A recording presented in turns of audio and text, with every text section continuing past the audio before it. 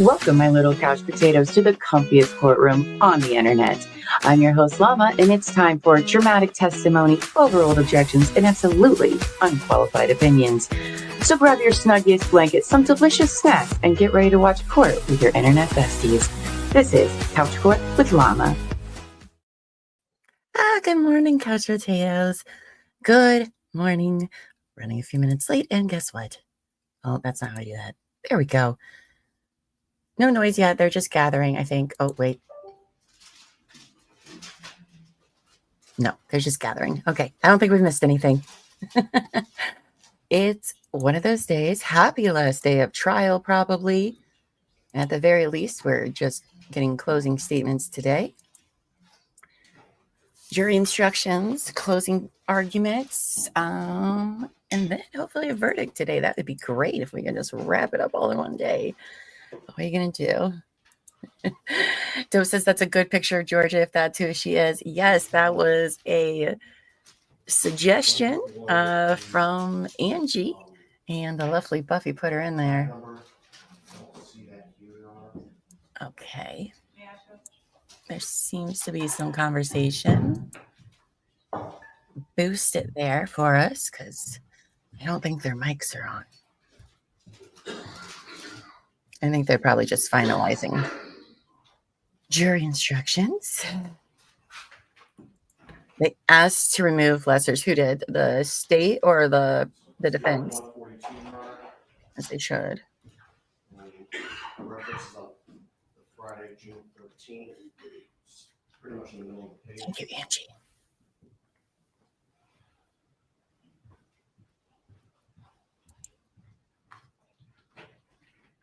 Yes, I very much like Georgia's picture. Because that's how I felt this whole trial. And then Donna not testifying like a jerk. It's okay. It's fine. As to this particular page, making any arguments as to what's been admitted is certainly permitted.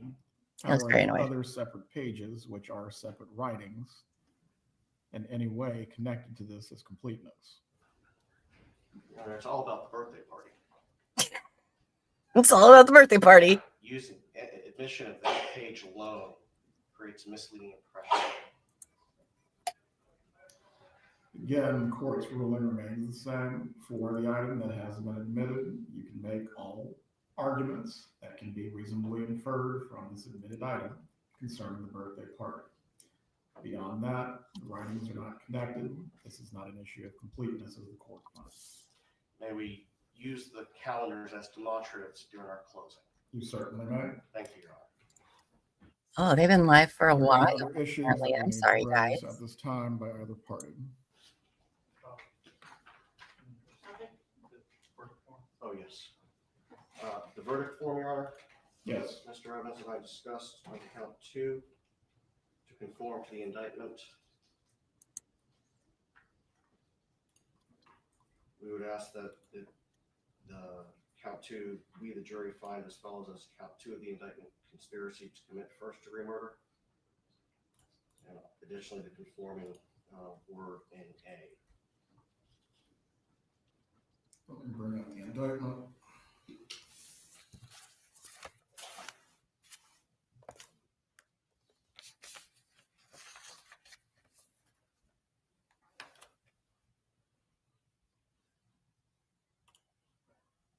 It started at 8:30. He said nothing about. I wish for it to read conspiracy to commit first-degree murder. Rude. As to the solicitation, do you wish for that to read the same as well? Good morning, Scott. Yes, Your Honor. Okay.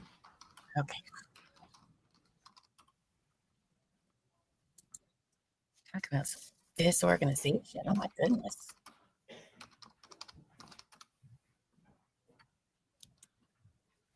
You guys think they're going to try to fit all closings in before they let them go for lunch? I wonder if they're going to pay for the jury's lunch. Juries had to pay for it themselves.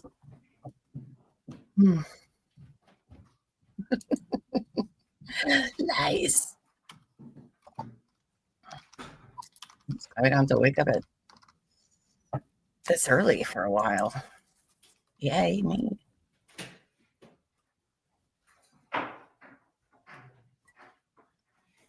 I actually went to bed fairly early last night. Yes, good morning to everyone. If you haven't yet, hit that like button. Lets people know that we're live, late to the party, but we're here. Fashionably late. Good morning, Kelly. Good morning. Oh, like, why am I so dark? Because I didn't turn the light on. Stupid.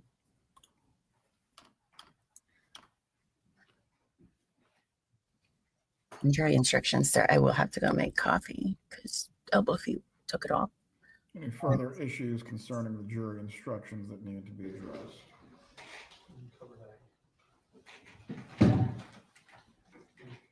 Your Honor, I just want to make sure you under subsection which says the defendant is guilty of conspiracy to commit, you did add first degree murder there. The verdicts will read: count one, we the jury find as follows at the count one of the indictment. First degree murder, the defendant is guilty of first degree murder. The defendant is not guilty as to count one. Count two, we the jury find as follows as the count two of the indictment. Conspiracy to commit first degree murder. The defendant is guilty of conspiracy to commit first degree murder. The defendant is not guilty as to count two. Count three, we the jury find as follows as the count three of the, change that to indictment, not information.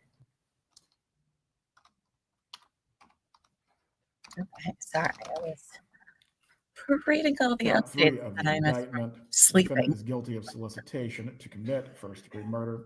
The defendant is not guilty as to count three. Yes, sir. I'm going to try to stay up. Any further issues to raise concerning the jury instructions? No, sir.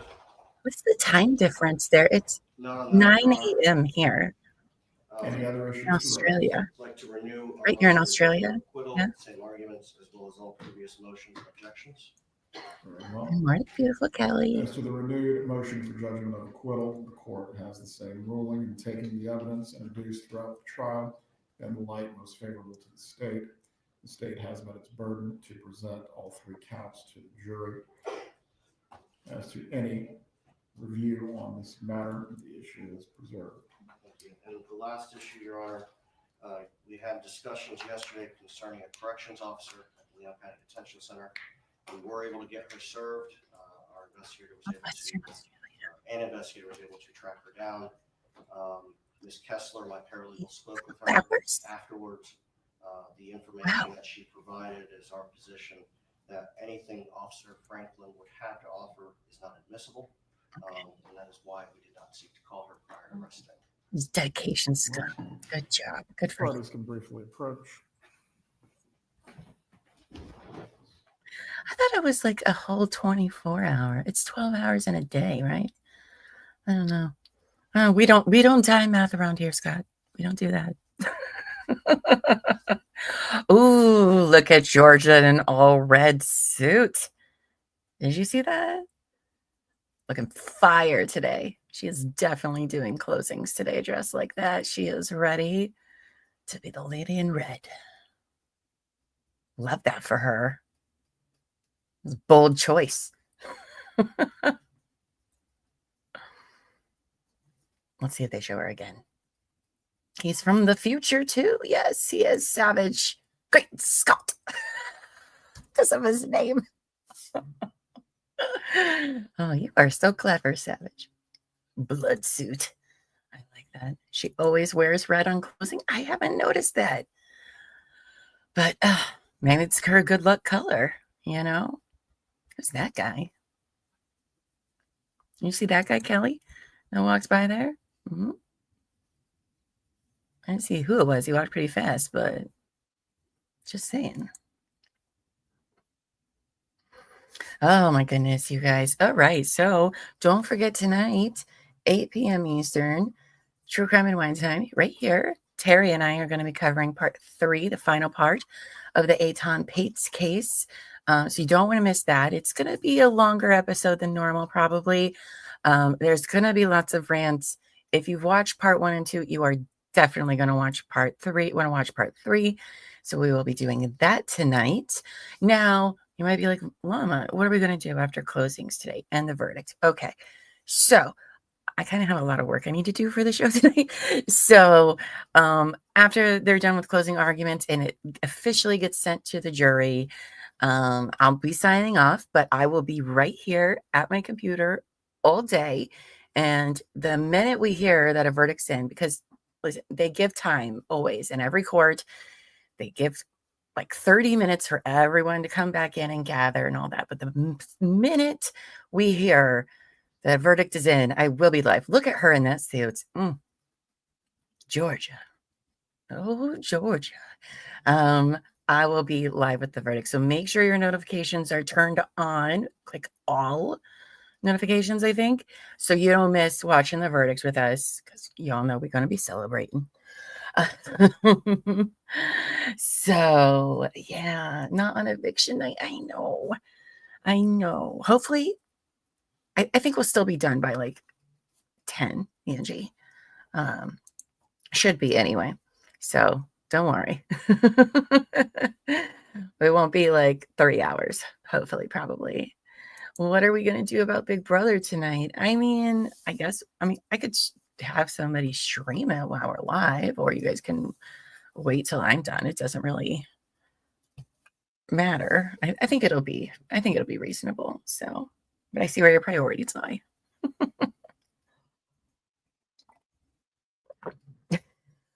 Waiting, great. I have 2 laptops. I can do it. Scott says, keep doing good. Recently, my missus has been tagging along as I get confused about home time. Angie said there was talk on the interwebs. Donna wanted to change your mind about testifying. Yeah, I was sitting here reading some of the stuff you sent everybody yesterday, which is hilarious. But I feel like that's just her using that as a kind of victim-y way.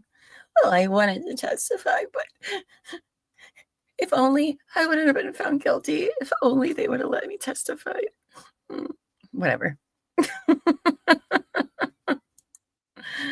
Kelly says, so apparently the defense doesn't want any lessers. They either want guilty or not guilty. I mean, I agree. I don't even know how there are lessers included. It doesn't make a lot of sense, but I don't know how you can do conspiracy and manslaughter as though it's not premeditated if there's a conspiracy. I don't know, but I'm not aware. I have unqualified opinions. That's Before why we bring the jurors in, we will have a brief break to allow the parties to get set any demonstratives and presentations that they will need for closing arguments. Please inform the jurors that we will bring them out about 9:25. Until then, the parties may do what they need to do to set up to get ready. I will print the copies of the instructions. If anyone needs to stretch their legs, use the bathroom, please do so.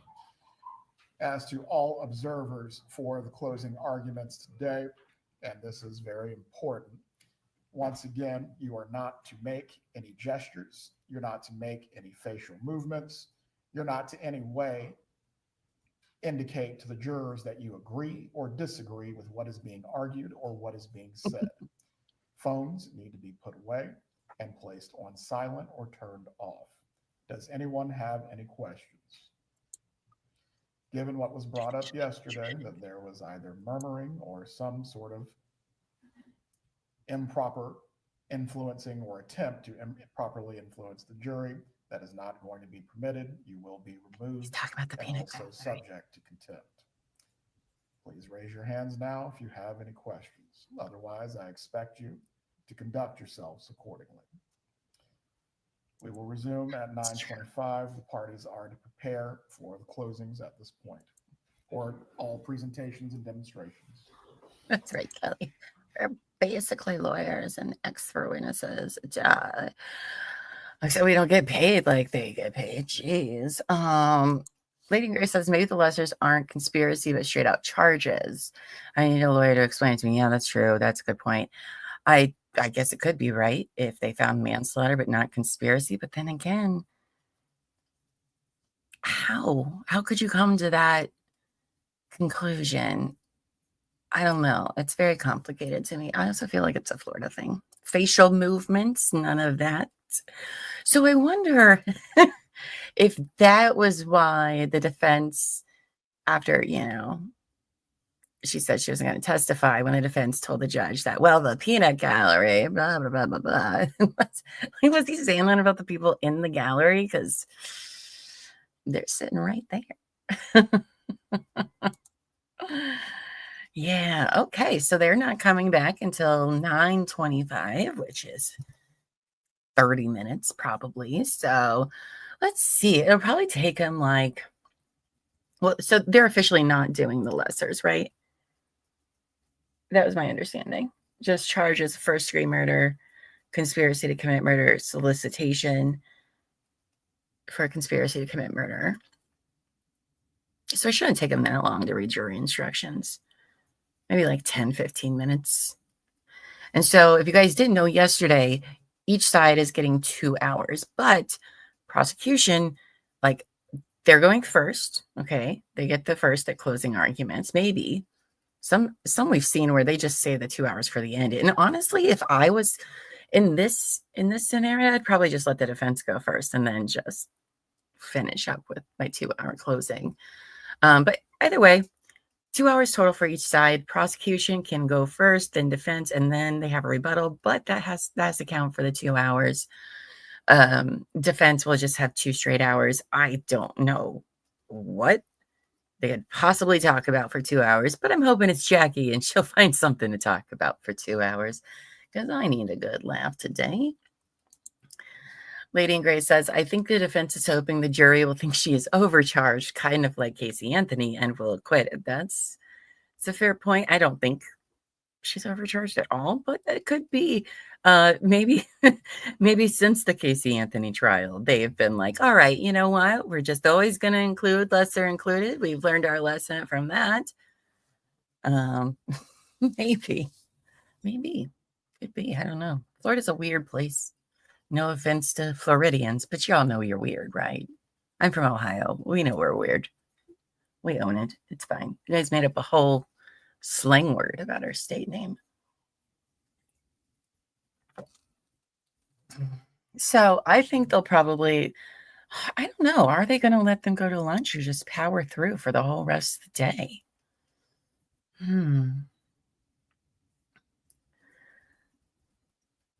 Oh, that was to the 3 charges. Okay. So they only have 3 now. Kelly. Wendy's probably planning her flight right now. She just needs a vacation, Kelly. She's not trying to run away. She's just planning a vacation to a non-extradition country. But that's not important. Don't worry about that. Nobody look there. Yeah, so we have our show tonight. Tomorrow, you guys, we're not going to have couch court tomorrow. As a matter of fact, we're not going to have couch court until Monday. I think 10 Monday. I don't know. I haven't exactly decided on. Oh, yeah. No, wait. I have decided on the time. I forgot. Let me look at my calendar. Let's see. Oh, yes. So probably 10 a.m. on Monday. It'll either be 9:30 or 10 a.m. on Monday. We're going to watch Cardi B's trial all week, but they're going to be pretty short days. It was a 4-day trial, so I'm not trying to, I would like us to have a little bit of a lighter week. So Monday, we're going to watch their opening arguments, and the first witness, I think, it's very short. It's like 3 hours or something. And then we'll kind of have a full day on Tuesday, but then the other days we're over with by 1, 2, just have a nice little easy week. We still hang out, but, I don't have to sit in the chair all the time. So what if the verdict comes tomorrow? Oh, well, of course. Yes. Of course, you guys. Yes, we absolutely will. Yes. If there is not a verdict today, that's a good question. I mean, I will be here tomorrow. If the verdict comes in tomorrow, of course, we'll go live. Tomorrow I was planning on doing, for members only, recording part 4 and 5 of The Devil in the Bay. What time did I say I was going to do that? Like 10:30? I guess it depends how today goes. But I guess I'm just so hopeful. I'm just manifesting a verdict today so I can bang my gavel because it's burning. So yeah. What was Cardi B's trial about? Well, it's a civil trial. I don't know much about it at all. I've heard it's worth watching though, because it's a doozy. She had a security guard who filed these civil charges against her for assault. I think it was from like scratching her face with a nail or something. I really, really do not know all the details. I have just heard that I have to watch it. So that's what we're going to do. We're going to watch that. Again, it's not a very long trial, and we don't get to see civil trials that often. So why not? And it could have a little bit of an easy week for Llama. It's still busy, but a little easier. You're a bit confused on what the charges are. The actual charges are first degree murder, premeditated. That's first degree. Then conspiracy to commit murder, and then solicitation to commit murder. Hiring somebody to commit murder are the three charges. So basically 2 conspiracy charges and first degree murder. So, let's see, what else do we have? Oh, here we go. Here's Angie with the update. Security guard accused her of assaulting her, scratched her face, and called her slurs in 2018. So there's that. So that's what we'll be doing next week. It'll be fun. I am looking at another trial. I'm thinking will be televised. I don't know. Honestly, the docket of trials I know about is fairly slim the next couple of months because most of them got pushed next year, which is disappointing. Where's my calendar? Where we go? Yeah, Angie said it's a great watch. And I've been told that by many people. They're like, Llama, you need to watch this. You are going to have things to say. And I was like, cool, because I always have things to say. I'm very opinionated, it turns out. Let's see. So yeah, we're going to do Cardi B next week. The week after that, we do have the Brooks, Houck, and Joseph Lawson sentencing. That might actually happen. I'm looking into the New Mexico versus Isaac Apodaca. I think that's how you say his last name. Looking into that trial. Kelly, you are about to be put on timeout, girl. How dare you? You can't say his name here. It's like Voldemort. He who shall not be named. Kelly. Kelly rhymes with Melly. I'm just kidding. So that's what I'm looking into. There's another one too out of Washington, but they don't generally stream trials. But Washington versus Andy Chu. It seems very, very interesting. I think that one has an insanity defense, which is, I know a lot of people might think, oh, people can just file and go with an insanity defense. No, it is very hard actually to even claim and be allowed to pursue an insanity defense. So that's when you know things are not great. And then, yeah, there really isn't much of anything wise. Now, I will say December 1st, mark it on your calendar. That's right. We got a trial. We got 2 possible trials in December, which is rare. Usually you don't get, usually December's dead for trials. Because obviously the holidays, it's a busy time. It's not ideal for jurors. Jurors do not like it. It's not ideal for witnesses because a lot of people travel. So often there's not a lot of actual trials taking place in December. But Courtney Clenny is starting December 1st, and it sounds like it will not be postponed, and it will definitely be televised because, again, thank you, Florida. We'll be back to visit you in December for sure. While it's cold and brisky and snowy up here. Well, maybe not snowy, but cold. Anyway, her trial's the December 1st. So hopefully that goes through. We will definitely be covering that. If you're not familiar with that, I'll probably put together a little like case file on Courtney Clenny. And then maybe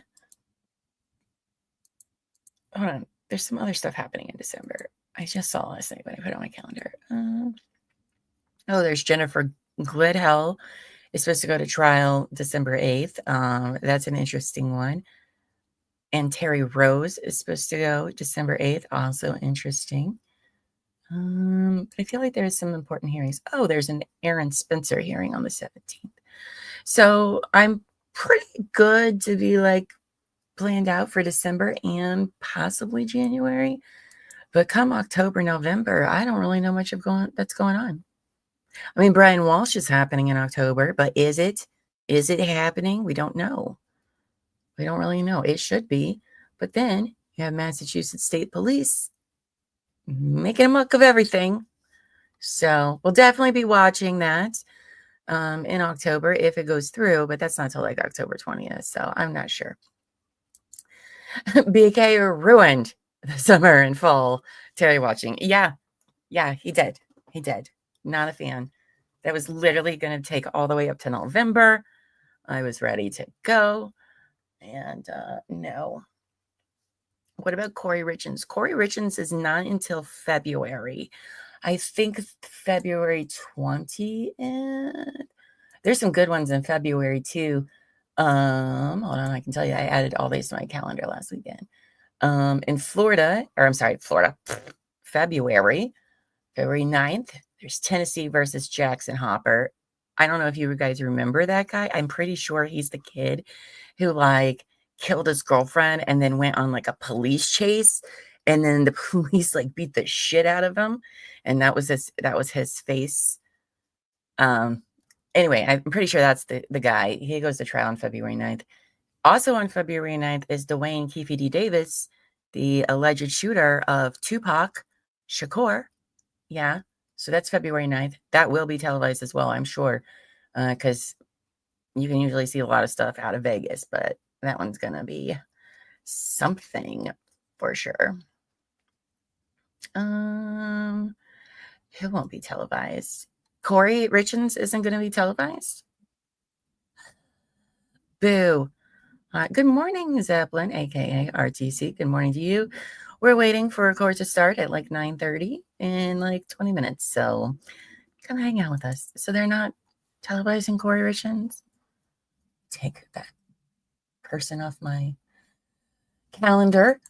Also on February 9th, right? So we got Jackson Hopper, Dwayne Keefe D. Davis, and Lindsay Clancy. Now, I know I have said I do not do kid cases, and this is a kid's case.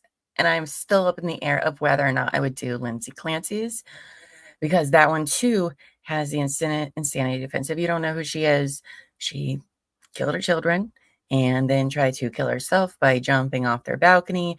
She survived, but she's paralyzed, and it's messy.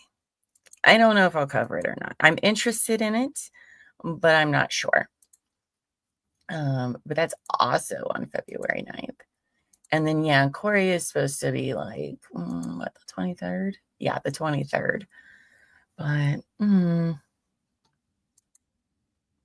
lame.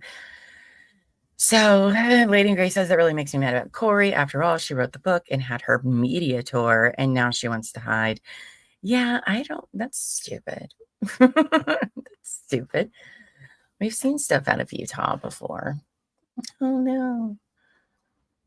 The public is judging me for being an alleged murderer. So that's some of the stuff on the docket that we can look forward to. I'm sure stuff will pop up along the way, but, I kind of am not sure what exactly we're going to be doing all of the time. There will be some times where I need to take breaks. Because remember, I got other shows that I do as well. So we'll also have to see what comes our way. Like, I didn't know, none of us even knew that Cardi B had a civil trial coming. What state did that take place in? I didn't even look to see where that was filed in.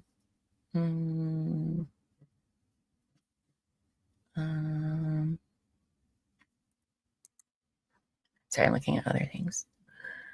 Anyway, So that is what we have to look forward to. If you know of any trials that you want us to keep, it was in California and we got to see it. Okay. Okay. That's interesting. Usually we don't get to watch anything out of California, especially like a whole ass trial. Is it the whole ass trial or do we only get to see the defendants? I don't know. We can always rewatch trials. Maybe we can do that. Maybe we can deep dive into some future, cases to get everyone on the same page. I did see that over in Massachusetts, they were giving because there's like 5 cases that have been fucked because of Massachusetts State Police's antics in the Karen Reed case. And I saw that the judge, I think, extended their deadline to like October. That's why I'm not sure if Brian Walsh is actually going to go through. So I'm not getting my hopes up about Brian Walsh at all. I hope so, but Scott says, I firmly believe Donna will be removed in an ambulance when found guilty. Yeah, she's not going to have a good time. Good morning, Terry True Crime. Good morning, babes. Hope you're doing well. The whole thing really fascinating. Huh. We never get to see stuff out of California. It's like California and New York. We used to see trials out of those places all of the time. I mean, gosh, the most like epic of cases really came out of California. And then both states are like, no, we're not doing that anymore. We're not televising trials. And that's very annoying. And especially New York. New York really pisses me off that they don't do that because a lot of stuff is in court in New York. And I think we all should be able to see it. And I'll have that opinion for you again later tonight in True Crime in Wine Time. And you'll see like, oh, okay, yeah, I agree with Llama. We really need to be able to see this trial, okay? Deep dives are always good. That they are. They just take a little bit of time to put all things together there. But that's always possible. Scott said, I remember I looked at the crime scene pictures of Jodi Arias. Case horrific. Yes. Ugh, what a crazy pants. God, that trial is so long. Oof. I'm sure that there will be stuff popping up along the way. We shouldn't have any difficulty. It's just a matter of like when. Yes, there are tech issues with the first day, but I think Angie worked it all out for me. So bless her. So I didn't have to figure it out myself. Cherry True Crime says, FYI, if you haven't watched Hightown, it's based on Massachusetts. Oh, what is it on? Because I have not. Fraser Boehm, I don't know. Is that kid? And that like drunk drive or I'm sorry, not drunk, speeding and kill the Pepperdine students? Because that's in California. I don't know if that's going to be televised. I don't know. Scott asks, what about Luigi Mangoni? Well, those are federal charges, right? I think so. Either way, the answer is no. Because 1, it was New York. 2, if it's federal, I can't remember if his charges are federal or not. I feel like they are. Either way, we don't stream federal trials at all. There's never cameras allowed in, which I think is BS. Or even if they're New York state charges, New York does not televise at all trials ever. So, because that sucks too, because we also have Rex Heuermann, the alleged Lisk serial killer. We won't be able to see his trial either, which is very annoying because it is there's a lot of victims. That'd be a hard story to just report on. Gosh, if it goes to trial, that trial is going to last months, probably at least at least 3 months. I would probably say 6 months for sure, if he pleads not guilty the whole way. So, Terry True Crime says Hightown is on Netflix. Okay, I'll try to check that out. Living Grace says California trials are televised depending on the judge. Okay, all right. We'll say this. It's not often. Not often the trial comes out of California. I'll say the recent ones I've watched is usually just like opening and closing statements. And you're like, oh, okay, cool. I do not like that, considering neither of those things are supposed to be taken into consideration by a juror. So why they show us those, I don't know. Doesn't make any sense. Angie says Luigi is federal. Okay, I thought he was. But yeah. Oh no, you're fine. Ask away. Things are different everywhere. And things even vary state by state here, county by county. It's kind of all over the place in America. So don't worry about it. Never be ashamed to ask questions. Terry says you'll shake your head and say, yep, sounds like the Commonwealth. Is it a documentary? Or is it like a drama show? I'm curious. I must know. Good morning, Sumi. Good morning. Hope you're doing great. Hope you're doing fantastic, as a matter of fact, because it is closing against day soon. Hopefully. Anytime now. No, like in 10 more minutes. Hopefully. Thank you on top for the super sticker today. And good morning to you, sir. Happy Thursday. It's kind of like a weekend day today. I don't know. Feels like Christmas a little bit. I'm just so glad this case is over. So glad. I want to hear Charlie's voice. So hopefully the next trial, if there is one. So I'm very excited about that. Oh. Oh yeah. So also, you guys, what is today? Thursday? Let me see. Do we plan a day for... I think people were talking in the Discord about maybe streaming Unknown Caller tomorrow night, either tomorrow night or Sunday, I think. But on Saturday, if you don't have any plans Saturday, then join our Discord server, The Courtyard. Saturday at noon Eastern, I am streaming the entirety of Dexter Resurrection that will just finish up tomorrow. So come hang out with us as we watch. We type in the side chat all of our thoughts in real time. It's fun. You don't even have to put pants on. It's fine. But you can come hang out with us over there. It'll be I'm telling you what, it is fantastic. Fantastic. Good morning, Liz. It says it's roasting in Ireland today after weeks of rain. Oh my gosh, it is 62 degrees here. It's not even supposed to reach 70 today. So I don't know what that is in Celsius. I have no idea. I'm not even going to pretend. I definitely don't do temperature math either. Oh, it's a drama show, Terry says. Oh, okay. Okay. Probably based off of some true stories, I would imagine.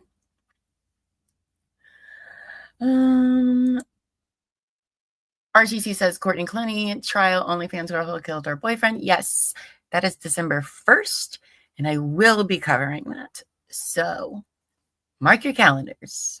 We got one to watch for sure, because that one is going to be, that one's going to be interesting. I think that one's going to be very, very interesting to see.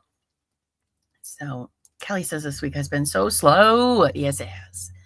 Yes, it has. I think too, it was that long weekend. It just messes up my whole week. Like, I don't even know what's going on. Oh, Terry says not to be too excited. 30 days from today, I will be in Finland. Yes, congratulations. That's going to be awesome for you. I'm super jealous, but hi, 80s music man. How are you? I hope you had a great birthday yesterday. How does it feel to be another year older? My time is coming in 23 days, so it's fine. Simi says, crazy frustrating day for me. Oh no. The house is done, but it has to be inspected before Restore Louisiana officially gives it back to us. So while I can go in, I can't start putting it back together yet. Ugh. That's okay. You know what's going to happen? It's going to get inspected. It's going to be fine. And you're going to be able to move right in. How long do you got to wait? How long does it take to get an inspector out there? Oh my gosh. Ugh. Let's see. Liz says it's 22. That's all I know. It's hot for here. Okay. It has been very fall-like here for about 2 weeks. It's kind of rainy looking today. I don't know if we're supposed to get rain today. Did you send your rain here, Liz? Send it backwards. I'm just kidding. It's going to be 100 degrees in Austin today. Wow. Yeah, it's 63 and cloudy. So somebody says they're supposed to come by today. Good. They're going to bed. I want my bed. I've been fine in the camper, but it's not my bed. Oh, how long you've had to stay in a camper for? Oh, that's rough and annoying. Well, we're going to manifest all good energy Simi's way for today. Yes, RTC, December 1st. It's happening. It is happening for sure. Savage says 22 degrees Celsius is about 72 Fahrenheit. Oh, that's hot for Ireland. Oh, that's like a good temperature for me. 80 says, I don't feel it, Llama. I don't look like I aged at all. I know. Isn't that funny how that happens? I know. I turned the big 4-0 in 23 days. And I feel like I just became an adult like 2 years ago. So it's weird how time is, huh? Let's see. It's Louisiana, so probably 3 to 4 business years. Did you all see my question in the courtyard for all you Southerners? I'm going to go ahead and say it on here because I don't care. So I read, I do see I have a notification in the general chat. So maybe y'all talked about it more after. No, you didn't. Today's Ryan's birthday. I didn't know that. It's coming to light. Okay, so I read this thing yesterday where apparently in the South, it's very common that after you get done pooping, you light a match to get rid of the smell. And I was like, hey, Southerners, is this true? And guess what? Quite a few of them apparently say yes. Yes, it is. It's so weird. I don't know of anyone that has done that in the North. So that's interesting. Interesting indeed. Oh, where did my thing go? Oh, there we go. So no, we have Febreze now. Well, apparently though, people still do it without because it's less it's more cost effective to just strike a match. And I don't know. Right, Angie says my brother did while growing up in Iowa. Like I get that. But then like I was reading and I was like, even kids are lighting matches to cover up their poop. And I'm like, this doesn't sound like a good idea. Terry says, yes, sulfur clears the air. Okay. But have you seen videos of people lighting their farts on fire? That's all I'm saying. Like, there is methane in there. I'd be too paranoid that is how I'm going to die. No, that's not a thing. Maybe old people do. I was just like, that's another weird difference. I love when we learn different things about the two different cultures. It's fun. Terry still does it because she likes the sulfur smell. Oh, okay. Wow. Interesting. Oh, wow. You share a birthday with the American flag. Oh, that's interesting. Huh. The more you know. I didn't know when that was. So he says flaming farts is an old school prank. We're a bunch of adults around here.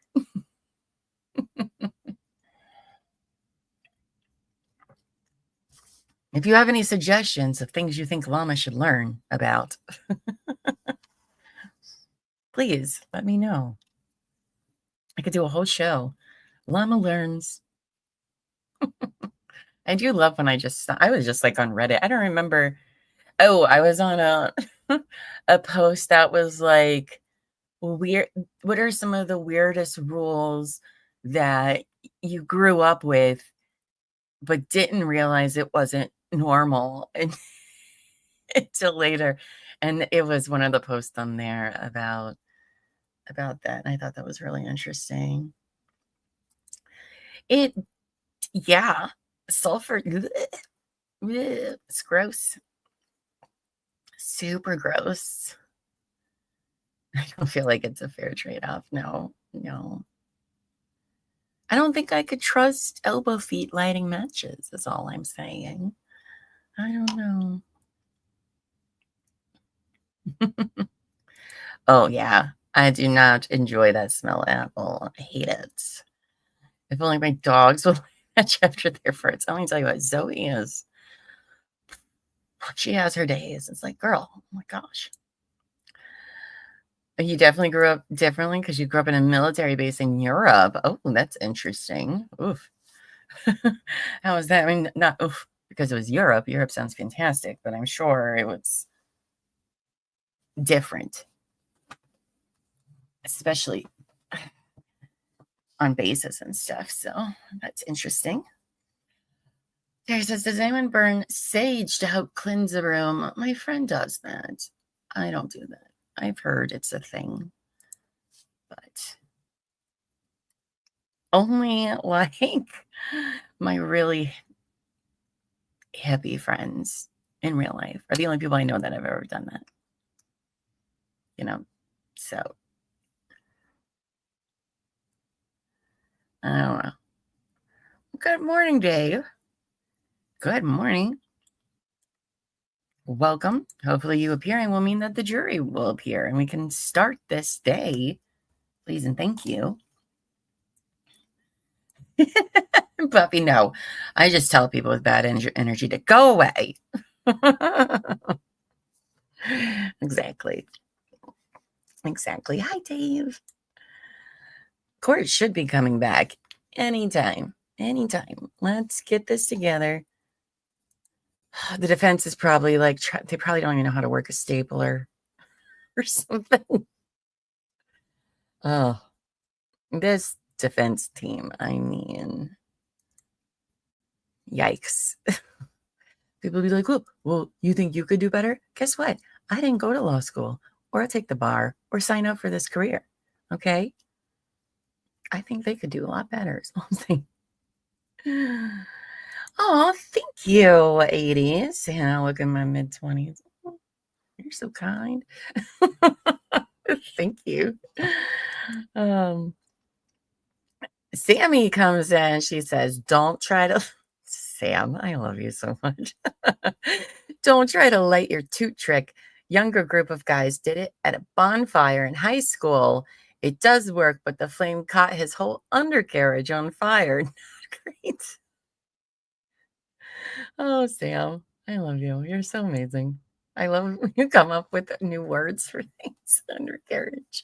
Yeah, don't do it. It's not a good idea. Not a good idea. You just burned sage for 2 weeks in a certain room. It splashed holy water all around. You usually light off a Mossberg. I don't know what that means. Is that a weird Southern thing too? Shotgun. Oh, it's a shotgun? My brother says it's a shotgun. Mossberg, right? Yeah. Yeah. Yes.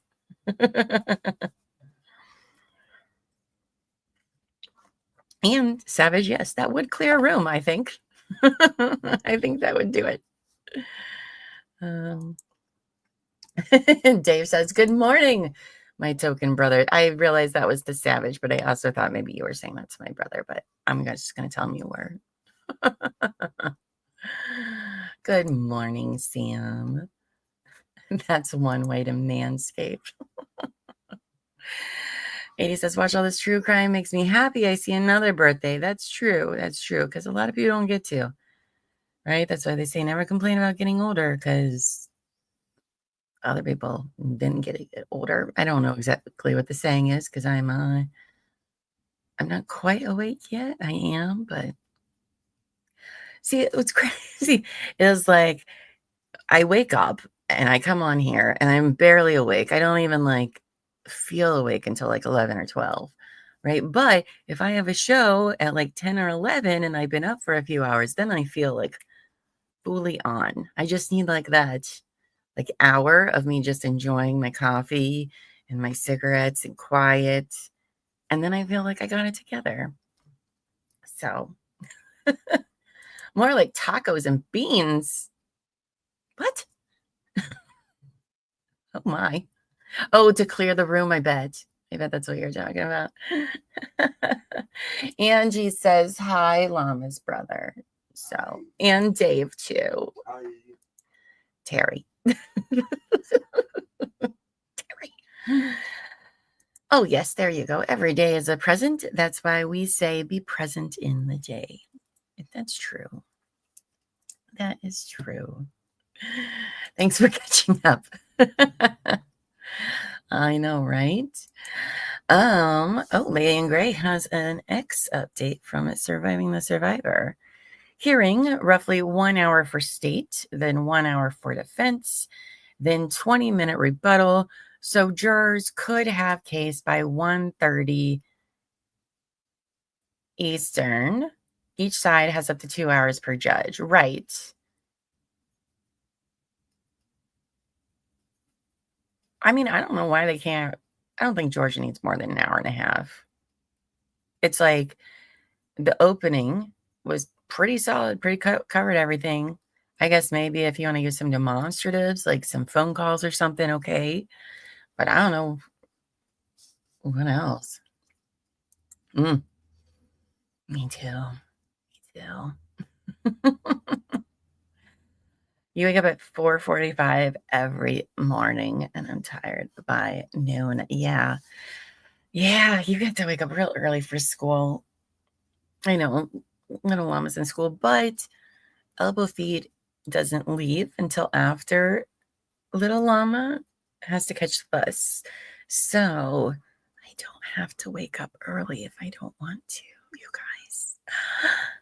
And I love that for me. Because my son's bus time used to be closer to 9, so now I have to. But now it's at 8, and I don't have to. Yes. Yes, I do have a brother. Yes, he is staying with me currently. Yes, I do. A younger one. He's a younger one. But cooler. But cooler. Yes. He just sits in the background listening to me ramble, only hearing what I say, not what's going on in the trial, anything like that. It's kind of funny. So Lady in Gray says, I guess Joel thinks they won't use 2 hours. I mean, I don't see why they would need to. What is the defense going to say for 2 hours? Jackie is going to give just rambling, I hope. I mean, honestly, that is kind of what I want from Jackie. If Donna wasn't going to testify, then I need Jackie just to be a hot mess, just to really wrap it up. I need them to let Donna testify. It's not happening. It's not happening at all. Georgia will bring it home on the second part of her closing. I think she's going to bring it from the second she gets up there. Did you see her red suit for today? Ooh, she's looking fire. Love it. Love that for her. He's like a secret celebrity. Terry says, on a funny note, Jasper decided his brothers are being annoying, so he's blocked the dog door so they can't come out of the goat house. And they're screaming at him. Oh, goats are funny. That is funny. That's true. You did meet him. He's a real person. Liz said, are we just waiting for closing statements today? Yes. The judge went to break, so that way they could print all the jury instructions and both sides could get all their demonstratives ready. And he said, oh, we'd probably be back at like 9:30. It's 9:40. So I don't know what's taking so long here. I think defense didn't know how to use a stapler or something. Who knows? So he says, no, please not Jackie. It'll be an hour of, oh my God. Exactly. I mean, I don't know. I'm always team chaos. What can I say?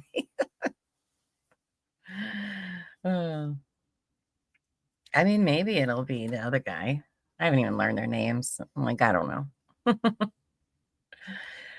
It took me like 2 weeks.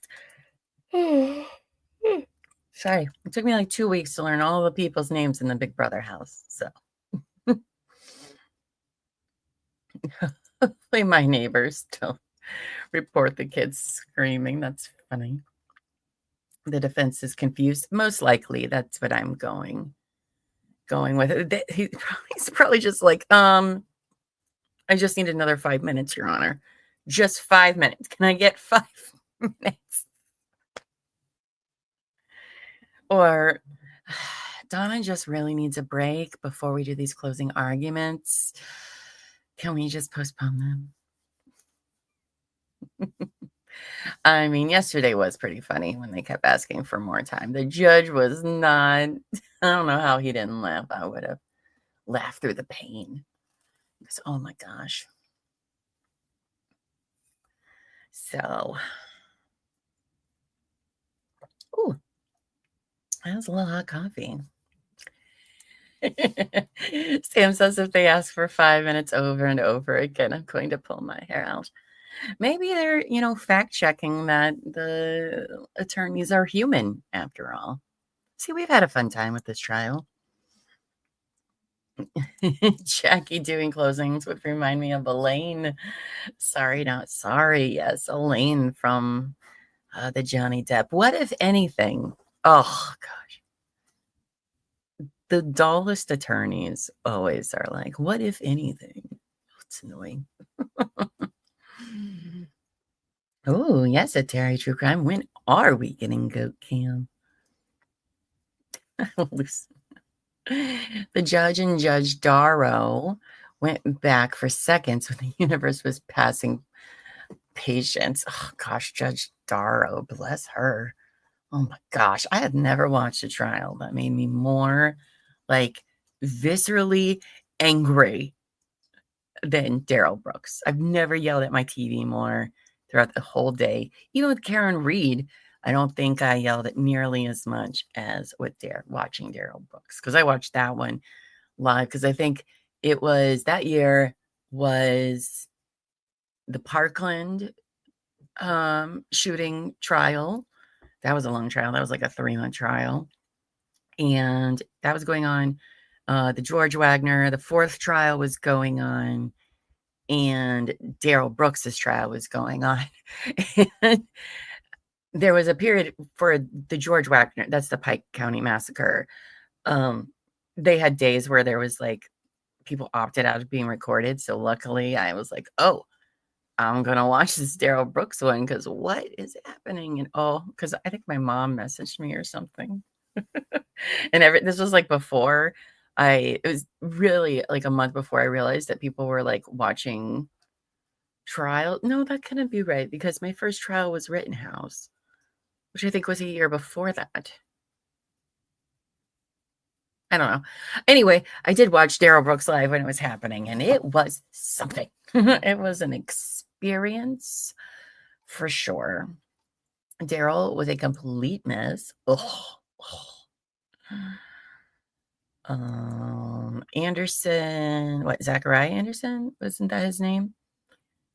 That was an interesting trial. Wisconsin, man. Wisconsin is a place. That's for sure. That is for sure. Terry, I wish Kim Kardashian would be a trial attorney. Oh my God, could you imagine? I don't know if I could do that, Terry. I don't know if I could do that. Oh, Brooks was way more agitating to me than Reed. Well, I mean, considering the case itself, the level of disrespect he constantly had. Oh my gosh. Oh, hate that guy. Hate that guy. Okay, yeah, Rittenhouse was a year before Brooks. So I guess maybe I just wasn't watching those trials with anyone. I was just watching them on my own, which makes sense. Because I did watch Rittenhouse with. Sorry, guys. It's too early for yawns.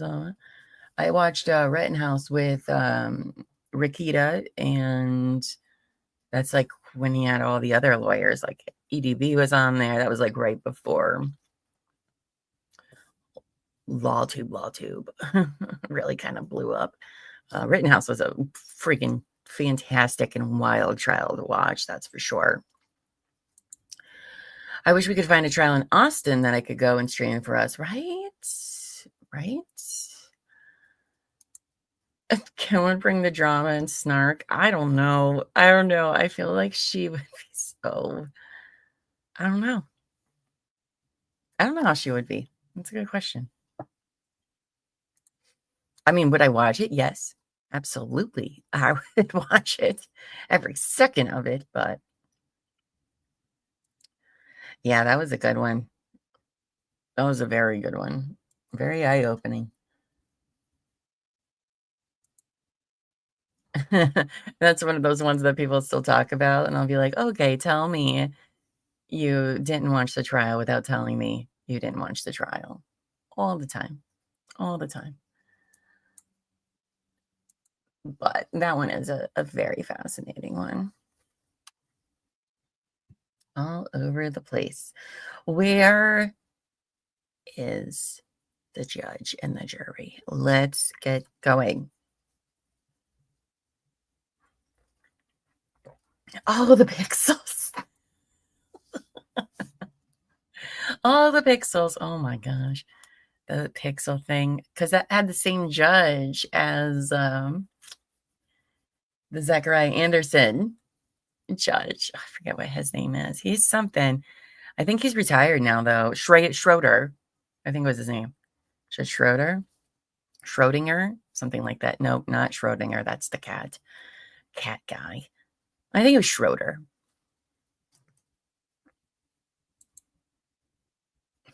He was interesting. Glad we don't have to watch any more trials with him, though. Let's see. What else? We could have played the word game at this rate. Yes, he is retired. Okay, yeah. I thought, oh yeah, Judge Newman retired too. He was good. I liked him. Honestly, I think the only judge I really, really, really not liked is Bev. And mostly that's because a lot of judges, you don't hear from them. So, you know, it's not that hard. You just be quiet. You sit in your chair. You interject when you need to. Otherwise, you just sit there and be quiet. I think she's the only judge that I have a really negative opinion about.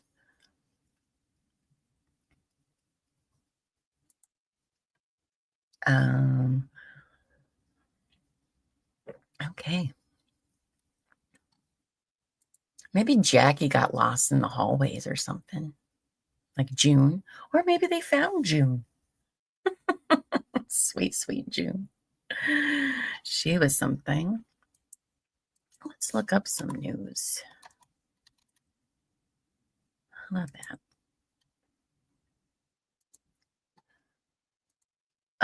Lady in Gray says the best thing in Rittenhouse was the face peeling by the prosecutor when the witness testified that the DA tried to get him to lie on stand and the witness had no God. Oh my God, there were so many moments in that trial that was just like, oh, what? Like, what are you even saying right now? Like, was that also Bicep Guy? But when Bicep Guy was like, yeah, I had a gun, and everybody was like, no, buddy. Ooh. There went your $10 million civil suit, sir. Oh, it's wild. It was wild. No, I think that happened in Rittenhouse. Rittenhouse, that prosecution team, it was all about politics. It's crazy. It was crazy. You would make a great judge. You can sit and listen and not make comments or facial expressions. Okay. Okay, ma'am. Sure. I'm just kidding. I couldn't be a judge at all. Why did my computer do a very weird thing? Let's see. Photo Chad. Yeah, the guy that took all the photographs. It was, I mean, there was a lot of video in that trial. And then remember, the FBI just comes in out of freaking nowhere with like, oh, by the way, here's this drone footage for you. And we were all like, what? Also, why does it keep making me, what?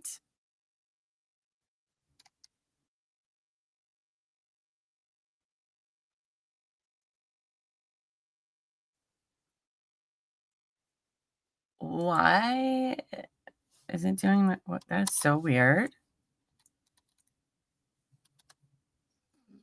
Why is it only doing that for court TV? What is happening? Oh, that Austin Drummond guy's in court today. The guy who killed 4 people in Tennessee and then left the babes at somebody else's house. What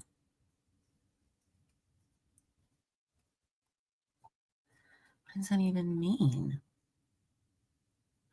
Hold on.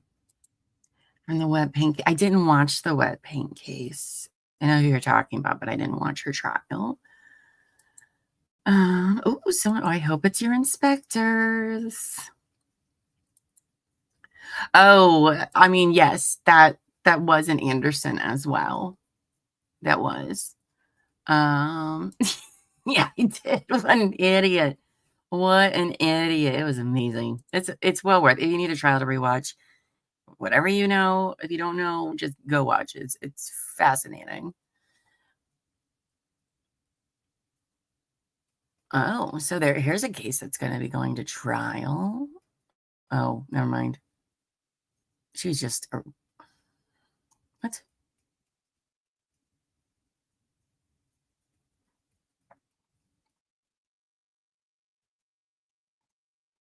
Okay, well, I guess we'll read this while we're waiting. Why not?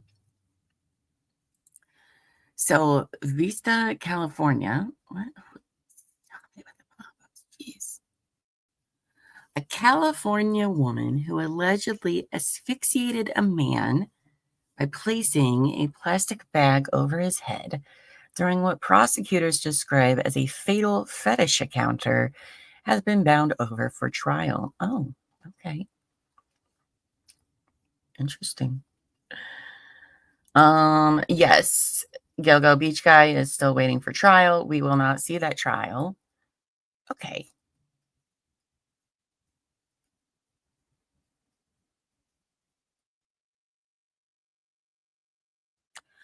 Why does it keep doing this?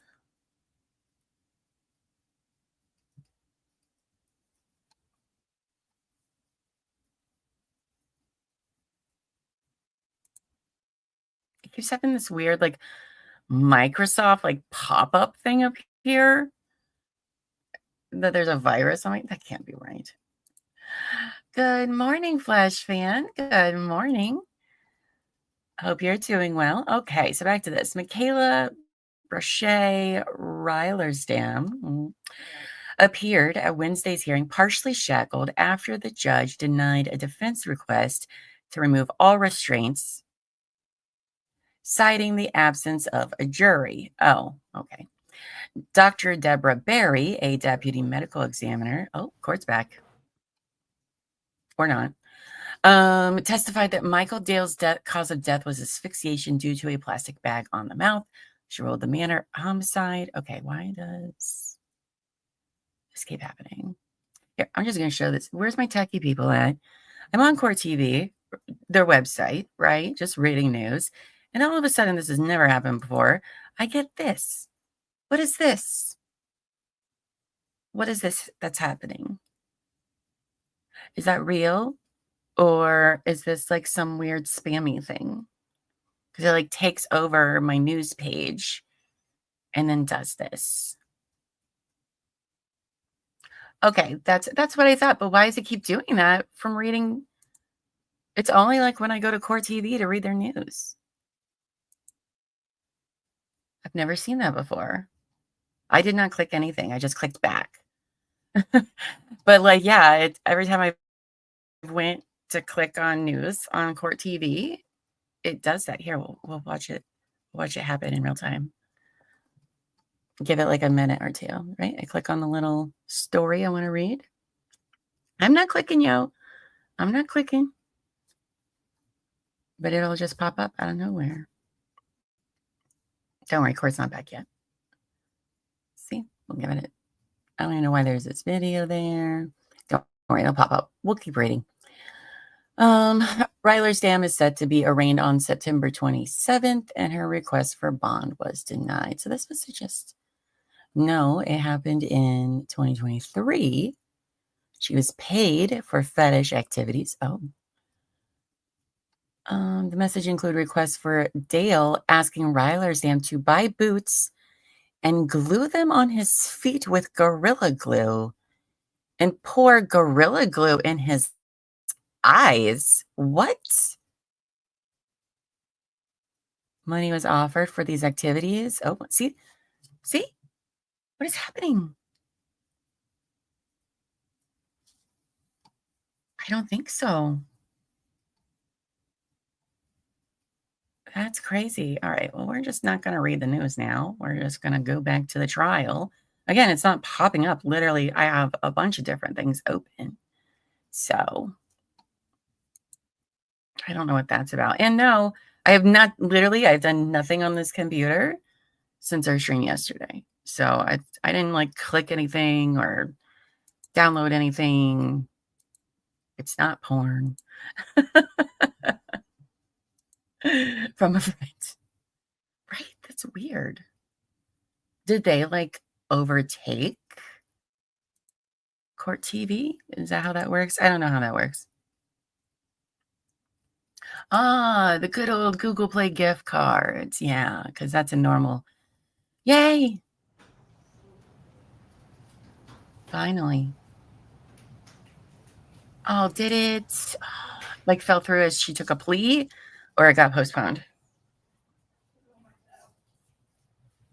Yeah, do not. Don't call the number. Don't click this. If you get that at home, don't do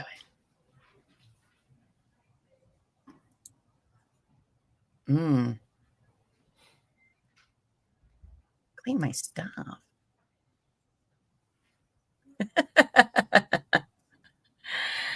Well, it's not doing it on YouTube, just on Court TV. I had other stuff open.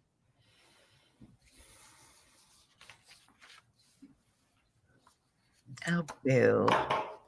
That's annoying, Flash fan.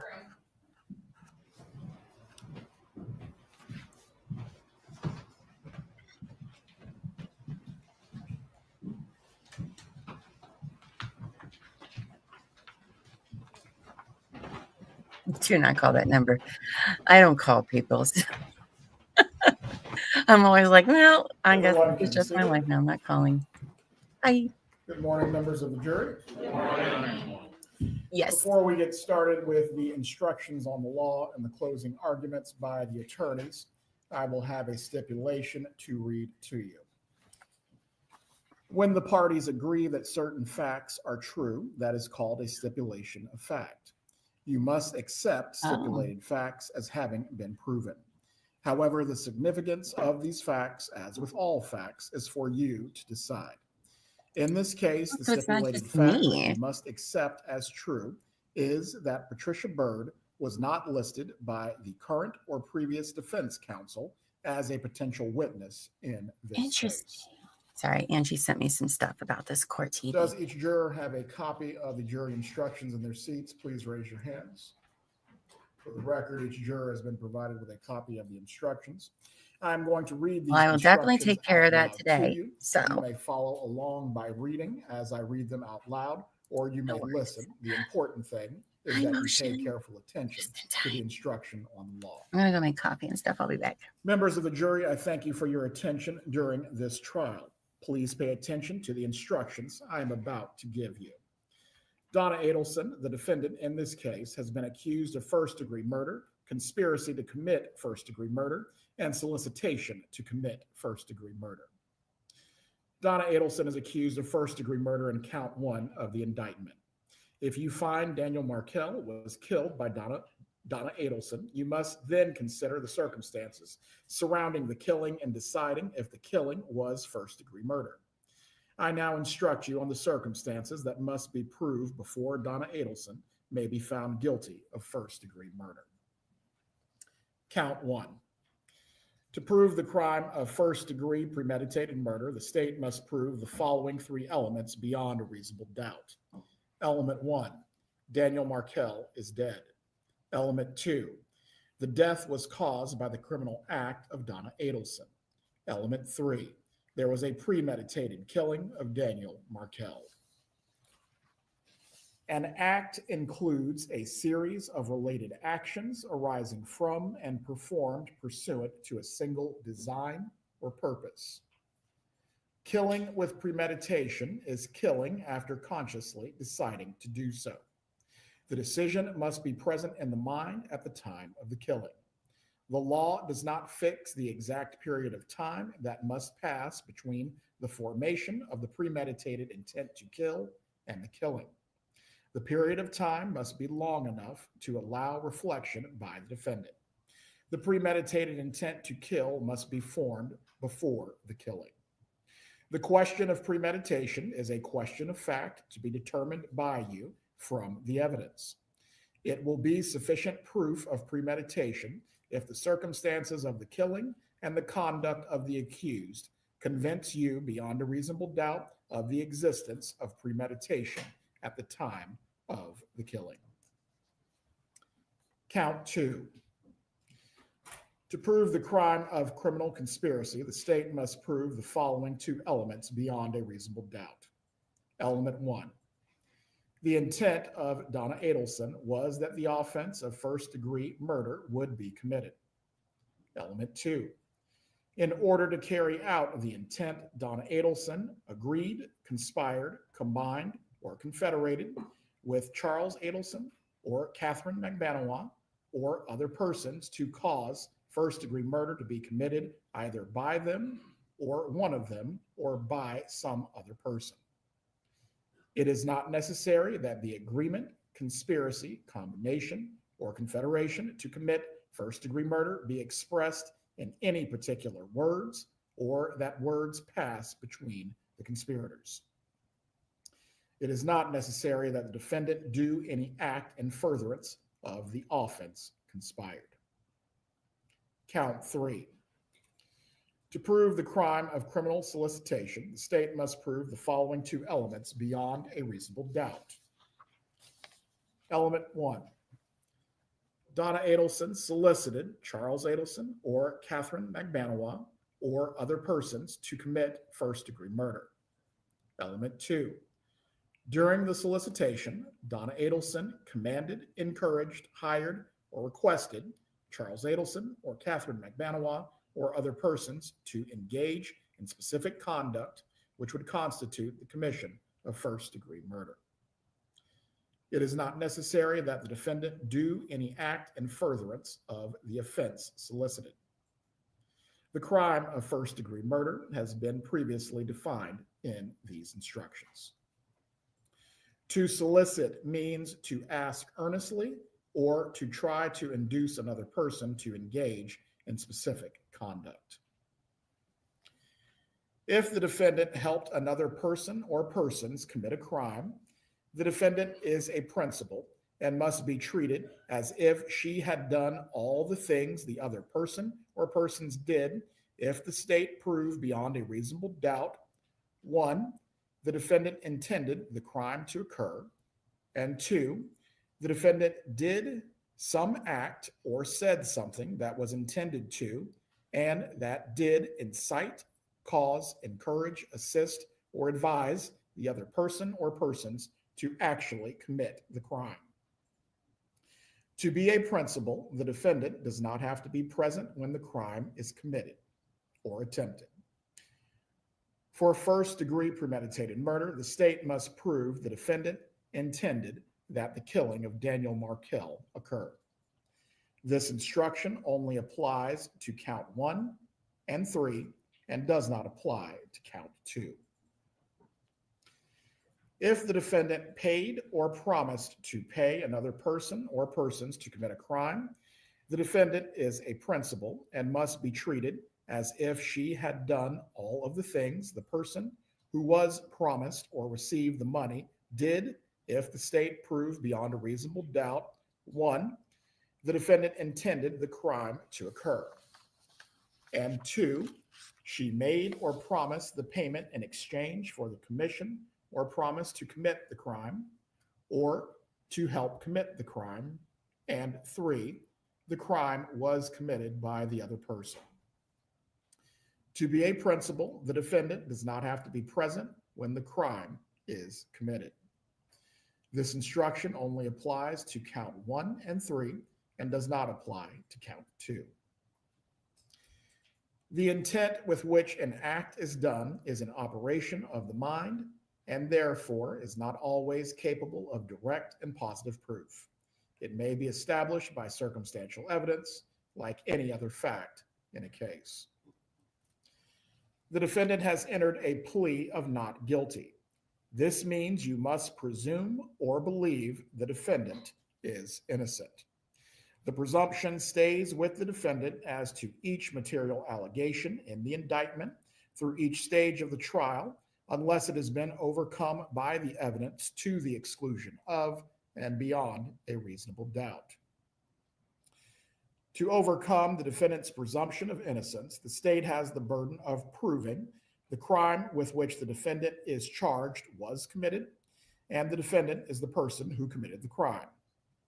The defendant is not required to present evidence or prove anything. Whenever the words reasonable doubt are used, you must consider the following. Proof beyond a reasonable doubt does not mean proof beyond all doubt. A reasonable doubt is not a mere possible doubt, a speculative, imaginary, or forced doubt. Such a doubt must not influence you to return a verdict of not guilty if you have an abiding conviction of guilt.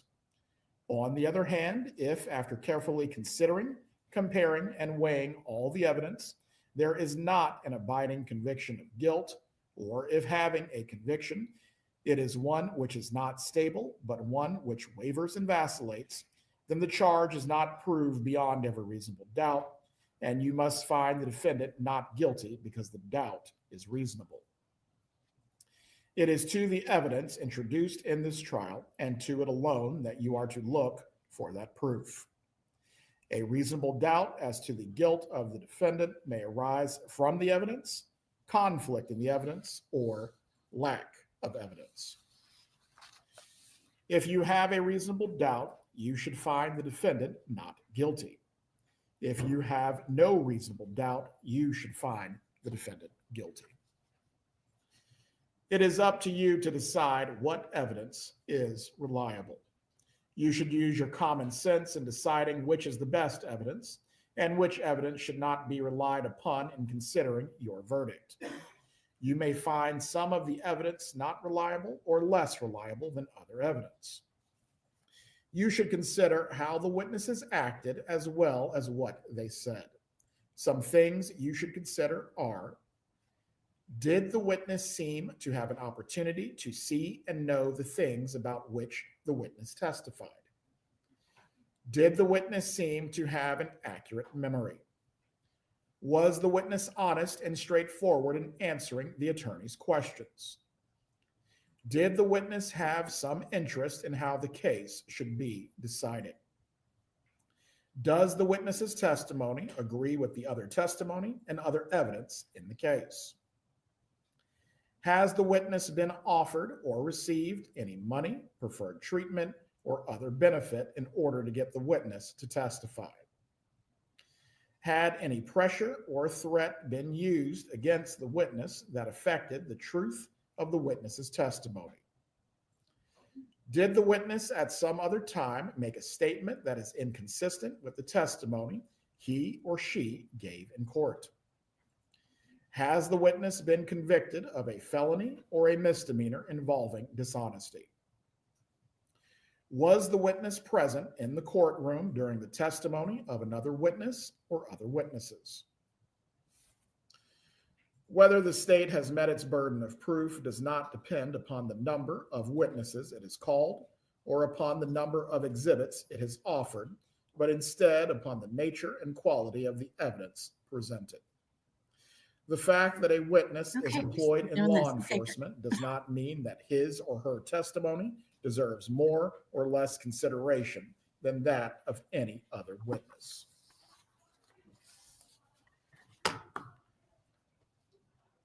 Check on what's happening in the hallway. I was going to say, I hear noises happening outside. Ooh, Expert witnesses are like No. other witnesses with one exception. we're about to The hear law closing permits an arguments. expert witness to give his or her opinion. However, an expert's opinion is reliable only when given on a subject about which you believe him or her to be an expert. Like other witnesses, you may believe or disbelieve all or Okay. any part of an expert's testimony. Mhm. You must consider the testimony of some witnesses with more caution than others.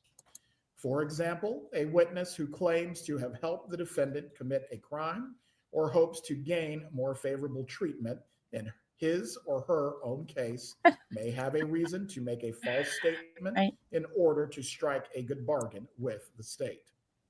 This is particularly true when there is no other evidence tending to agree with what the witness says about Okay. the defendant.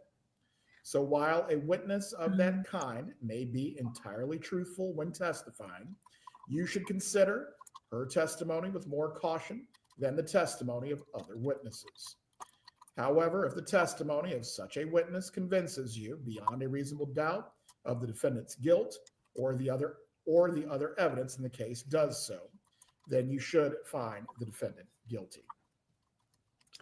All right. It I is think we're just entirely going to wait. proper for a lawyer to Okay, talk to a nope. witness about what testimony the witness We're will going to have to give break if because called all my to the stuff is courtroom. on. The witness should Google. not be discredited by talking to So, a lawyer about thank his you. or her testimony. For your guys' instructions, you're the You may best. rely upon your own conclusion about the credibility of any witness.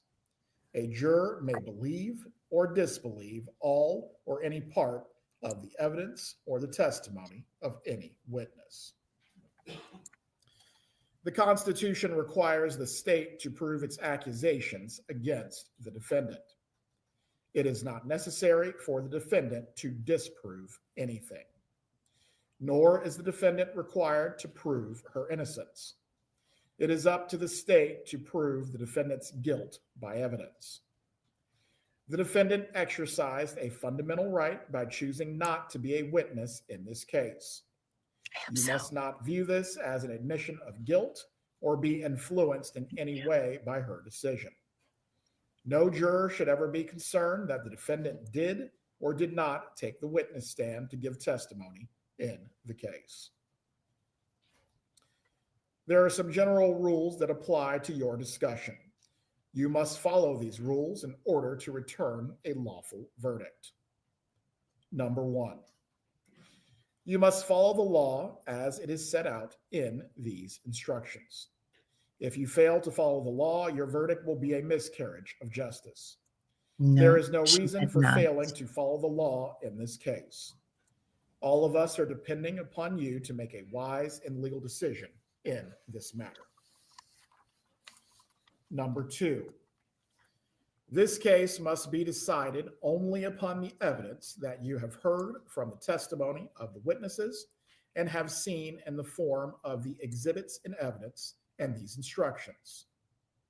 Number 3, This case must not be decided for or against anyone. Oh, gray hair because you council is feel not great, sorry but she did for pay anyone for them though, Trent. or So are angry at anyone. yikes. Number 4, remember the lawyers are not on trial. Your feelings about them should not influence your decision in this case. Number 5, your duty is to determine if the defendant has been proven guilty or not in accord with the law. Mm.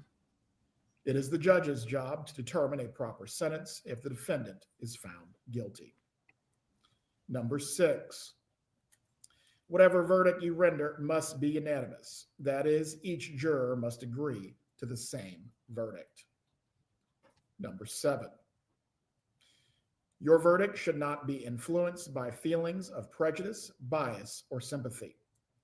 Your verdict must be based on the evidence and on the law contained in these instructions. Deciding a verdict is exclusively your job. I cannot participate in that decision in any way. Please disregard anything I may have said or done that made you think I preferred one verdict over another. A separate crime is charged in each count of the indictment, and although they have been tried together, each crime and the evidence applicable to it must be considered separately and a separate verdict returned as to each. A finding of guilty or not guilty as to one crime must not affect your verdict as to the other crimes charged. You may find the defendant guilty as charged or guilty of such lesser included crimes as the evidence may justify, or not guilty. If you return a verdict of guilty, it should be for the highest offense on the verdict form that has been proven beyond a reasonable doubt. If you find that no offense has been proven beyond a reasonable doubt, then of course your verdict must be not guilty. The verdict must be unanimous, that is, all of you must agree to the same verdict. Only one verdict may be returned as to the crime charged. The verdict must be in writing, and for your convenience, the necessary verdict form has been prepared for you. It is as follows. There is only one verdict form, which I am in possession of right now, but I will read to you all of the options that are available on the verdict form. State of Florida versus Donna Adelson, defendant, case Not in number all caps. 2023 CF 3226. Verdict, count 1. We, the jury, find as follows as to count 1 of the indictment, first-degree murder. Check only one letter choice as to this count. Letter option A. The defendant is guilty of first-degree murder. Letter option B. The defendant is not guilty as to count 1. Count 2. We, the jury, find as follows as to count 2 of the indictment, conspiracy to commit first-degree murder. Check only one letter choice as to this count. Letter option A. The defendant is guilty of conspiracy to commit first-degree murder. Letter option B. The defendant is not guilty as to count 2. Count 3. We, the jury, find as follows as the count 3 of the indictment. Solicitation to commit first-degree murder. Check only one letter choice as to this count. Letter option A. The defendant is guilty of solicitation to commit first-degree murder. Oh yeah, I Letter don't think this option is B. coming back not The guilty. defendant is not guilty as to Possibly count 3.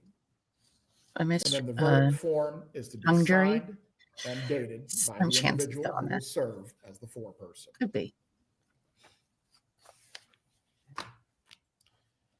Both the state and the defendant have now rested their case. The attorneys now will present their final arguments. Oh yes. Please remember that what the attorneys say is not evidence I did both of or her their trials this instruction year. on the law. However, do listen closely to their arguments. They are intended to aid you in understanding the case. Each side will have equal time, but the state is entitled to divide this time between an opening argument and a rebuttal argument after the defense has given its closing argument. Whether or not you take notes, you should rely on your memory of the evidence, and you should not be unduly influenced by the notes of other jurors. Notes are not entitled to any greater weight than each juror's memory of the evidence. Is the state prepared to proceed with its closing argument? Yes, Your Honor. May it please the court. Yes, let's go, Georgia. Let's do this.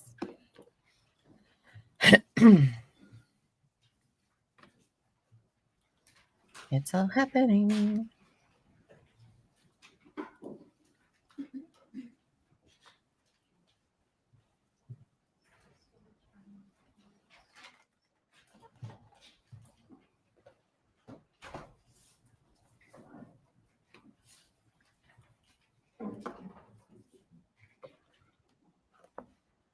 Good morning.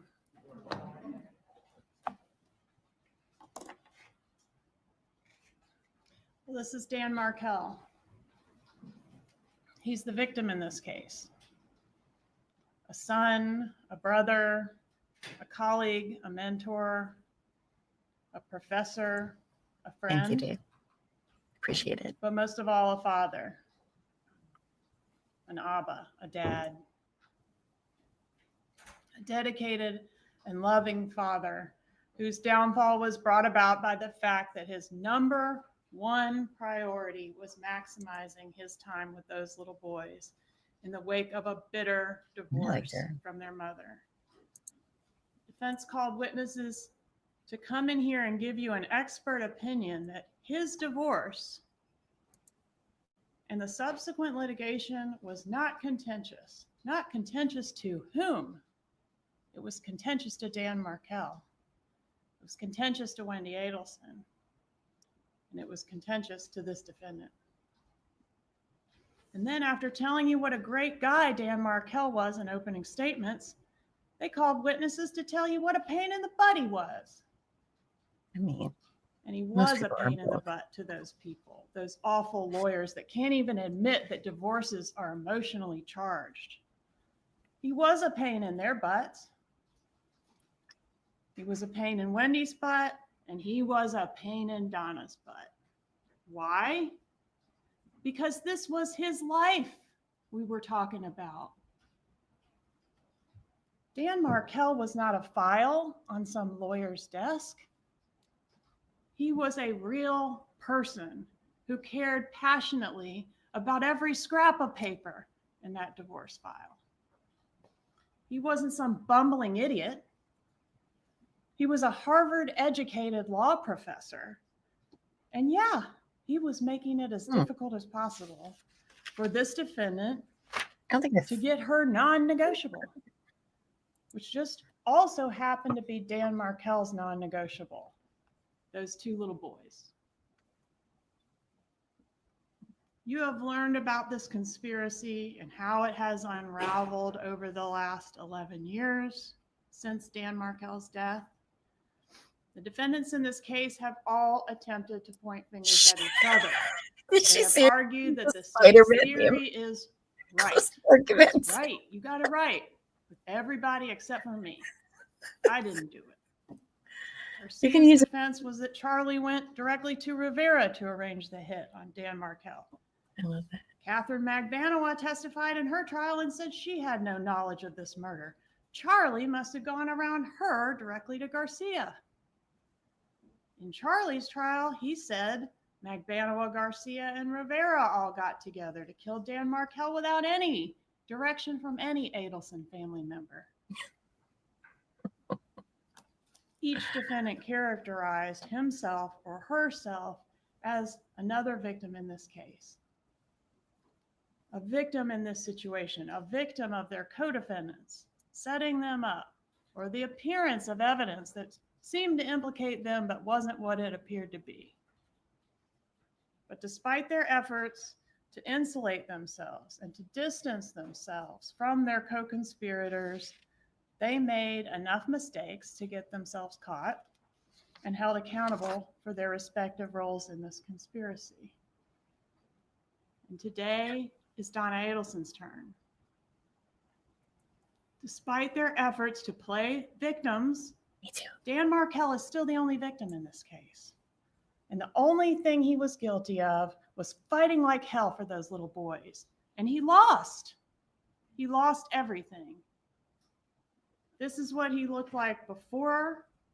This defendant conspired to hire a hitman to have him killed. And this is what he looked like after. The evidence has shown that on July 18th, 2014, this brilliant, accomplished, beloved man was gunned down in cold blood in his own garage. This horrific death ultimately set the police down 2 separate paths, following the 2 most promising leads that they had. The first lead was to chase down that Prius that, thank God, Mr. Geiger caught a glimpse of pulling out of the driveway that morning. And the second path was to ask, as we would with any murder investigation, who had a motive to want him dead? And within 1 hour of the shooting, well before Professor Markel had even been pronounced dead, this path was already pointing to the defendant when Wendy Adelson revealed to officers that her parents had more reason to dislike her ex than anyone else.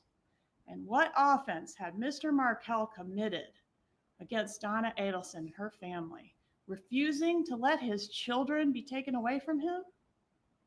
Objecting to her telling his kids that he's stupid? The evidence has shown that Donna Adelson was all about psychological warfare, and when all else failed, she was willing to do whatever it took to accomplish her non-negotiable, to get a win.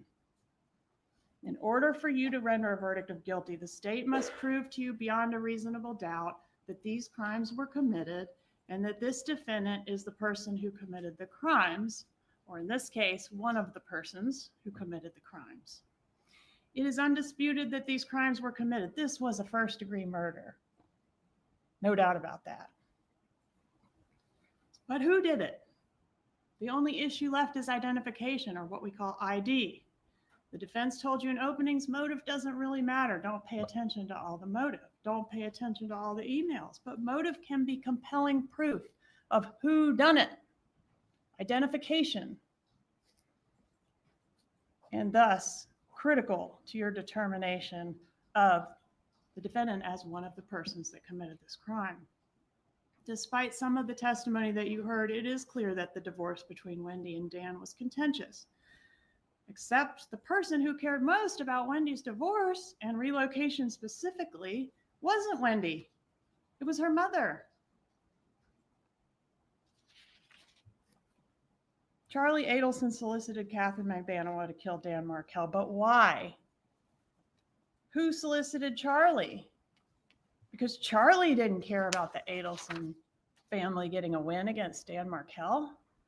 He didn't care about relocation. He didn't care about Wendy's divorce. He cared about go-karts and jet skis and pretty girls. And being a man And child. he also cared about getting things done for the number one woman in his life. And that was his mother.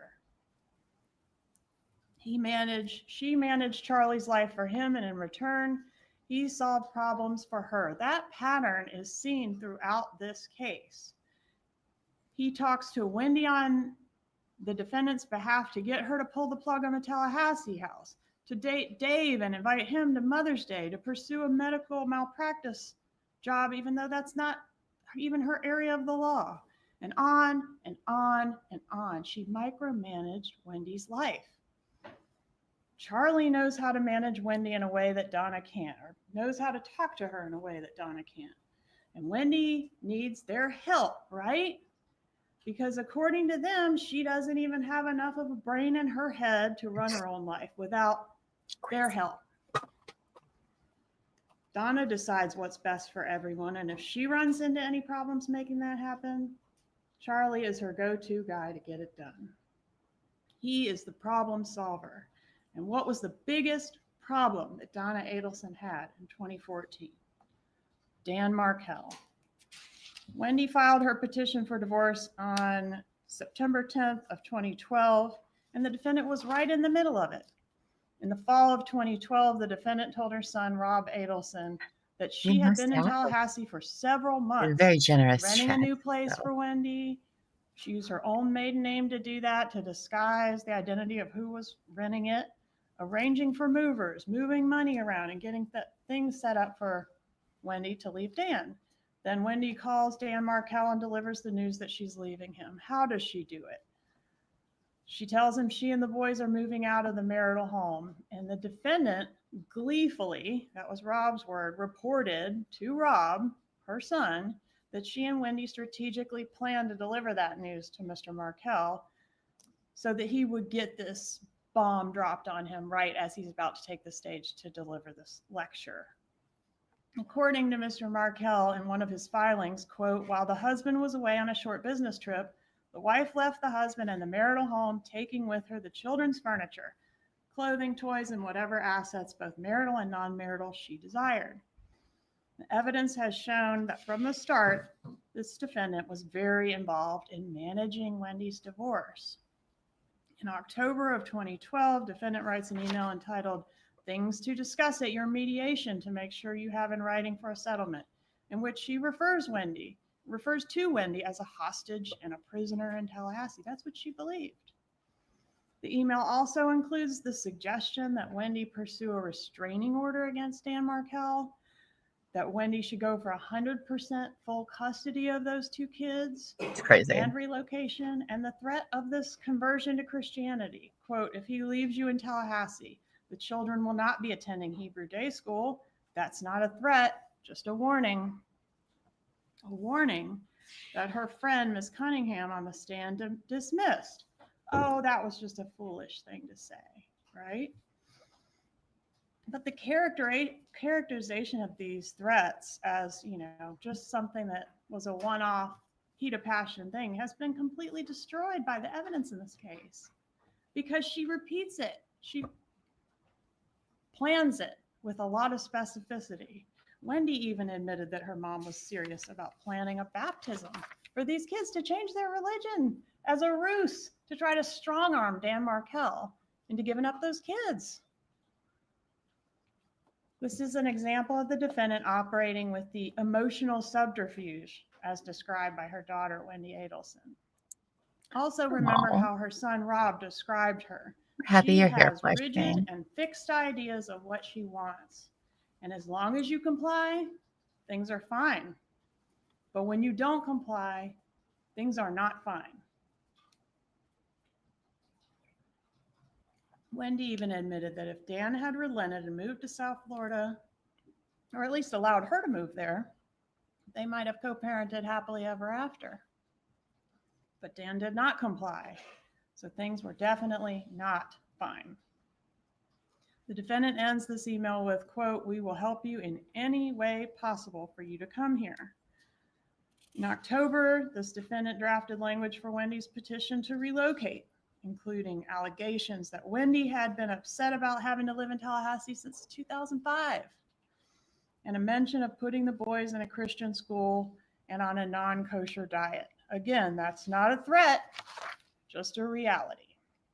And the suggestion that the boys live in South Florida with Wendy and Dan just fly back and forth to see his kids.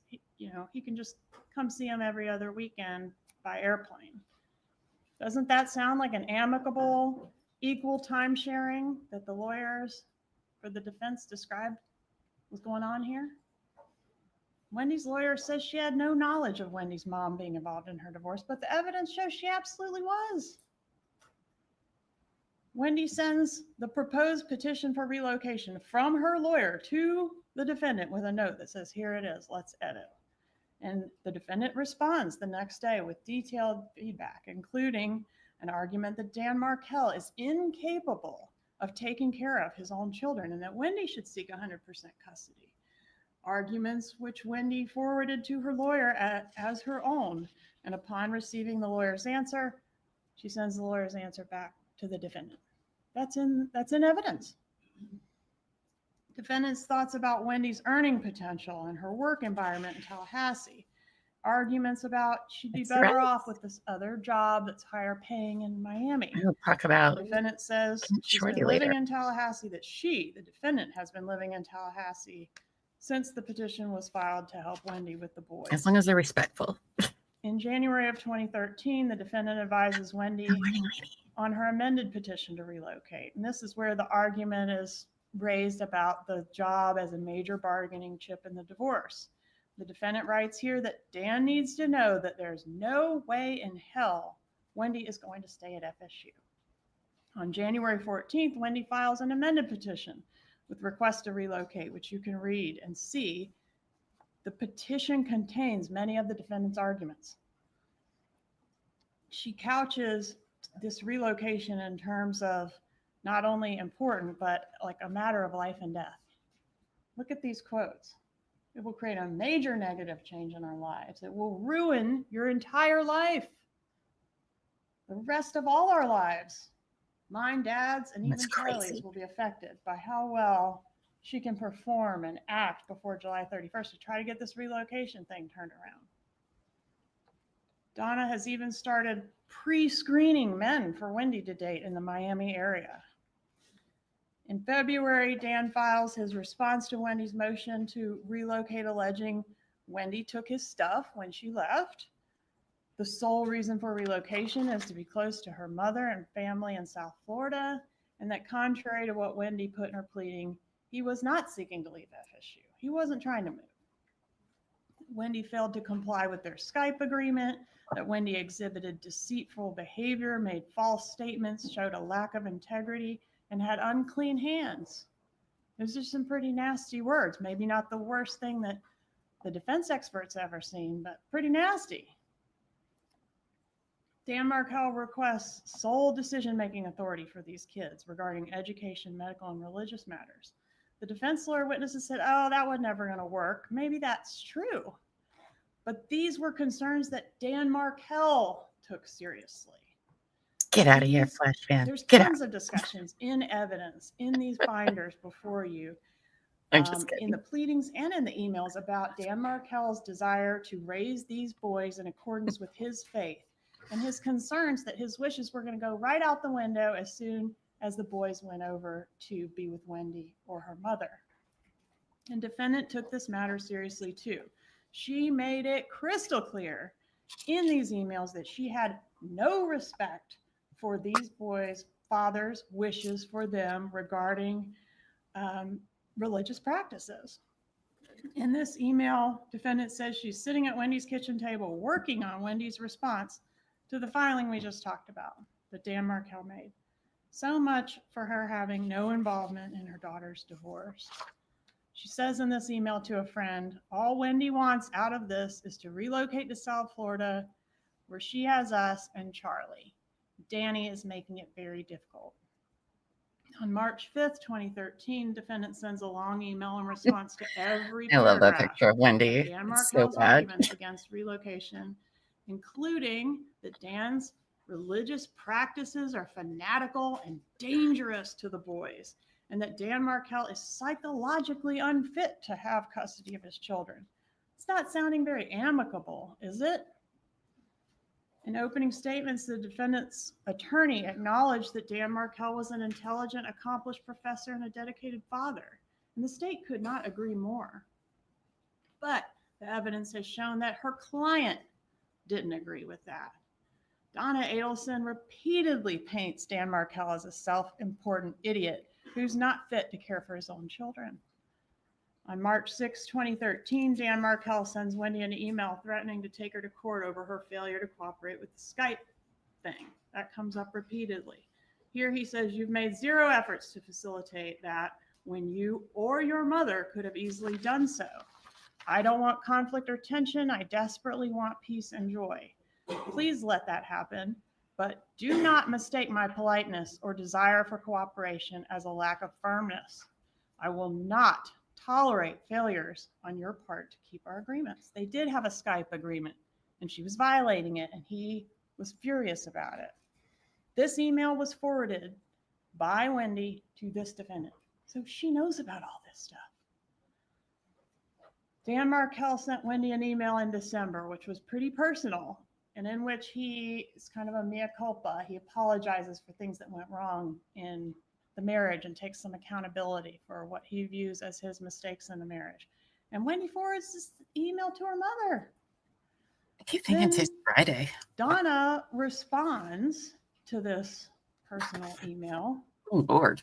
and goes through Dan Markel's writings paragraph by paragraph, suggesting how Wendy can manipulate his words against him. Oh, look, he's admitting this here. No, This will Shane, help I you in the thought court. we could be And she besties. does it in Wendy's voice. I'm just kidding. It's weird. Look at it.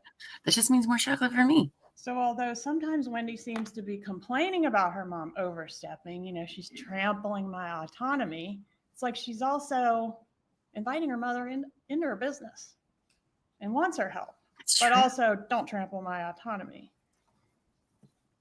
In fact, Wendy thanked her mom for the thoughts that she gave on this letter Dan Markel wrote. It's She true. also wrote that she never would have left Dan Markel without her mom's support.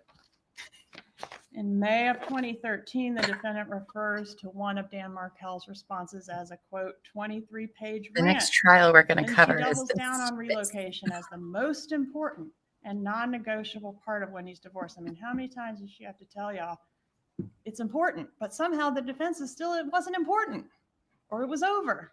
It didn't matter.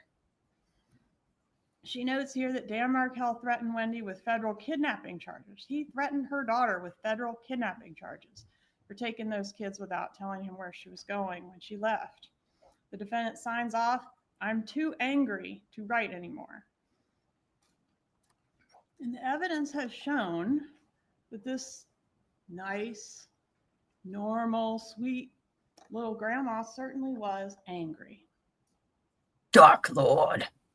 To support the argument Ridiculous. that Wendy should be able to relocate because Dan was always traveling on work trips, the defendant sends Wendy this email, and it contains every date, like the date ranges that Dan Markel has been out of town traveling for work since the birth of their first child. That's 4 years.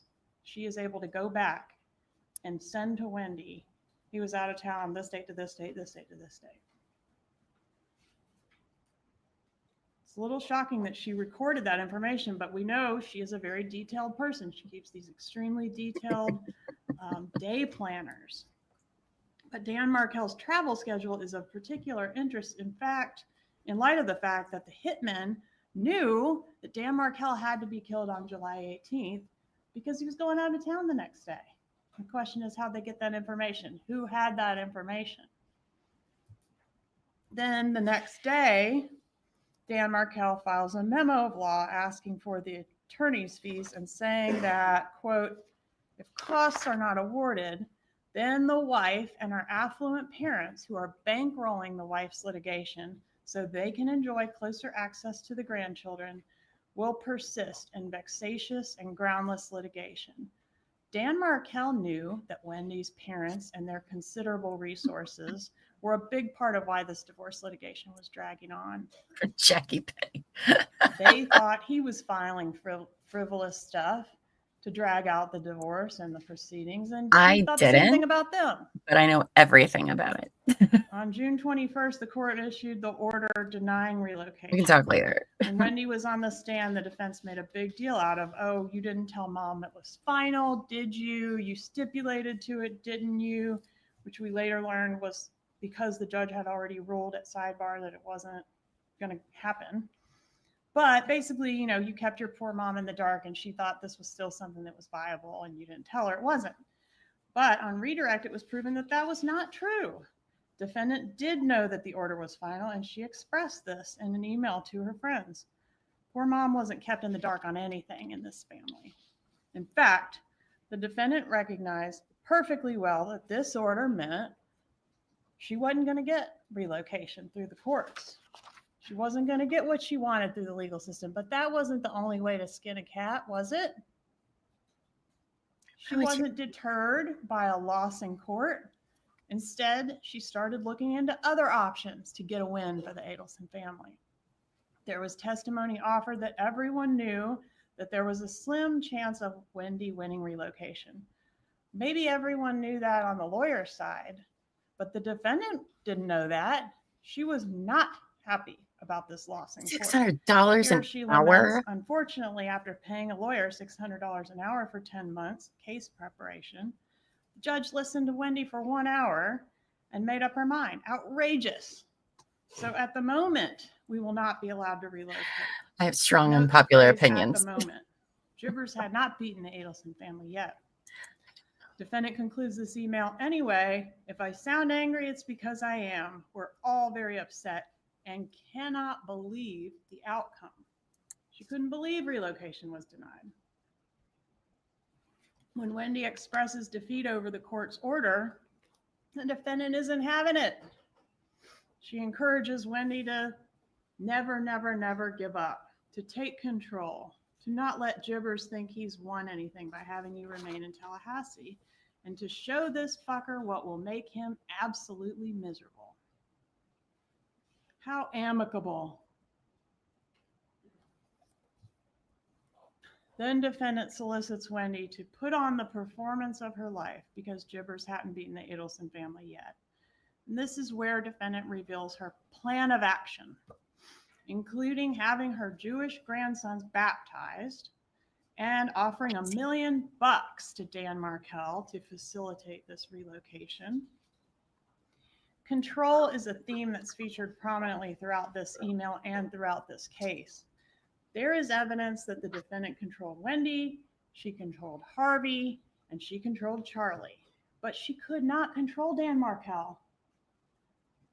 He wasn't going to give her a win. As long as you went along with her rigid, fixed ideas, things were fine. But if you didn't, things were not fine.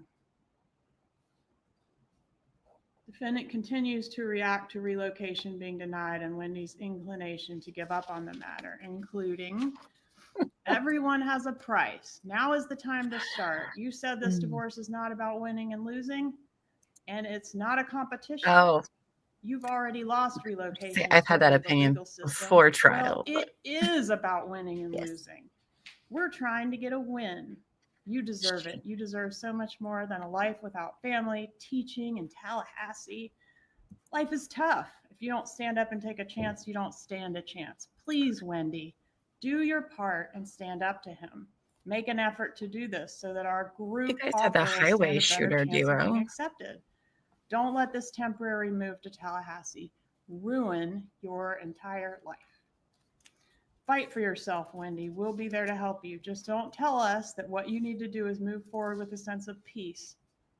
Can't have that, can we? That's giving up.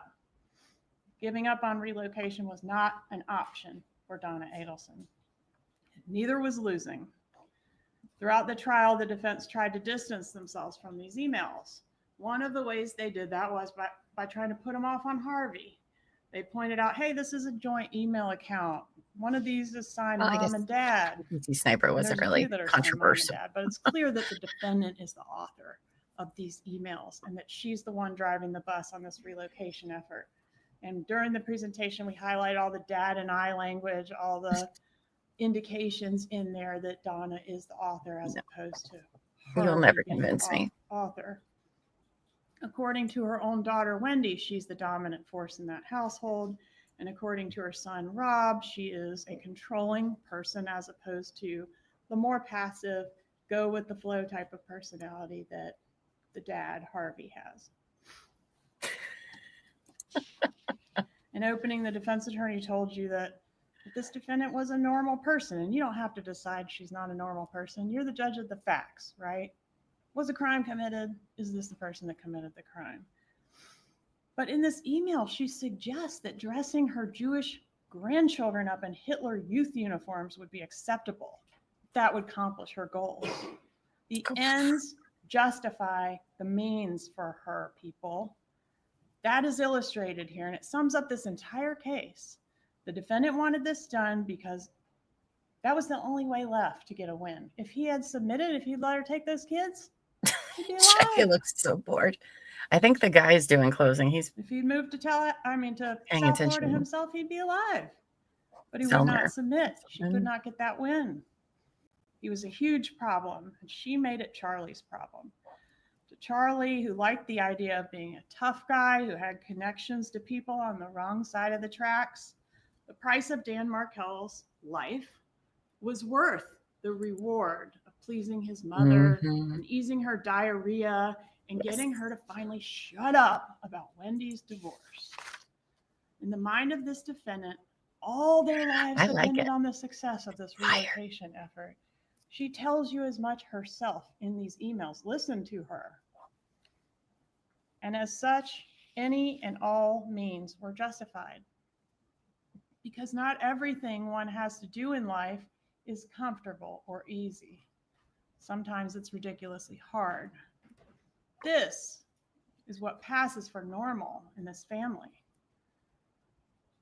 I said the defendant made Wendy's divorce Charlie's problem, and the evidence shows that the defendant did keep Charlie in the loop every step of the way. Here's a July 10th email that states, just to catch you up on what's happening with Wendy, and discusses who should be involved in the bribe that the family wants to offer to Dan Markel.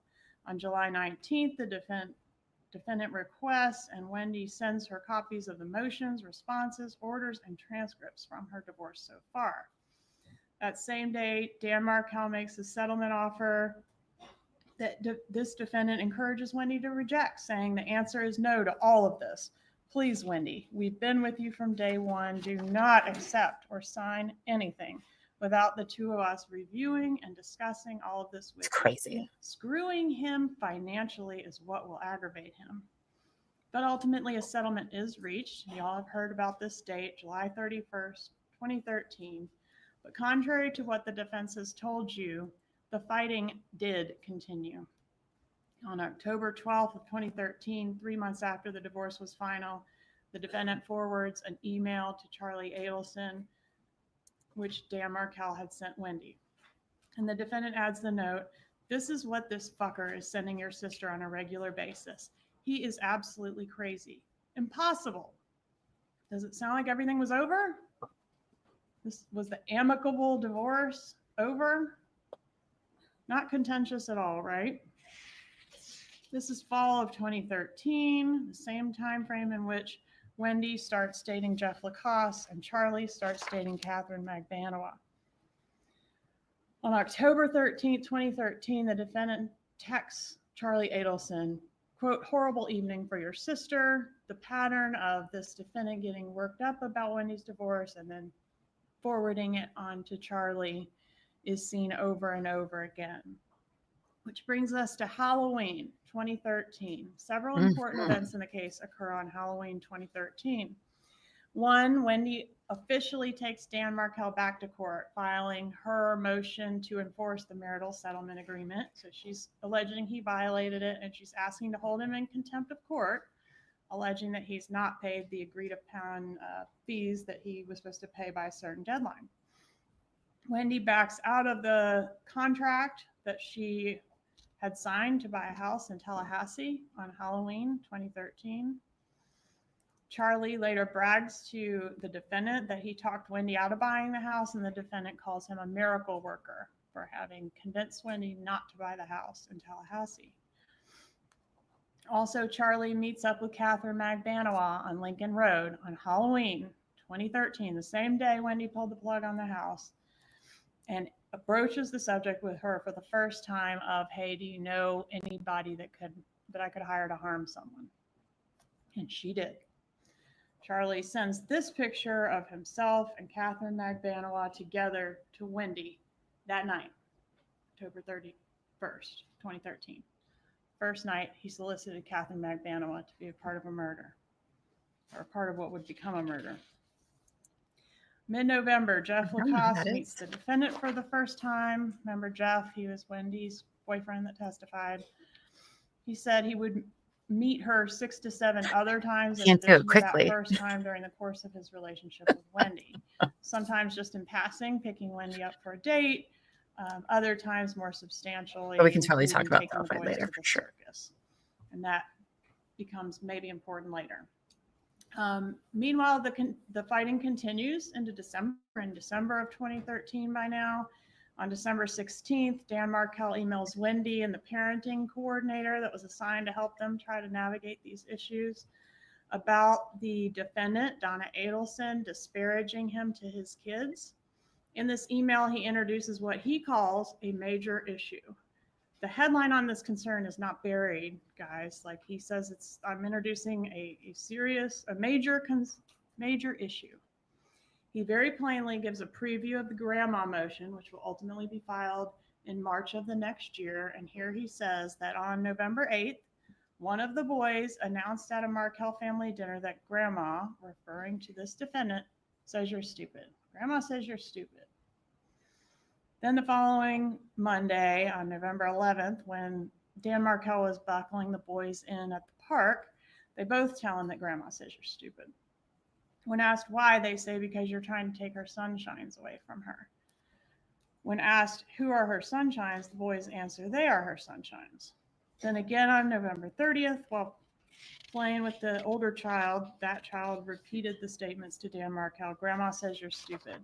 And again, when asked why, the child repeated that the defendant said that Dan Markel was stupid because he was trying to take grandma's sunshines away from her.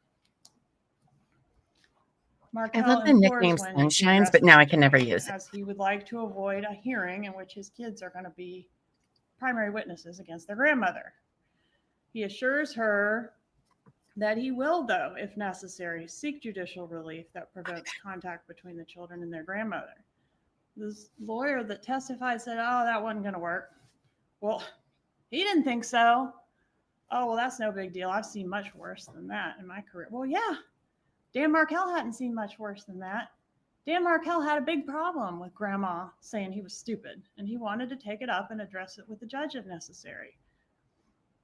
Dan Markel emphasizes that this is a matter he takes very seriously and says that the defendant's actions could lead to the termination of Wendy's parental rights. Is that true or not? Doesn't matter. He thought it was true. He threatened it. And those are fighting words. Going to terminate your parental rights. Wendy forwards the email to the defendant the next day, December 17th. And what's the response? Wow. That's a response we see from the defendant quite a bit. She's usually more verbose. That's true.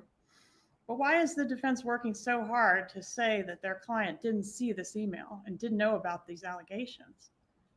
I mean, isn't it clear that Wendy is sharing all the issues relating to her divorce with her mother? Wendy communicated with her mother on all these filings, and this one pertained directly to her mother. Of course they discussed it. Are you really to conclude that nobody was fighting anymore prior to Dan Markel's murder when the evidence leads you to conclude the exact opposite?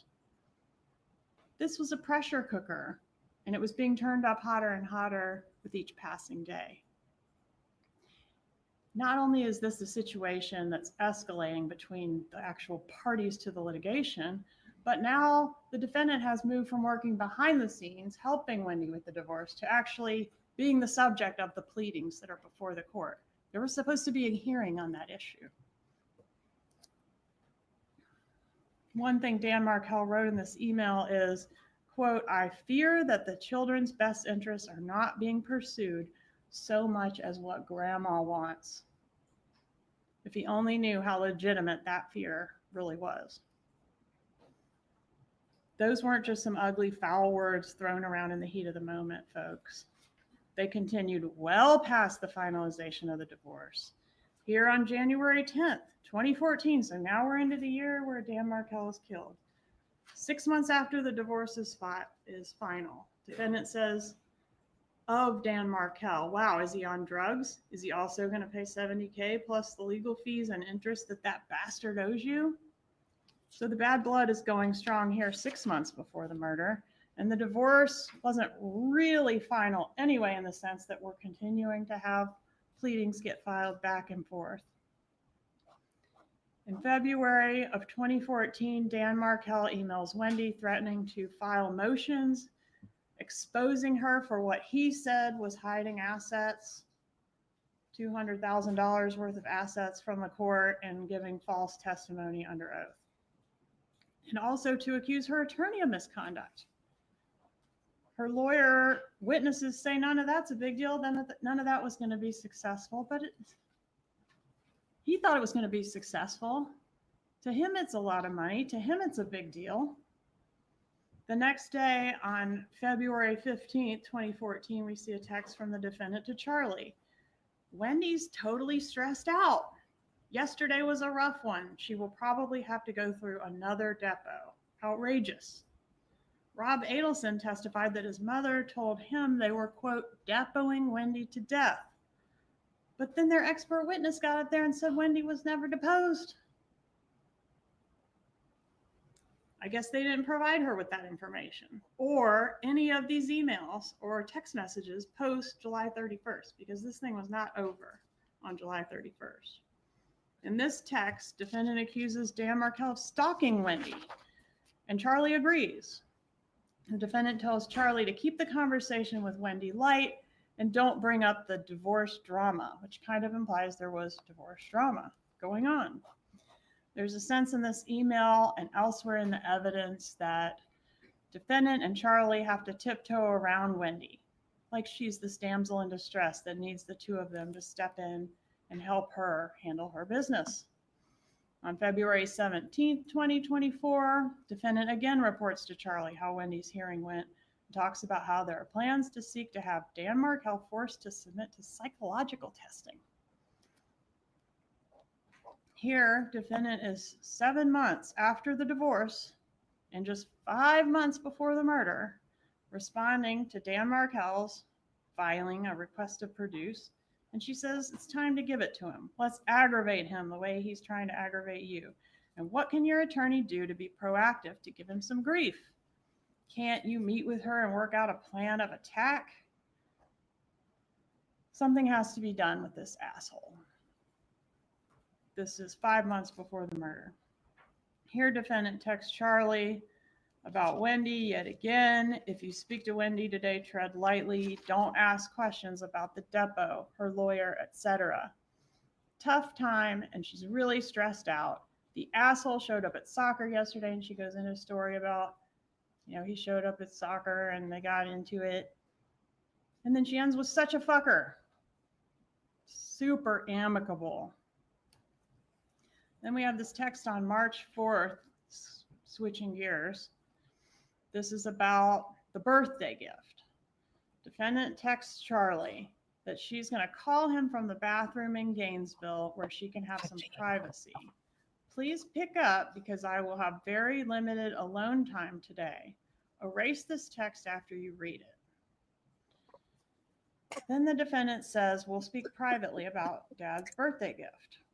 So erase after reading. We can definitely talk about Delphi Maybe when she it was goes just to trying jury. keep the birthday gift I'll talk about surprise. Delphi. But why does Charlie need to erase it? Harvey's not with Charlie. Harvey's with Donna. And according to Rob, there were no birthday gifts for Harvey unless the murder was supposed to be the birthday gift. Me too. Plus, in the text, Donna wants Charlie to delete after reading the text that doesn't mention the birthday. She doesn't say anything about deleting the one that does mention the birthday. Rob Adelson was present at the birthday party, which did take place between the two trips that the hitmen took to Tallahassee. And there were no birthday gifts, according to him. The defense suggests that the friends coming to the party was part of the surprise, but then they also suggest that Harvey sent the Evite, so I don't think they can have it both ways. You can't send the invitations and be surprised by the friends. The next week, Jeff Lacoste, Wendy Adelson, Catherine Magbano, and Charlie Adelson all go out to dinner. That's the first meeting between Wendy and Jeff and Catherine Magbano. At dinner, Magbano mentions her ex having several run-ins with law enforcement. That stuck out to Mr. Lacoste. Fredo. I'm sorry we didn't get to hear in from the him. hot tub, Charlie bragged about having connections to people on the wrong side of the tracks. Notable in the same time frame, March 21st, 2014, the defendant signs a lease on a condo in South Beach, a condo where Wendy, after Dan's killed, would move in with her kids. They say, oh, that was a weekend place, so it's pretty convenient timing. You just happen to get this other house and have it set up for Wendy to move into. I agree. Suspicious. Her ex-husband's murdered, and she's able to relocate. 3/26/14. This is when Dan Markel officially files the grandma motion, which takes aim at the defendant raising more allegations about failure to comply with the Skype thing, Wendy leaving the boys with her parents rather than giving him the right of first refusal, And he says, by flouting the right of first refusal, the former wife creates conditions for Mr. Markel to be disparaged in the presence of the children by their maternal grandmother. Me too. Dan Markel then alleges all the same allegations about the defendant disparaging him to the kids that he outlined in that previous email in December. Contrary to what the defense said in court, in his prayer for relief, the remedy Markel was seeking was to have the court order this defendant to have no contact with those boys unless she was supervised, because he didn't want her disparaging him to the boys, and because it was a violation of the right of first refusal, in his opinion, for Wendy to leave the boys all the time with her mom and not give him a chance to have them if Wendy wasn't going to keep them. How do you think Donna took this information? She refers to those kids as hers. She was the one sacrificing her time at the office to be up here in Tallahassee doing for those boys. She had invested so much of her own time in this fight against Dan Markel to try to get a win for the family. And after all that investment in those kids and all the money spent on the attorneys and all that time spent at the kitchen table working on those divorce filings, Donna Adelson was losing. The boys and Wendy were stuck in Tallahassee. Wendy wasn't working at the law firm in South Florida, raking in a bunch of money and dating some new guy that she pre-screened for her. And Grandma's Sunshines weren't in South Florida. That's where they belonged. That's what was best for them. They had lost in court. Wendy wouldn't comply. Oh, I bet she's like, but with that wasn't Donna's my plan of intention. action. And Dan Wasn't my Markel apparently intention. wouldn't take a bribe or be strong-armed to allow It's not his like kids that. to come to South Florida. But as it turns out, Gibbers still had not beaten the Adelson family, because there was still another option, the option of hiring the hitman. Charlie joked about hiring a hitman, but he had also been actively pursuing that option at least since Halloween of 2013. Over the last several months, Charlie had several conversations with Catherine McDanoa about this job, which started as a request to harm and then eventually revealed itself as a murder for hire.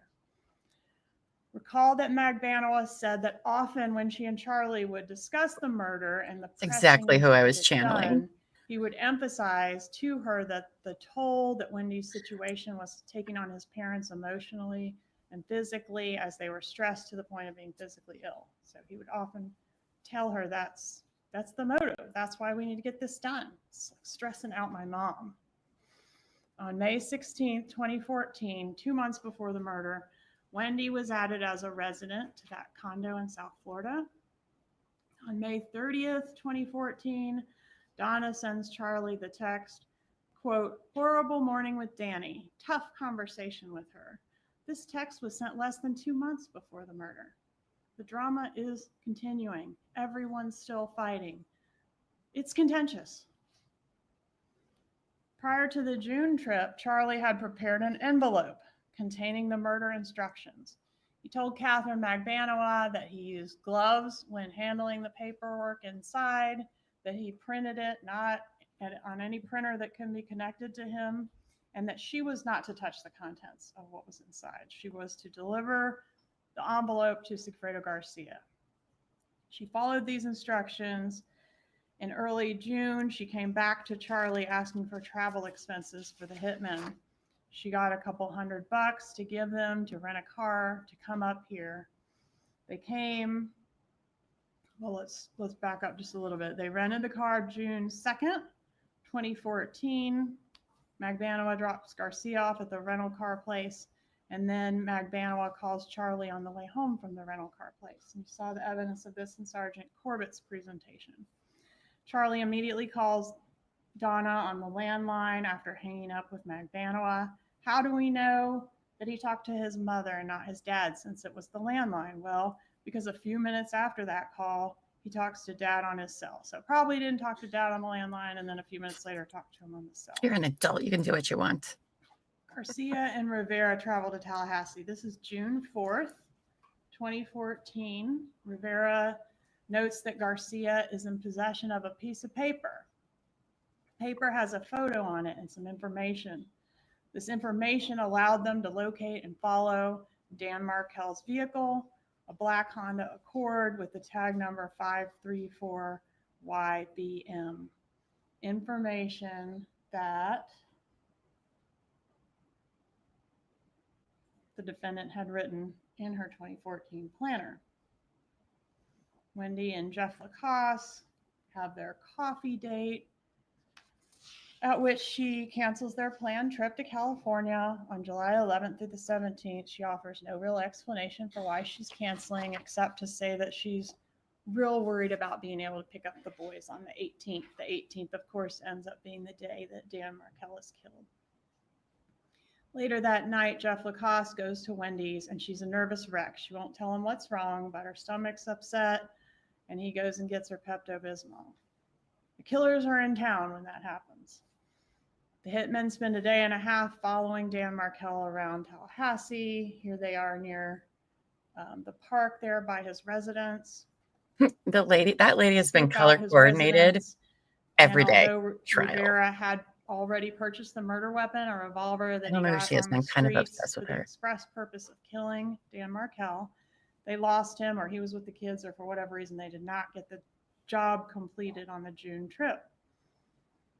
After the hitmen failed to get the job done, Charlie tells Donna on June 7th of 2014 that he's still working on Dad's birthday present. And she says, "I know you'll come through." Sometime around June 11th, Jeff Lacoste went over to Wendy's residence and observed her living room TV to have some impact damage. This was the same TV that Charlie got Wendy as a divorce present because it was cheaper than hiring a hitman.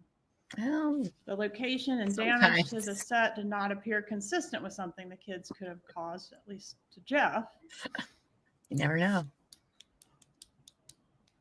Note that this is over a month before the murder that Jeff observes this damage, so it was hung out there for a while.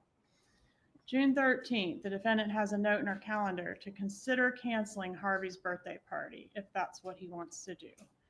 Now, this is between the June and July trips, that there's a note to herself to talk to Harvey about whether or not he wants to cancel the party. Rob Adelson testified that there was no illness or anything going on in the family that he knew of that would potentially result in the canceling of Dad's party. This note may be contemplating that if the murder had happened on the June trip, that Harvey might decide it's not appropriate to go through with the party and we need to cancel these invitations. Wendy took a photo with Catherine Magbanoa on the beach 2 days after that note to self in the planner. Here she is in front of the South Beach condo, pictured with Catherine Magbanoa. That photo was taken June 15th of 2014. Wendy sends Rob a text with a picture of her and Jeff Lacoste. This is June 28th of 2014. She includes a request to her brother Rob not to tell her parents about her relationship with Jeff. This suggestion of a secret boyfriend later prompted Rob to suggest Jeff as a potential suspect to the FBI, a secret boyfriend. This was also a little odd that she sent this because Wendy never talked to Rob about her boyfriends, and also because Jeff had already met her parents several times. June 30th of 2014, the defendant comes and gets Wendy and the boys from Tallahassee to There take it them is. down to Miami. Remember how she I've been doesn't listening let as well. Wendy drive with the boys to Miami. She rents a car and comes here and picks them up and drives them to Miami herself. And I think Harvey comes with her. Wendy was to be in South Florida for 2 weeks. In the time between the June and the July trip, Maybe. Charlie begins to put more pressure on Catherine Magbanoa to get the murder done. On several occasions when he and Magbanoa were discussing the murder, Charlie would step out of the room to call his mother and then return and advise her that the murder needed to get done as soon as possible because his parents were so stressed and worried about Wendy's situation. Charlie painted Dan Markel as an awful person to Catherine Magbanoa. He was making Wendy's life hell. He was stressing out her parents. Katie knew somebody who could get this thing done, and he wanted it done. Magbanawa understood that the murder was needed urgently to relieve the stress on Charlie's mother. July 1st, 2014, we have a single call from Garcia to Harvey Adelson. This call did not connect, appears like it went to voicemail. And we would later learn from Magbanawa that this was after an incident in which her two love interests, Charlie Adelson and Sigfredo Garcia, had a little bit of a run-in. Garcia was angry and jealous about Magbanawa dating Charlie and tried to confront Charlie. After this attempted confrontation, it's believed that It's just Garcia weird. was trying to call Charlie, but ended up getting Because he had been dating Harvey. her since And October. that was that one hang-up call, but it ended up being 10 months. important because it showed up on the tower dump, Garcia's number, and then when we cross-referenced it with all the Adelson numbers, that was the first match that gave us Sigfredo Garcia. I don't know. That's one point I can't get past. It doesn't make a lot of sense to We me. later learned that the real connection between the Adelsons and the killers was Catherine Magbanawa and her relationship with Charlie Adelson. The text messages found in Charlie's iCloud corroborate what Magbanawa says about the interactions and the call made the day before. So here she's saying, basically, Garcia's being ridiculous and childish. Harvey's birthday Evite goes out on July 3rd of 2014. If it The doesn't Evite get addresses continued, the yes. boys by the last will be name doing. Adelson. Their name was Markel. Brian Walsh. This is 2 weeks before the murder of Dan Markel. Even though the Evite says hosted by Donna and the party was for Harvey, the defense has suggested that it was Harvey and not Donna that sent the Evites. The evidence showed otherwise, and Corbett told you there was some follow-up from Donna with the Evite people. She sent that email. A text is sent from Wendy's phone to Dan Markel on July 6th of 2014. At the time this text was sent, this phone was present at the South Beach condo where the defendant lived. Dan Markel confirms, yes, I'm going to be in town to get murdered, not specifically, but he's asked, are you going to be in town July 14th through the 18th? Those are the dates the killers were here. And this, despite the fact that the schedule for that week had already been decided way before this text. And Wendy was already scheduled to have the boys on that Wednesday, which is what she's asking about. She doesn't ask about the whole week that he's got the kids. She only asks about the 14th through the 18th. And I think the killers ended up coming to Tallahassee on the 15th through the 18th. Obviously, Dan Markel was killed on the 18th. July 11th, 2014, the defendant comes back to Tallahassee to bring Wendy and the boys home. Okay, so bringing her home from the Harvey birthday party.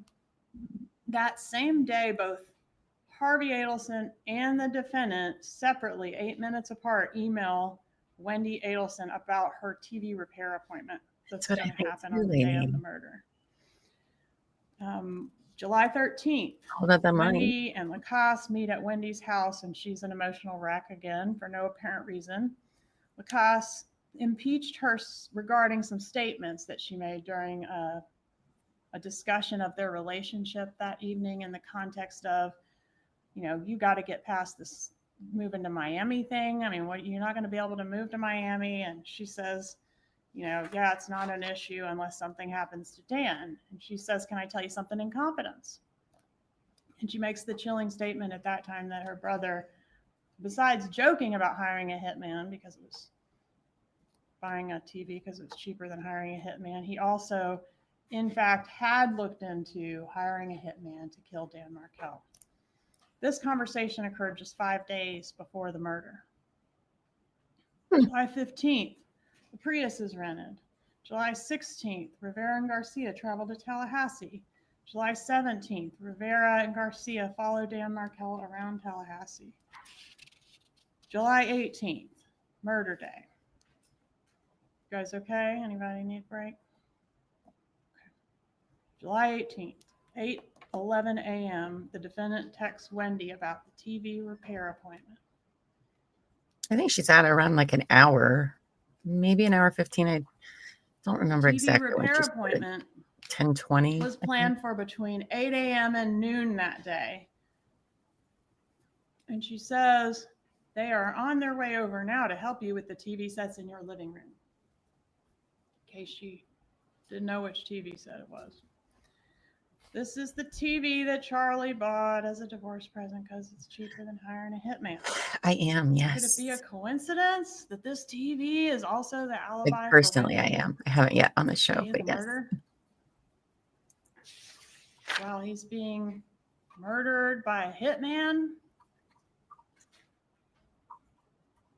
And then, as we know, the defendant later uses TV as code when she's speaking on those wiretap calls. Yeah, I think it's 8:20 a.m. Wendy texts Charlie, "This is so sweet." We don't know what it means, but she's texted him that, and then she deleted it. Sometime between the time it was sent, 8:20 a.m., and the time that her phone was cell-brighted or downloaded at the police station later that day. 9:04 a.m. Dan Markel leaves a voicemail for Wendy, telling her he's headed to the gym and wants to know if it's okay for him to pick up the boys early and take them swimming that afternoon. Wendy says no, he cannot take the boys swimming after school that day. Meanwhile, what's going on across town? The Prius is following Dan Markel into the gym parking lot. There it is at 9:16 a.m. 9:19 a.m. to 9:37 a.m., Charlie and Wendy talk for 18 minutes. Wendy and Dan argue back and forth a bit about him wanting to take the boys swimming, but after getting off the phone with Charlie, Wendy concedes the argument with Dan and says, okay, you can pick them up and bring them back to me when you're done swimming. But of course, the swimming plan didn't happen because Dan Markel was killed. 10:38 a.m., the Prius follows Mr. Markel out of the gym parking lot. 10:45 a.m., Mr. Markel is shot twice in the head, in his vehicle, in his garage. justice for Dan. 10:51, the Prius is captured, fleeing the scene on a city bus camera. 11:01, Mr. Geiger calls 911. 11:15, law enforcement arrives at the scene and sets up a perimeter. Dan Markel is rushed to the hospital. He's treated, but the damage is catastrophic. It's not survivable. And he passes away about 14 hours later. 12:30, the hitmen, now headed back south, turn their phones on. They had turned them off for the homicide. They turn them back on. The first phone call that either one of them makes is Sigfredo Garcia to Catherine Magbanowa. They want their money. Where is Magbanowa getting the money? From Charlie. 12:45. So while the killers are calling Magbanowa and heading south, Wendy goes out of her way to visit the crime scene, encounters a roadblock and crime scene tape. Per the officer at the roadblock, she would have been able to clearly see the police activity at her former residence. The residence where her children currently lived half the time and where they woke up that morning. Yet she abruptly turns around and leaves. She does not make contact with the officer to ask what's going on. She does not call the police to inquire. She does not call Dan Markel to say, are you okay? There's a bunch of cops at the house. She does not call the daycare to make sure her children arrive that morning and are okay. Instead, she proceeds to the ABC Liquors, purchases her bullet bourbon at 12:49. She's later approached by law enforcement at lunch and gives a law enforcement interview in which she says, my parents have more reason to dislike Danny than almost anyone else. This echoes Rob Adelson's testimony that his mother hated Dan Markel at the time of his murder. And even from the periphery, it was known to Ryan Fitzpatrick as Charlie's friend that his mother did not like Dan Markel. In her law enforcement interview, Wendy suggests her mother is someone who is very angry at Dan Markel. She suggests Charlie when asked if someone might do this on her behalf. She calls her mom, and the defense has put that call into evidence. 7:04 p.m., she tells her mom that there's been a shooting And afterwards, Wendy expresses relief that they sounded surprised. 8:59, defendant arrives at Charlie's with the murder money. How do we know she went there and that they aren't just old people that drive really slow? Well, there's a text message outside your house. I guess we're going to find out what that means, but I guess it's not going to be outside your house. And he says 10 men. Guess we're going to find out what that means, but apparently it doesn't mean I'll be there in 10 minutes and meet you there and get the money. Sure About 10 did. o'clock, Catherine Magbanua joins Charlie at the house. Here they are making plans for that meeting. Next slide, please. Charlie answers the door with a gun in his hand. He's extremely amped up. He tells Magbanua, my parents just left. They both end up taking Xanax and sleeping over there for the night. The next morning, July 19th, 2014. So this is early morning hours, 1:25 a.m. I think we need the next slide.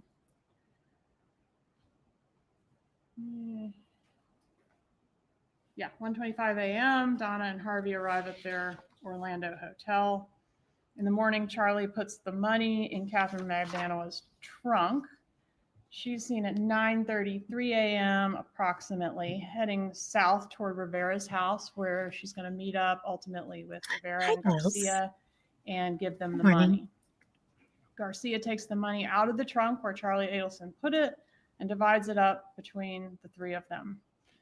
Magbanua says she did not count her cut, but we know she put some of it in the bank, creating the largest monthly cash spike of any of the records we examined for her. I'm so mad her trial got moved. This cash spike also occurs at a time when Magbanua was not employed. Rivera says his understanding was the job paid $100,000 total to be split between the three, and that the cut that he received was roughly a third of that at $35,000. We don't know the amount of Garcia's cut, but we know he got at least enough to buy a car and a motorcycle. All right, so July 20th, the defendant and Harvey Adelson take Wendy and the boys back to South Florida. 2 days after, not even 48 hours after Dan Markel is shot. They're gone. Relocation granted. On the way, Wendy receives a call from Detective Isom. She tells him that the call's breaking up, and she hangs up, afterwards referring him to her lawyer. Catherine Magbanua that day, or thereabouts, opens her Ziploc bag of money and finds her cut to be $100 bills stapled together in $1,000 stacks. How we know Charlie keeps his money. She also notes that her cut is damp and moldy. She mentions this to Charlie, and he tells her that his mother washed the money. Not like laundered, like washed. Like legit laundered. Gets a call from Donna Adelson advising him not to talk to the FBI. What? Rob Adelson gets a call from this defendant advising him not to talk to the FBI, just in case they call. He says, well, I already did. She says, well, you don't know anything anyway, and hangs up. July 24th, 2014, Dan Markel was laid to rest in Canada. His children were not in attendance. August of 2014, the defendant registers the older child for flag football under the last name Adelson. His name is Markel. This is 1 month after their father was killed, and already he's being erased from their lives. Within 1 year, their names would be legally changed to Adelson. I just find that so disgusting. 9/12/14. The defendant refers to the younger child by the last name Adelson. 9/17/14. The first check is written to Catherine Magbanua, signed by this defendant. This is the murder money. even though Charlie has signing authority on this account, he could write these checks. He chooses to connect his elderly mother to a murder payment. If she wasn't involved, there is no reason in the world why she would write these checks. The defense said in opening that Charlie told Donna to write the checks because it was his business. But half of these checks were written after the business was sold back to Harvey on October 2nd, 2015. Regardless of who owned the business. Well, members of the jury, you are relying on your memory of the evidence in this case. You may proceed. Thank you, Judge. And regardless of who owned the business at the time, all the Adelsons had an interest in the Adelson Institute. All three of them had signing authority on that checkbook.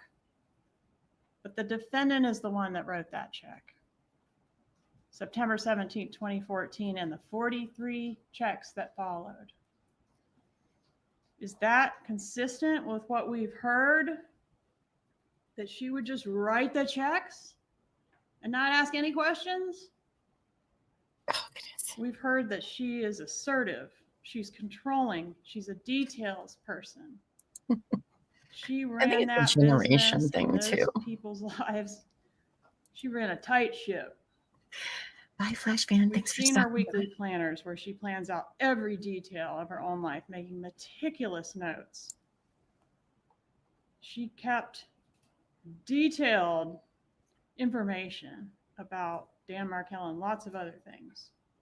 Rob Adelson testified that she's not the type of person who's just going to do something someone tells her to do. She's going to be asking questions. And we heard that Charlie testified that he told his mother about extortion. He says he was being extorted, right?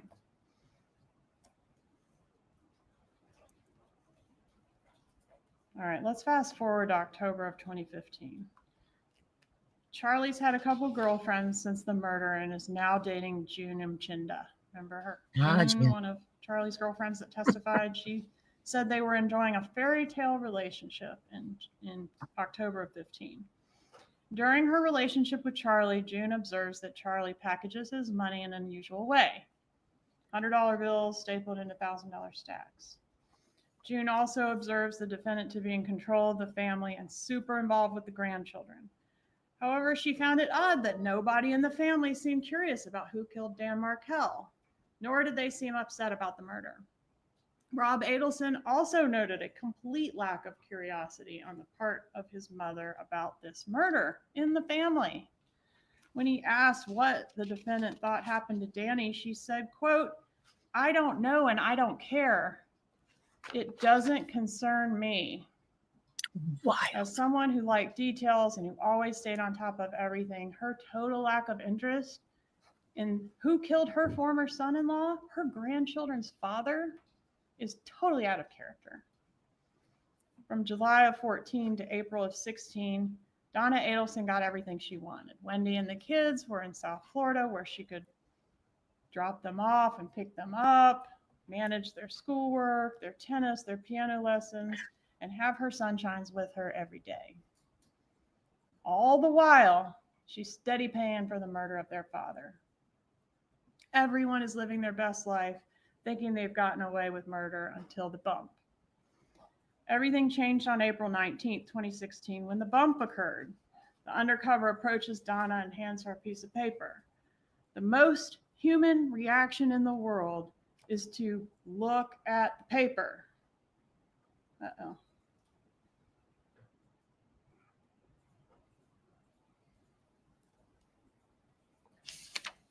I think we got one more. There we go.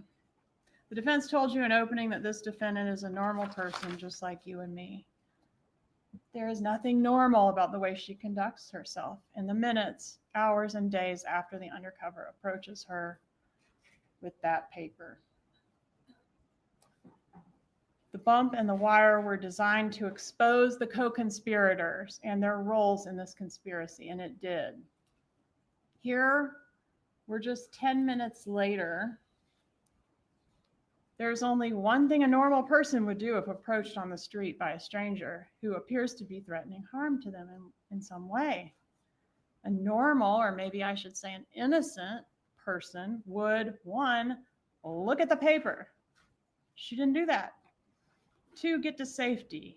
Get help, contact law enforcement or your husband or somebody that's going to come help you. Get somewhere safe. What you would not do is lead the bad guy right to the grandchildren. The last thing a normal, innocent person would do is go get her little grandchildren and walk right back down the same block with them where this stranger just approached her. But that is exactly what she does. Then she gets on the phone with Charlie and says absolutely nothing about Dan Markel. His picture's on the paper. What she does say on the wire, which by the way is direct evidence. I know y'all like that. Some direct evidence. When Charlie asked Donna on State's 99 call A,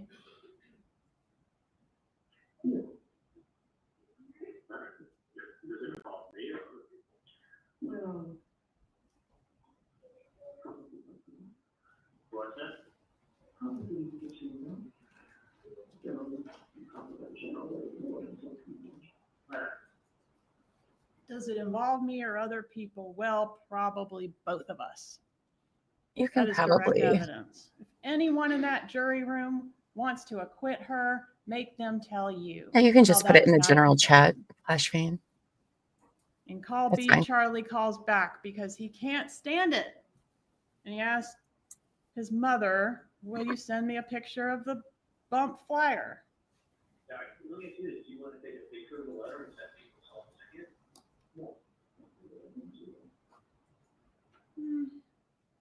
No, I don't want to do that. Well, why not? Why not? Normal, nice little old lady who knows nothing about this murder and has nothing to do with it. If Charlie's the one making you write the checks and Charlie's the one that knows something about it, send him a picture of it. He's asking for it. She doesn't want to do that. Why not? Call C, Charlie calls back to say,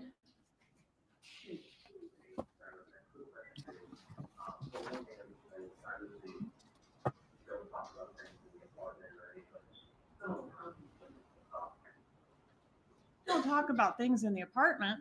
Oh, obviously. Obviously. We stream can't stuff in talk ours all the about time. Things in the apartment. What's obvious? Is it obvious to you? What is it? How you ask what they ask for?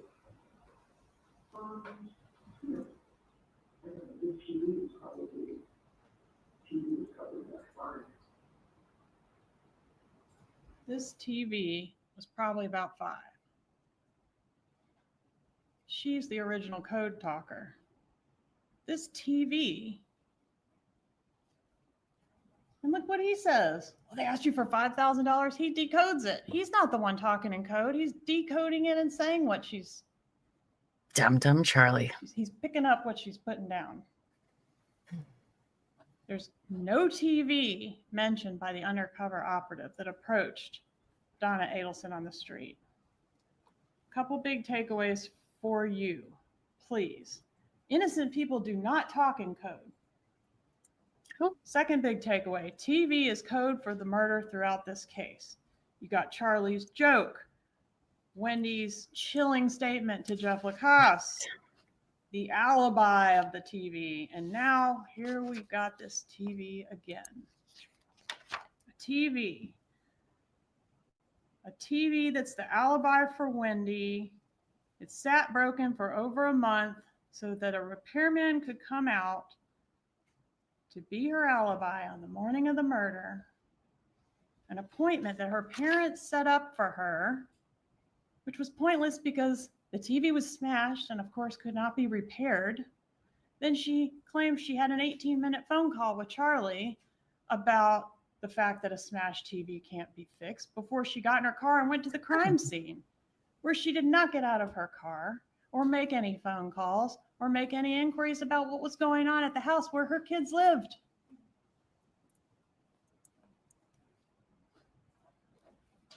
Then Donna says that the undercover mentioned an ex-girlfriend.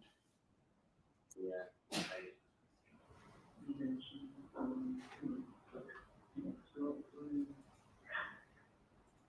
Whereby, without knowing which ex-girlfriend, Charlie calls not his most recent ex-girlfriend, Yes, not the one Amy. before that. He only calls one, Catherine Magbanua. No, it's gone afterwards. That's It's not the only recorded or one he did a anything. murder with.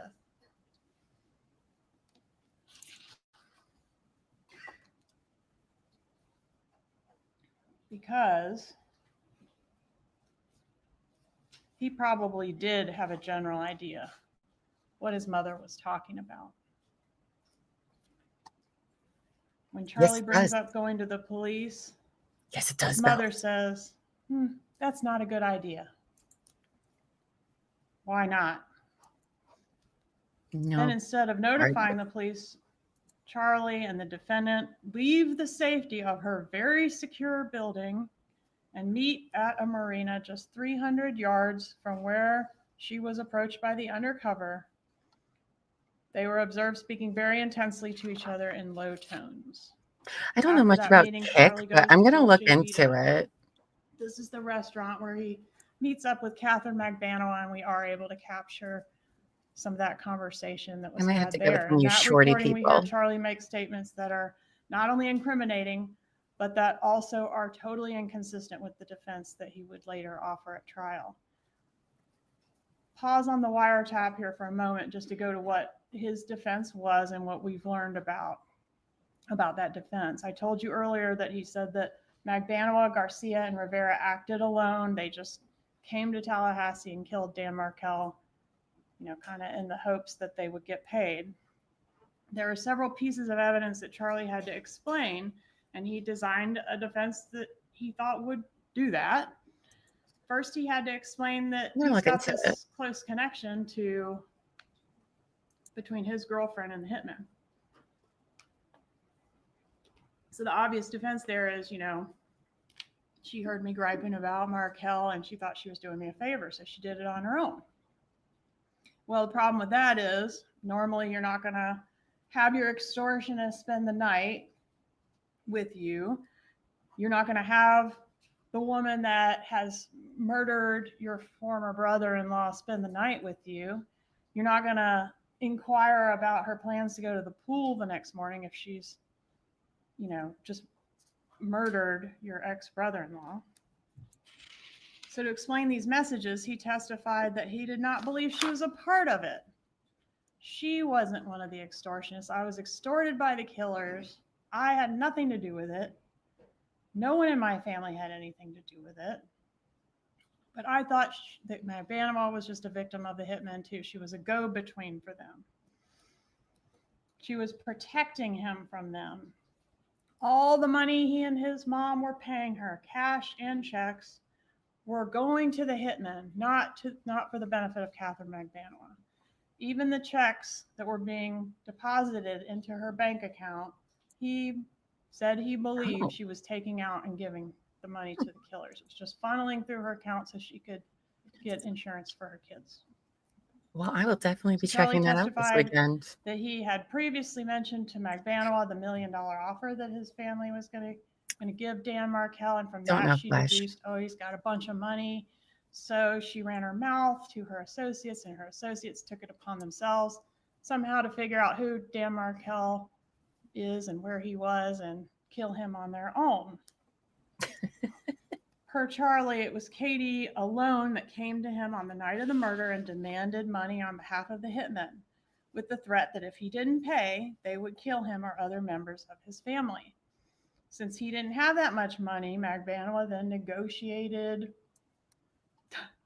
a layaway plan with the hitmen for him to pay her monthly to go toward this amount of money that the hitmen were demanding. He agreed. He opened up his safe, not at gunpoint or anything, and gave her all the money that was in there. There, I just Because added she it to my needed to to-do show list. proof of employment to get insurance. That's why that money was funneling through her account. It was all for the extortionist. The problem for Charlie with that was that he had already agreed to put Magbanua on the payroll between the two trips. You see here in June, he hadn't done it yet, but he says no problem. Okay, so he'd already agreed to do it before she allegedly extorted him. Even though he had signing authority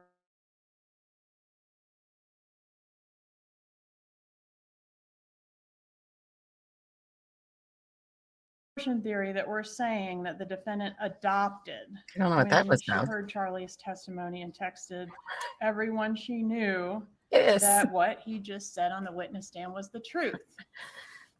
There's a concept in the law known as adoptive admissions. That's when one party makes a statement and the statement is adopted as the truth by another person. So when Charlie says in those first couple wire calls, if there's a threat, you go to the police, it's of interest that Donna doesn't say, what do you mean if there's a threat? No, that's definitely on my We've end. been extorted for 2 years. There's been a threat for 2 years. Charlie did tell his best friend, Ryan Fitzpatrick, about the bump. So what I want to highlight here is the difference between their conduct during this like alleged extortion that was going on for 2 years versus the way they act after the bump, which we know was a ruse, but was supposed to be like a blackmail effort. So Charlie tells Ryan Fitzpatrick about the bump. He also tells him about the confrontation with Garcia at the roadway on July 1st, 2014. But he never previously confided in Ryan Fitzpatrick about, even though it's his best friend, about being extorted for 2 years by this girlfriend of his or her associates. We have some people, but I don't think they're here Ryan today. also noted a major change in Charlie's demeanor around the time of the bump. He was displaying a level of stress and anxiety that was not present before the bump, evidencing that his story about being extorted the whole time is false. June Mchinda noticed these changes in Charlie's behavior as well, but she also noted a major change in this defendant's demeanor after the bump. Although she didn't know about the bump, around this time she observed the defendant to be a mess. She had a swollen face, was crying, and said she was on painkillers for stress. On the balcony of the Icon, which I'm not sure this is the right balcony, but some high rise, the defendant told June Mchinda she felt Danny was haunting her from the grave. Why would she make that statement unless she felt guilty about having wronged Dan Markel? So keeping that all in mind, let's see if the other evidence in the case makes sense with this Charlie version of events that this defendant has adopted. You might want to wrap this up a Starting with little his bit, girl. statements to Catherine Magbanua at the Dolce Vita restaurant. Charlie says to Catherine Magbanua, if they had evidence, we'd have already gone to the airport. Even if they bug your phone, you're still not talking about any of this. Like his mother, Charlie emphasizes that the co-conspirators should not talk about what they know on the phone.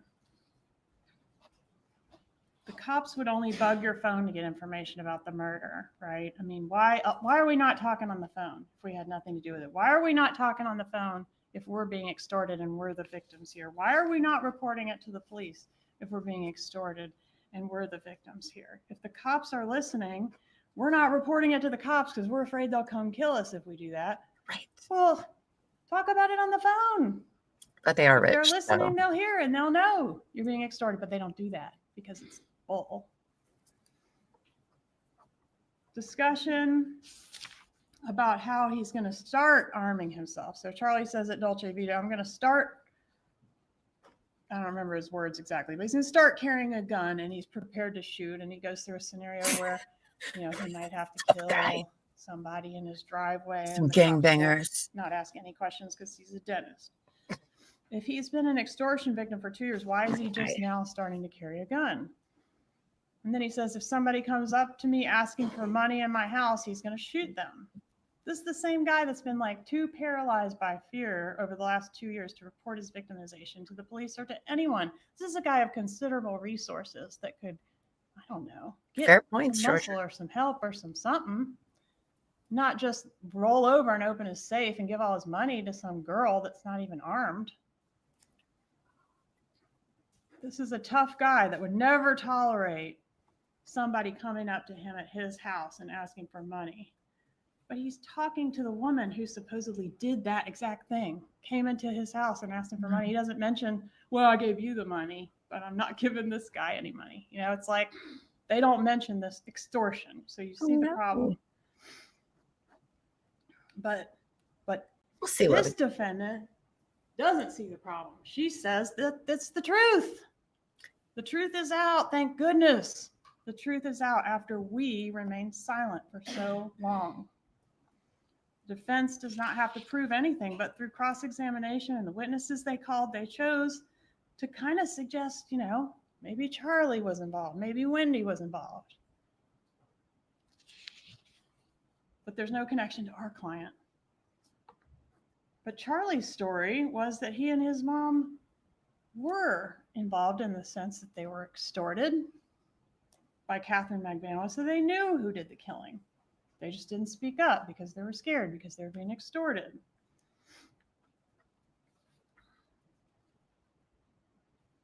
Donna Adelson calls Charlie's story the truth when it suits her to support her son and proclaim his innocence during his trial, but now she kind of wants to distance herself from that because it's ridiculous story. It's not the truth. The truth wasn't out. Don't let her distance herself. She adopted that statement as the truth. She stuck with it.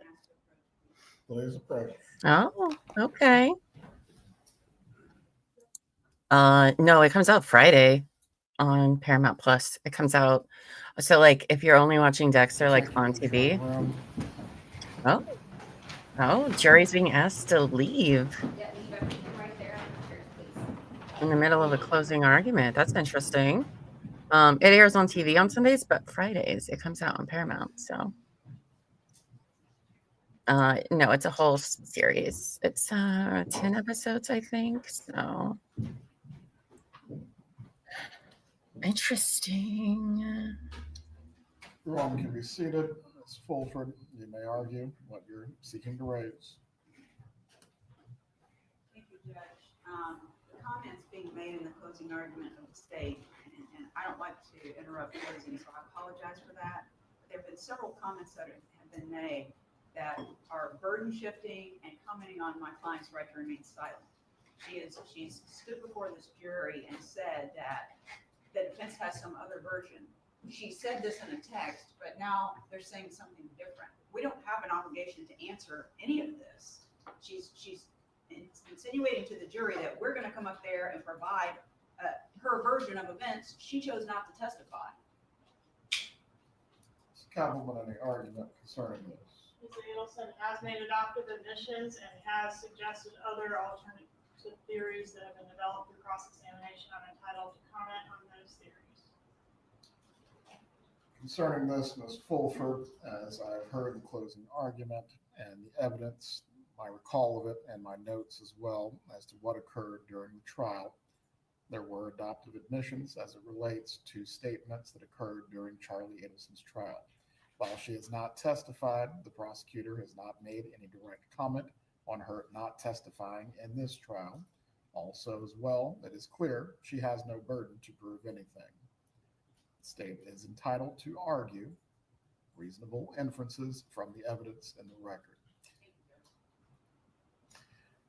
We will take a break at this time. If the defendant needs to use the restroom, bailiffs, please take her. If anyone else needs to, please stretch your legs or use the restroom at this point as well.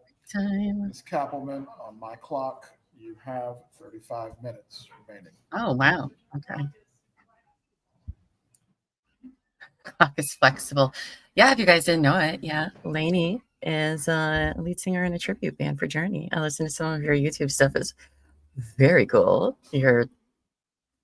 I'm going to try not to fangirl, but they were very cool. While we're on a quick break, though, I am going to clear out my Google and follow Dave and Dope's suggestions because of that whole spam thing earlier. So the stream won't go away. itself, but me and the court will go away for a few minutes. So let me do that. Okay, guys? Stream shouldn't go anywhere. So just hang tight. I will be back shortly. Please update.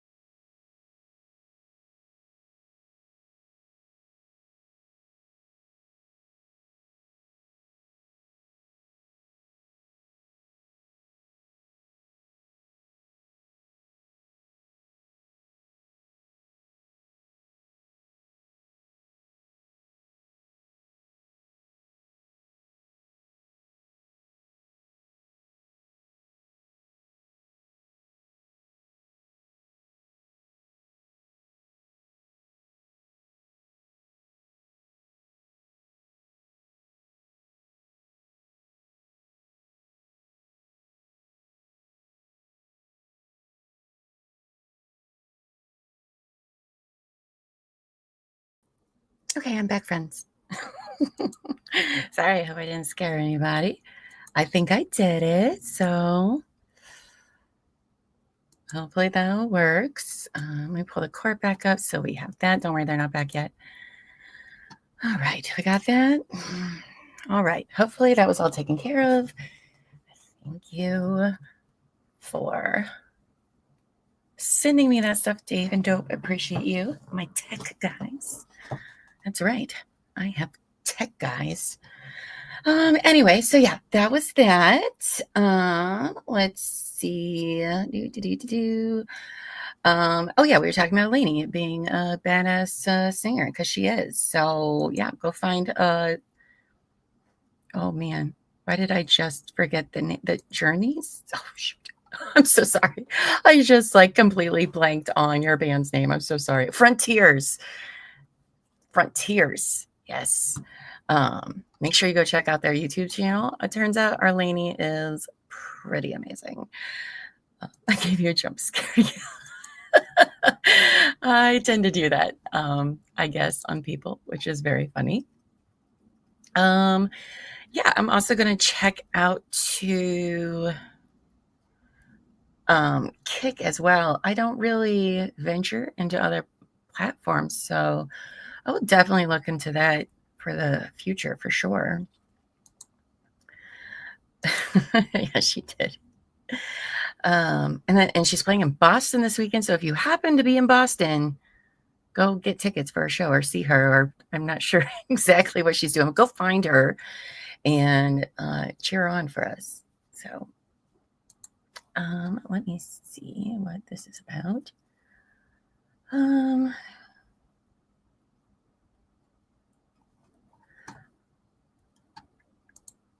You don't scare easily. I scare very easily. Like it's embarrassing. It happens numerous times on stream. So let's see. You're welcome, babes. You are welcome. All right. So we're in the middle of closing arguments. Georgia has about 35 minutes left in hers total. That includes what will be her rebuttal, if at all. I think she has at least like 10 more minutes to wrap up what she's talking about now. Then it'll be defense. I don't know. Looking at the time, I think that he is going to let them go to lunch. He'll let Georgia finish talking. He'll let the jurors go to lunch and probably come back with defense and what defense is closing and her rebuttal would be my guess. He may just make them like do the whole thing, but we will see. We will see about that. First Light Casino in East Taunton, Massachusetts. There you go. That's how you can find Lady performing tonight with her band, The Frontiers. And who doesn't love Journey? Whoever that may be. Or no, not going to be our friends. I'm just kidding. I will never talk to you again.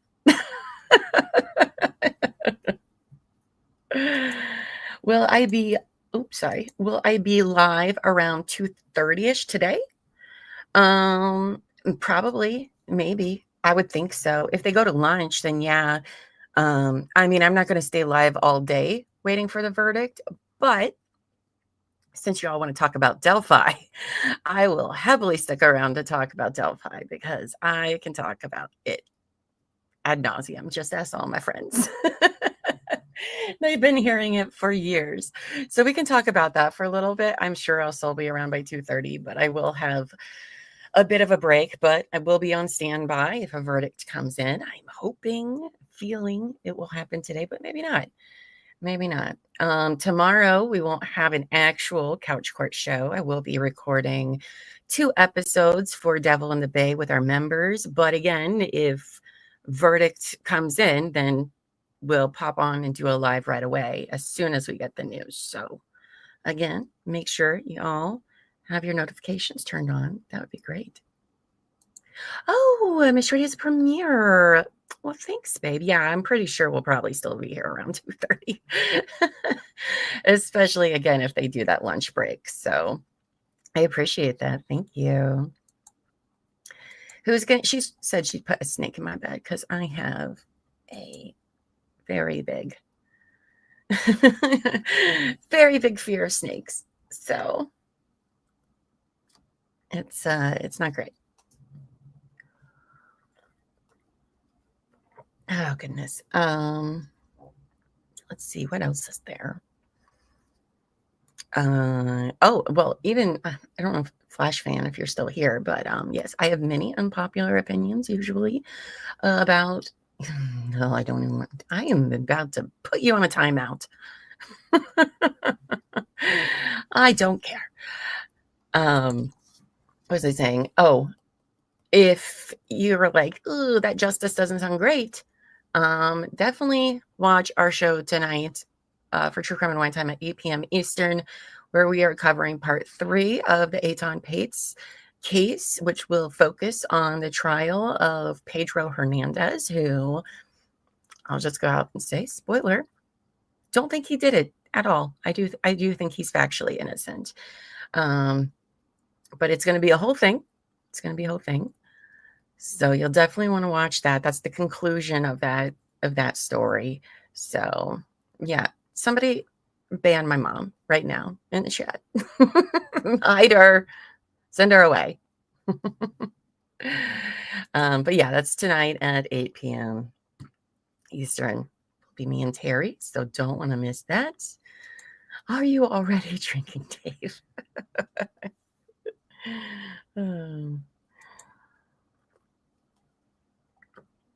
It didn't say how long the break was going to be, right?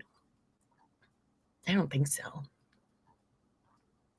So, let's see.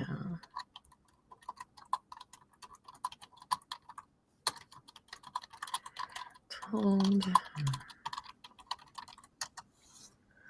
a 17-hour break. Oh, I almost deleted your comment. Oh, no. Oh, look at you, Dave. If I was in Boston, I would so come and see you. I had a beer with Steve Perry downtown Toronto many years ago. You are awesome. Yes, she is, yes. Was it 30 minutes? No. No. Oh, God, I hope not. I hope not. We will see.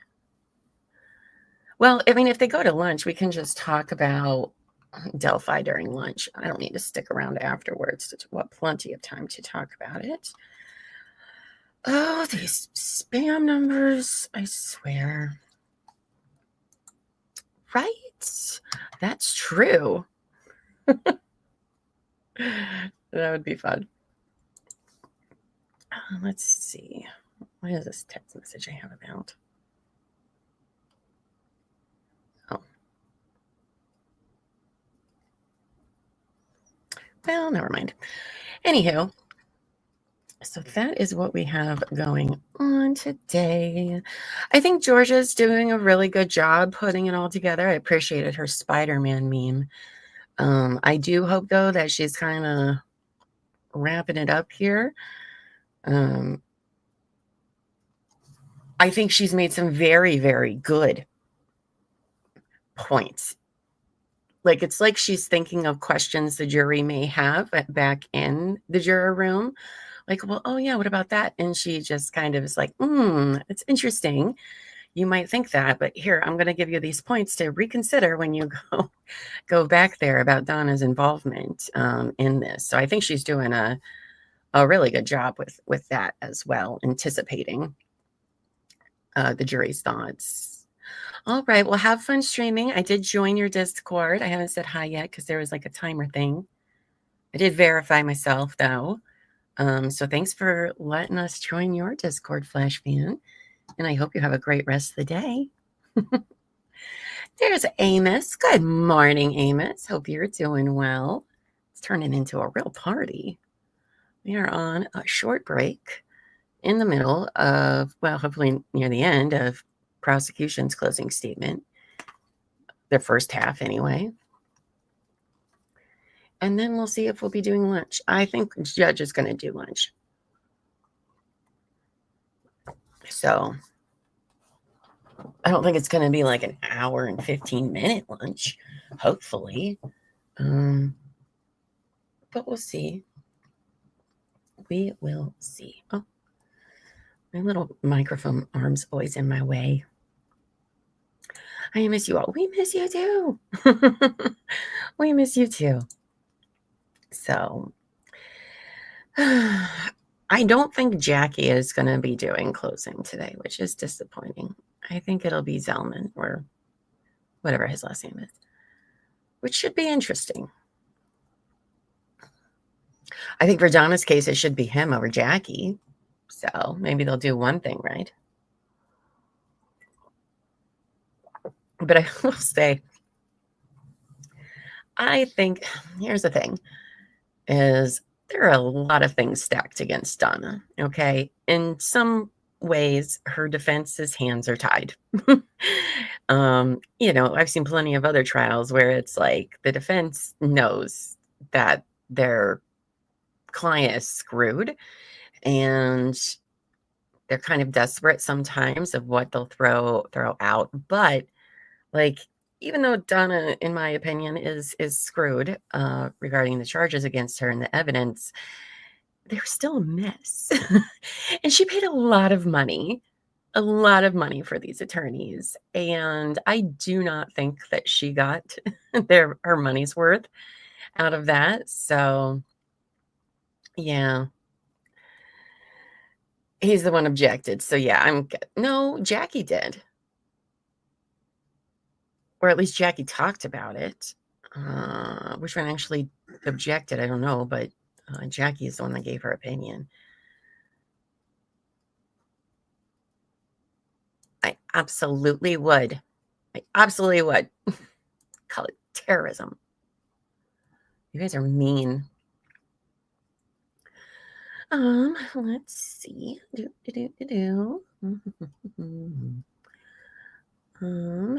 I think I can close that now. And just closing some of my billion tabs that I have open. Don't need that. Anyhow, what were we saying? Jackie objected, so she should be the one closing. Ooh. I don't know. We'll see. I mean, I thought it was him. I don't know who it is. For their sake, I hope it is him. He seems a little bit more put together than Jackie. But if it's Jackie, I mean, the few times we've seen the defense table, she's just sitting there like, like, I think I'd want you taking notes, to counter, make sure you say things that are being brought up here. But, I mean, I'm rooting for it to be Jackie just for entertainment purposes. So she needs a nap.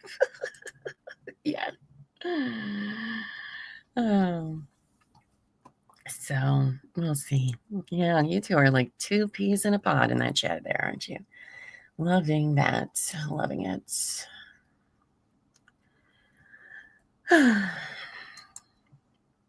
Let's see. Do you guys think the verdict? You know what?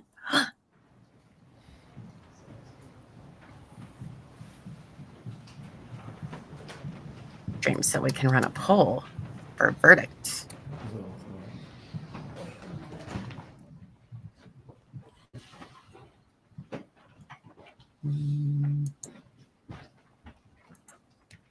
You can be seated.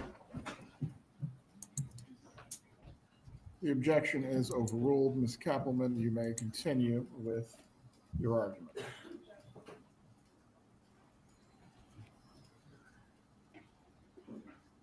When the bump happens, you get to observe this defendant and her son in action working the problem.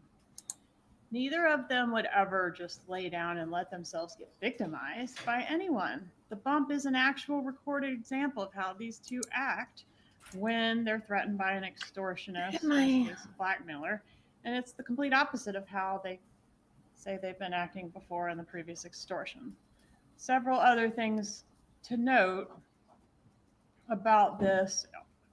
Let's just compare like the two extortions, the prior one and the one with the bump. So when the bump happens, they resist, right? They don't open their safe up. It was only $5,000 compared to thousands and thousands of dollars they've been paying. $5,000, they don't pay. They resist. They take action. There are in-person meetings between Charlie Adelson and his mother, Charlie Adelson and Catherine Magbanua, and eventually with Dad too, about the bump and what to do about it. The defendant eventually downloads a recording app and records a call to the would-be blackmailer.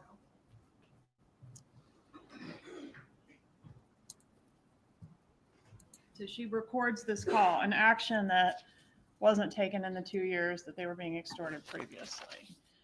Charlie tells Ryan Fitzpatrick about the bump, although he never mentioned being extorted over the previous 2 years to Ryan Fitzpatrick. They investigate the bump. This defendant questions every aspect of the undercover. His look, his words, his behavior. You know, it's done like that, it's not done like that. Charlie enlists Catherine Magbanua to find out who it is and to handle it, right? Charlie says he's not going to take it lying down. He threatens Nazi shit if they mess with his family. Katie, I don't care what I spend. Yes, Dave, You thank you. better kill him because he's going to be a big problem. If he can't do it, I'll have someone else do it. Now these guys want an extra $5,000. You're going to kill him when you've been paying, I don't know how many, $100 and some odd thousand over the past 2 years. You weren't killing anybody then. They don't pay the money. If Mrs. Adelson has been blindly writing these checks every 2 weeks for 2 years, and her son has been paying additional monies each month on the layaway plan to the extortionist, and they've done nothing to investigate it, nothing to report it, nothing to stop it, but now they're going to launch a full-scale investigation over $5,000 more dollars? They don't call out Catherine Magbanua. According to Charlie and this defendant, they've been paying Magbanua now for 2 years, or at least funneling money through her. And here Charlie is talking to the person that's been collecting that money over all those months. But at no point does he acknowledge in that Dolce Vita recording or even allude to this long history of payments he's been making to her. This long history of extortion that's been ongoing through her. While they're still in the restaurant, Charlie gives Magbanua instructions. Say my It's a friend, closer pull than I have thought. no idea what you're talking about. And frankly, I don't know what you're talking about. But the name sounds familiar of who's incarcerated. So I'm going to give you something as charity to help the less fortunate. But do not contact these people again or they're going to the police. The whole time you're talking, just say, I don't know what's going on, and only use the words help and charity. Charlie proceeds to give Magbanua a whole lecture on blackmail, which is pretty ironic in light of the fact that his defense is she was blackmailing me or extorting him. No, it's Katie. And these are just a selection of the incriminating quotes from the Dolce Vita recording that you all heard. After the meeting with Magbanua at Dolce Vita, Charlie calls the defendant and call F. Me too, girl. Tells her he had coffee with a friend and gave her some good relationship advice. Well, at this time, Catherine Magbanua is living with Sigfredo Garcia. Relationship advice. This means he talked to Katie and she's going to talk to Garcia and they're going to handle it and deal with the problem. Donna seems to understand this from the use of the term relationship advice. In call G, she's less sure than Charlie that this is the police. That's his theory. She's worried it might not be accurate.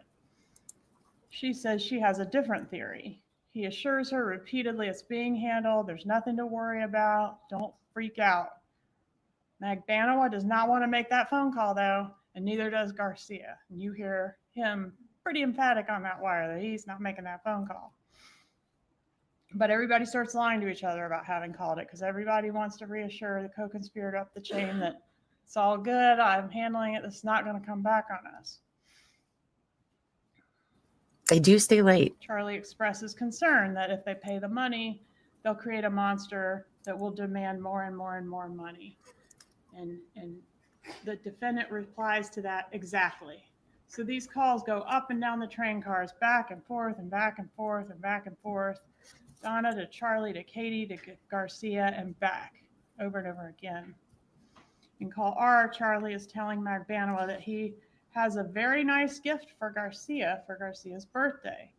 So if we think about his defense, the defense that this guy is extorting him after he on his own went and killed the ex-brother-in-law, he's gonna buy a birthday gift for the guy?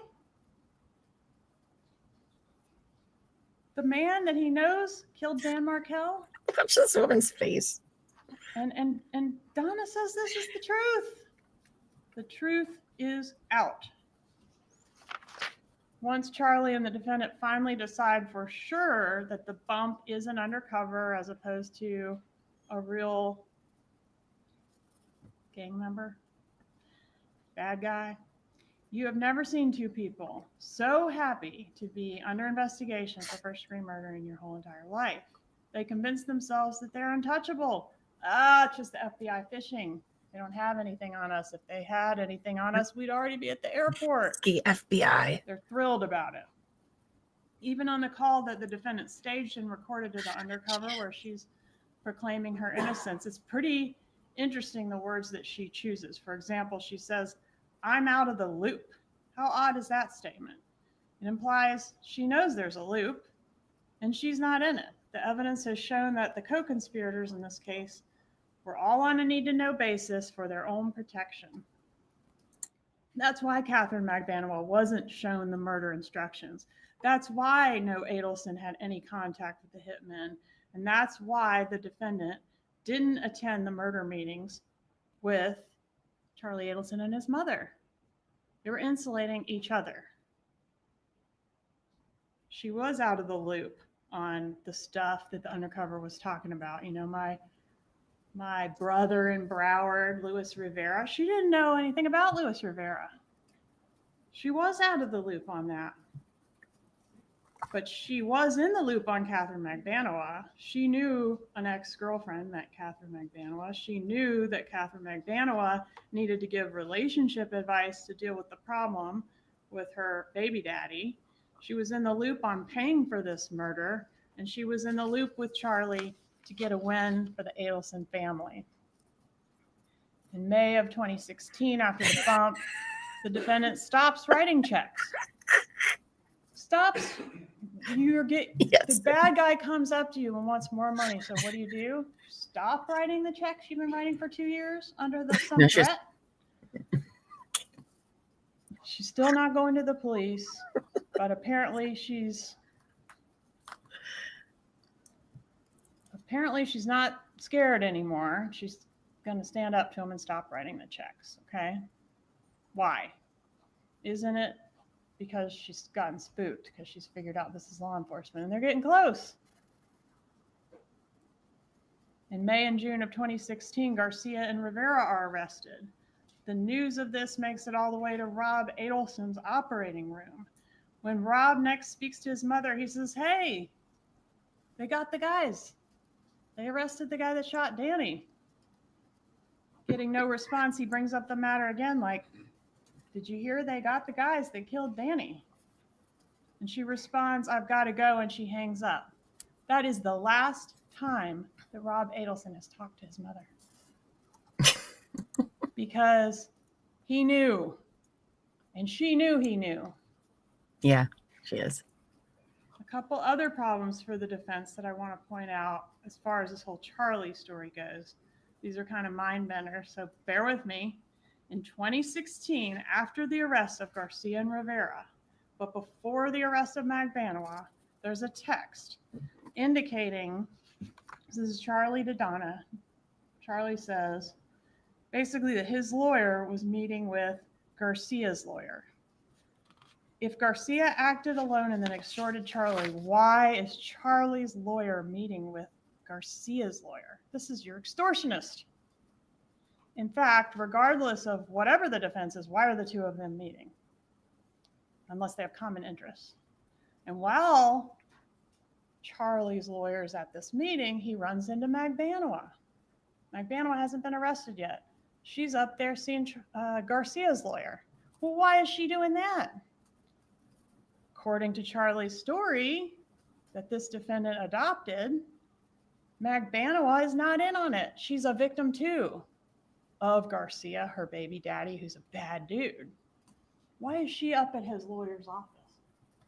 And when they learn that McBanoa was up there, Charlie says, "Oh, my lawyer ran into McBanoa while he was up there. He said she's nice and pretty," and Donna says, "Just like all your girlfriends." Well, why isn't she saying, "What do you mean? Why is she up there? I thought she was a victim of Garcia, just like us." All right, so here's another text. Fair This one's from points. August of 16. In this one, Charlie and the defendant are discussing a newspaper article in the Tallahassee Democrat, which talks about a drug dealer that the killers had contact with when they were here in Tallahassee from Miami. And somehow Charlie deduces this drug dealer is going to be the state's star witness. And they're basically spitballing alternative defenses. This is August of 2016. They've known supposedly who the killer was. The truth came out that the killer was Garcia and that they knew about it since the time of the killing. But here they are saying, well, maybe a drug dealer killed Danny and a drug deal gone bad. This is because the extortion thing hadn't been invented yet. The extortion thing didn't get invented until right before Charlie's trial in 2023, when he's trying to think of what he's going to say from that witness stand to explain all the evidence against him. Rivera gives a proffer. That's on September 30th of 2016. McBanoa gets arrested October 1st, 2016. You would think that if Charlie's story was the truth, he would be sleeping well for the first time in a long time, knowing that these folks that were taking his money and taking his mother's checks were off the streets and behind bars. But to the contrary, you've heard evidence that he started freaking out around that time, and so did the defendant, right?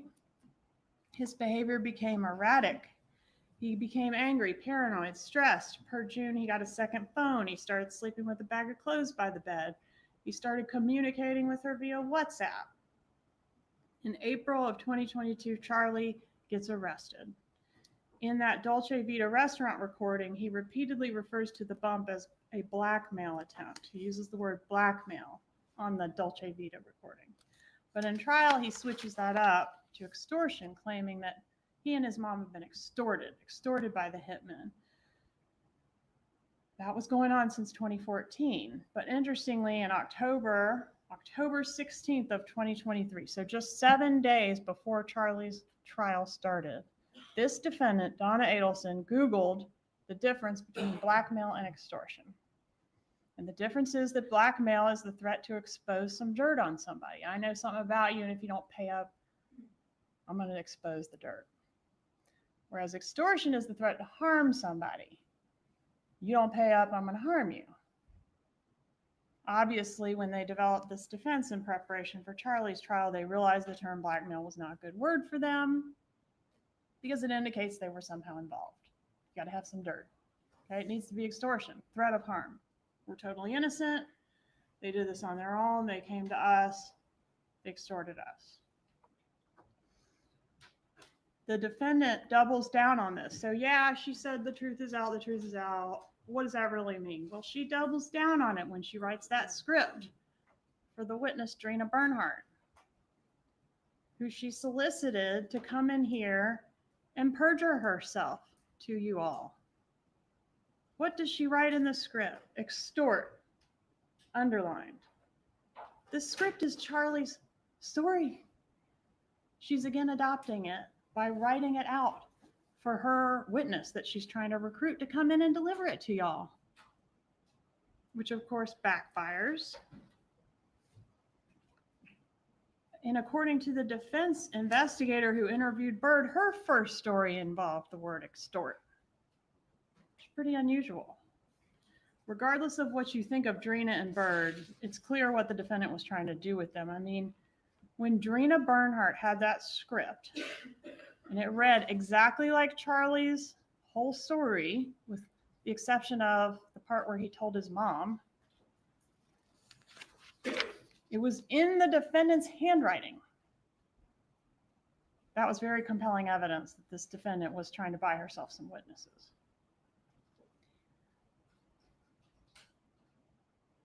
I do want to talk about one more piece that has to be dealt with regarding this whole story of the extortion. And that's that Wendy wasn't in on it. Okay, there's a text November 1st of 2023. So this is after the truth comes out. This defendant texts Wendy Adelson, her daughter, and acknowledges that Wendy doesn't know anything about all this extortion stuff. And like, sorry, we had to keep it from you for so long, kind of thing. If Charlie's defense was the truth, and Charlie and this defendant knew there was a threat to Wendy and her kids from the people that killed Dan, it's a little shocking that they failed to mention it to her. Instead, they let her and the boys move to Miami, where the bad guys were, and, you know, walk up and down the street without any extra protection or even knowing that the killers knew who they were and had threatened their lives and lived there in Miami. The defendant also acknowledges in this November 1st text at the bottom there. Next one. Previous one, maybe.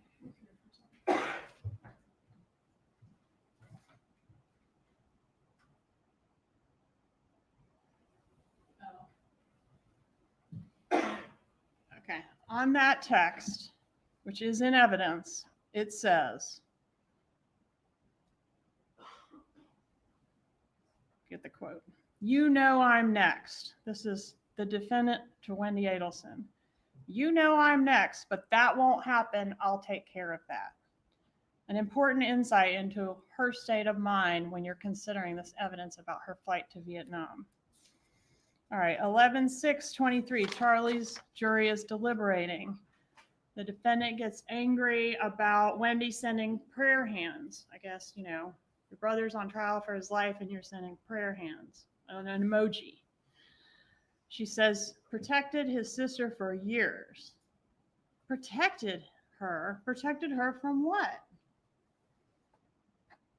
Would he need to protect her from the knowledge that they were being extorted? Or does it make more sense that the protection that's referred to is the murder, and the fact that this defendant is a little angry that Wendy doesn't seem to appreciate what she views as a huge sacrifice that her brother has made for her and her benefit. Wendy's not charged.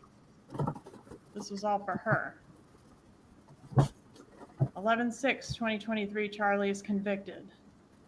Nothing about the extortion defense adds up for Charlie, and it doesn't add up for Donna Adelson either. It's true that she did not pull the trigger. She's guilty of first degree murder as a principle, which we talked about at jury selection, about how a party who assists in the murder can be charged and convicted the same as the person that pulled the trigger, even if they're not physically present when the trigger is pulled, which is not disputed that she was not. And you all agreed to follow that law, even if you ended up not liking it. Right? I don't know if anyone admitted to not liking it, but you don't really know if you're going to like it or not until you have to make a decision. If you don't like it, you still must apply it. I know that I can trust you to do that. We talked in jury selection about the difference between direct and circumstantial evidence. And it's true that this is largely a circumstantial case. You might recall my powdered donuts example. Had direct evidence that it was the kid not covered in powdered donuts, but we agreed that being covered in the powdered donuts was pretty good evidence that that's the child that ate the donuts. This case is not entirely circumstantial. I mean, she's covered in powdered donuts. Don't get me wrong. But there is direct evidence as well. And I want to go over those.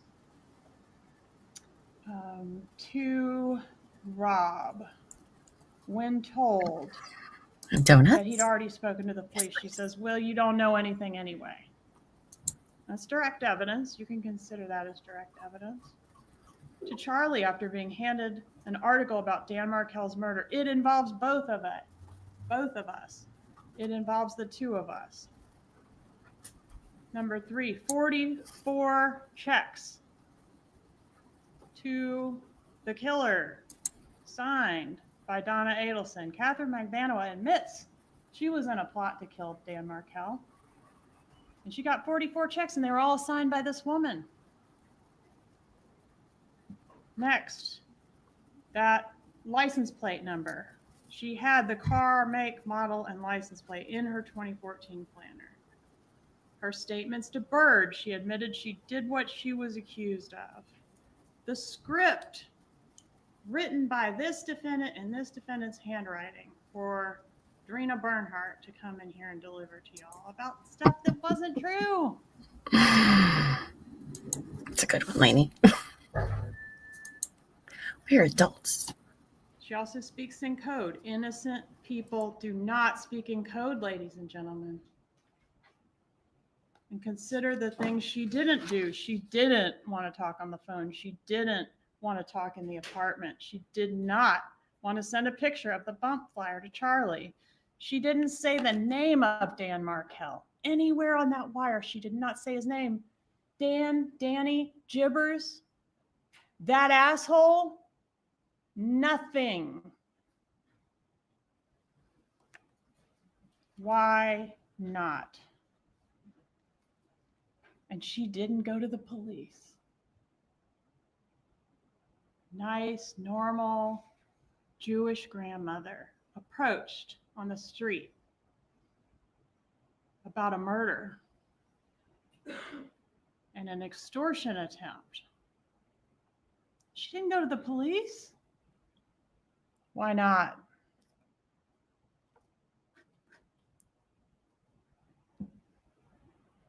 After Charlie's found guilty, the defendant sends this text to Wendy Adelson. Your brother protected you for years. Now you are not guilty. Your lawyer took very good care of you. You can bury me in the dress that I bought for Lincoln's bar mitzvah. Does not sound at that moment as if she's totally committed to attending the bar mitzvah. You heard that open line call where she's making plans to either flee or kill herself. She is distraught over the verdict. And she's distraught over the knowledge that she's next. The defense has tried to sell you that her emergency fast track visa and one-way ticket to a non-extradition country was a vacation. On November 7th of 2023, this defendant Googled a list of U.S. extradition treaties. She was looking for a non-extradition country, and she booked a ticket to one with a stop in another non-extradition country. She applies for a fast-track emergency visa for Vietnam. I wanted it the fastest I can get it. She indicates a 30-day visa is not sufficient.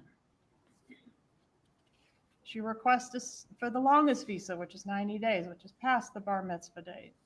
She tries to get Wendy to help with business assistance. And when Wendy doesn't respond, she ends up asking her friend, Annie Cunningham, who y'all met in court.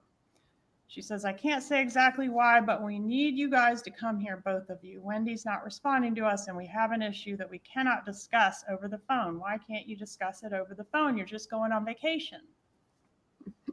Annie responds, basically, just say the word. It's funner that way.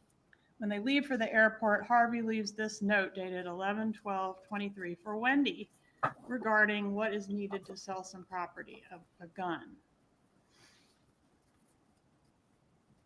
Donna makes notes in her planner to have Wendy have the lawyer tell Charlie where they are on the lawyer's private line, so the call will not be recorded. Why not? Y'all are going on vacation. You're coming back.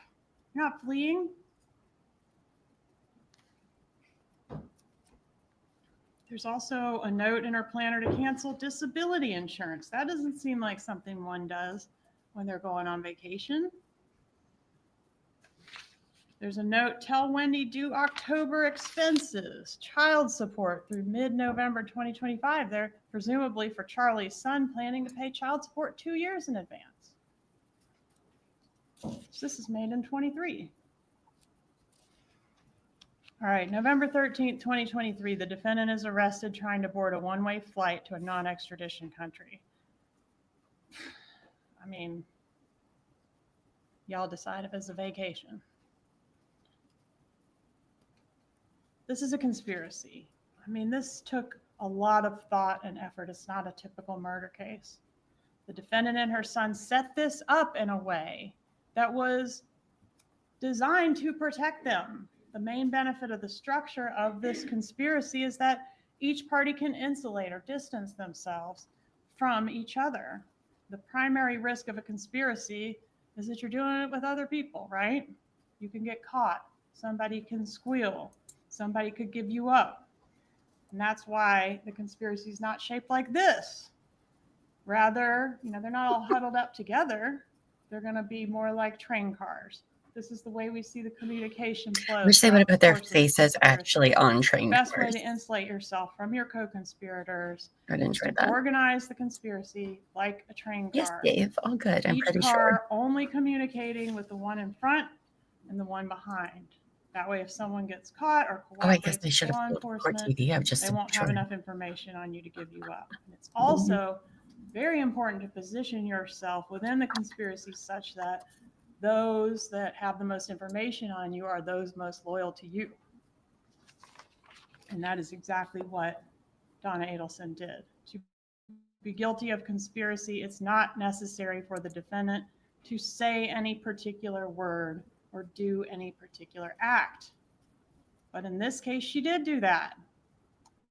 We have all those words and acts that we went over that directly tie her. They are direct evidence tying her to this conspiracy, plus all the powdered sugar dust. Yes. Don't let the way she thought she was going to get away with this be the way she gets away with it. Render a verdict that does justice. Find her guilty. Thank you. Members of the jury, at this time, we are going to take our lunch break.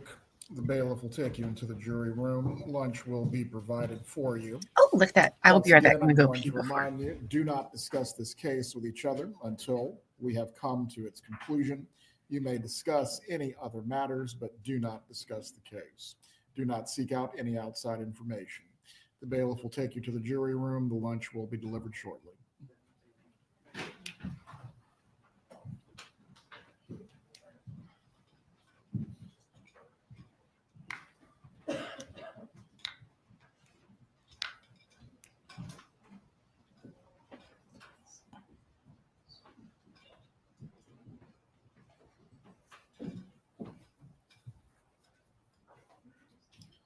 Everyone can be seated. If the defense can go ahead and move forward with setting up the room in the manner in which you'll need to do. We will come back at 1:45. The defense will give its closing. The state will give any rebuttal that it has. 7 minutes and 6 seconds. Ms. Keppelman. You may request additional time if needed. Mr. Zellman. With respect to us setting up, we're gonna need the exhibits. The exhibits are obviously not gonna stay in here during lunch break.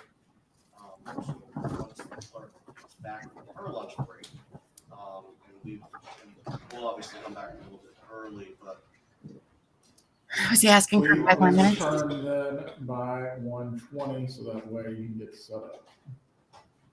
thank you, Your Honor. Judge, do you want the demonstratives that were not admitted, but that were shown as demonstratives to be admitted as court exhibits? Yes. If anything does need to be reviewed, anything that was presented to the jury, even as demonstrative, I'm sure will be of use to the appellate court. Yes, sir. All demonstratives for the state or the defense that were used during the trial, these will be court exhibits. Oh, we never get this view. It's interesting. We're in recess. Defense is to return at 1:20 to set up. 20. For everyone else, please return by 1:30. 1:30. Okay, so 45-minute lunch break. Interesting. Requesting time.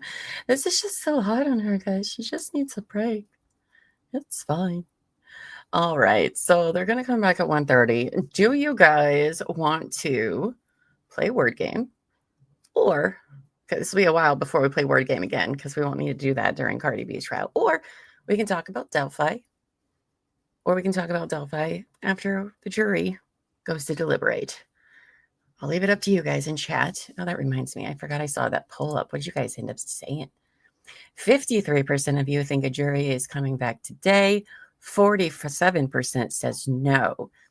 That is pretty darn close. I wasn't expecting closings to be all afternoon. So yeah, there is a good chance they don't come back today. However, I don't know how long. Let me move this off before they start playing that music. What was I going to say? Oh, there's the music too. Weird choices on court TV. Weird. What was I going to say? There is a good chance. Oh, they let the jury stay late. I don't know how late, but court stays late. Weird music. Oh, I wish you guys could hear this because it's just. Why did we pick that, court TV?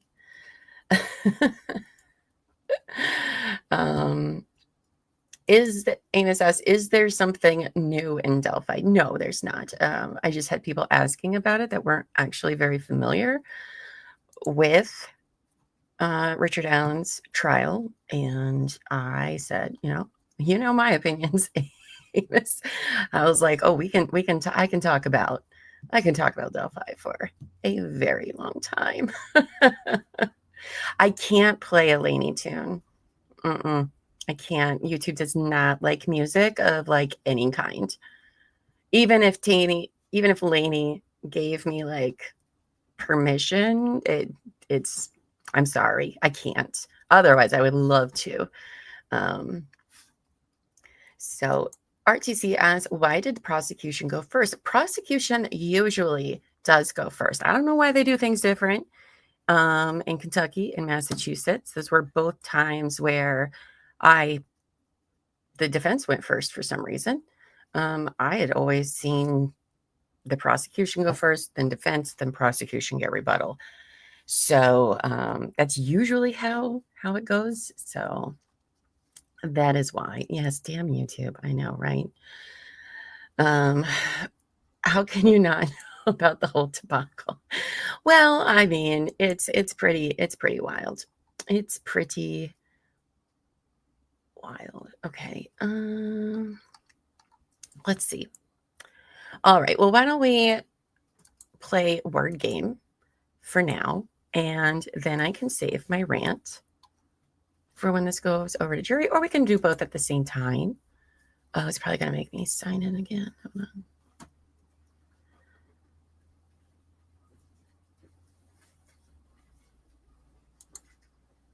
Oh.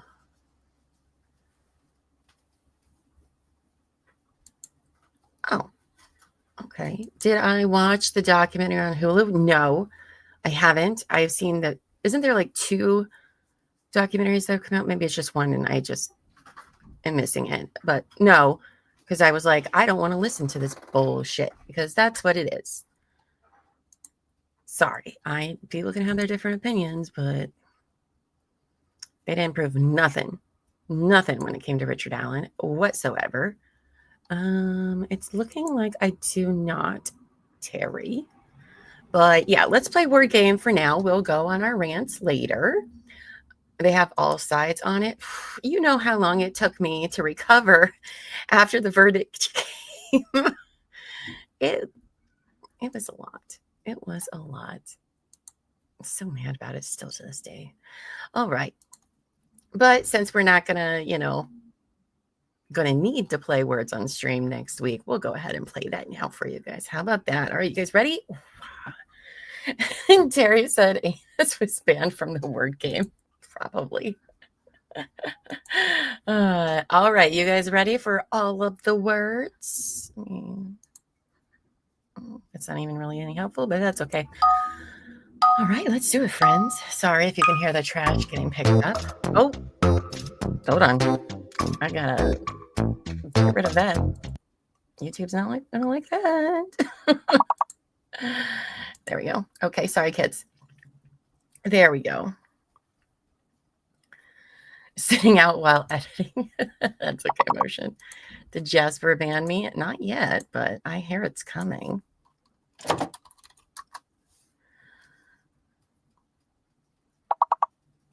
Oh, so none of these are working. Okay, hold on. What is happening? Give me a second, guys. I might have to restart this because we all put in words, but it's doing that fun thing where it's like, nope. Why is that? Hold on.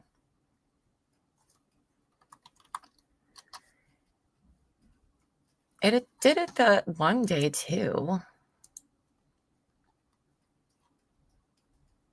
Oh, you know why? Because I wasn't logged into the other account. So give me just a second, guys, because I cleared my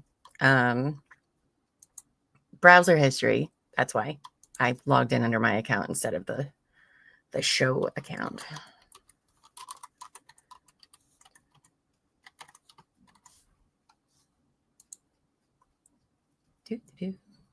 All right. Go wants to make sure it's really you sign in that sent you something. Terry? I need someone for this. That makes it so I can't play a game like this. So, all right.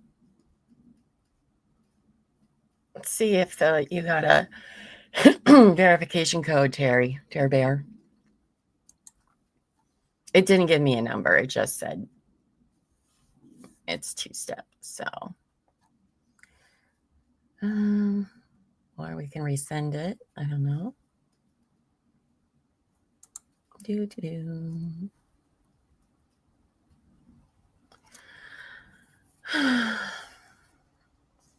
We'll resend another one in case you didn't see it.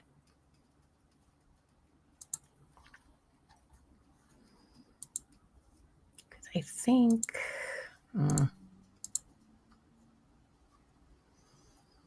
Oh, yeah, that means I have to re-sign in to all of my stuff again. Boo. Where's Terry? Message her, check her phone.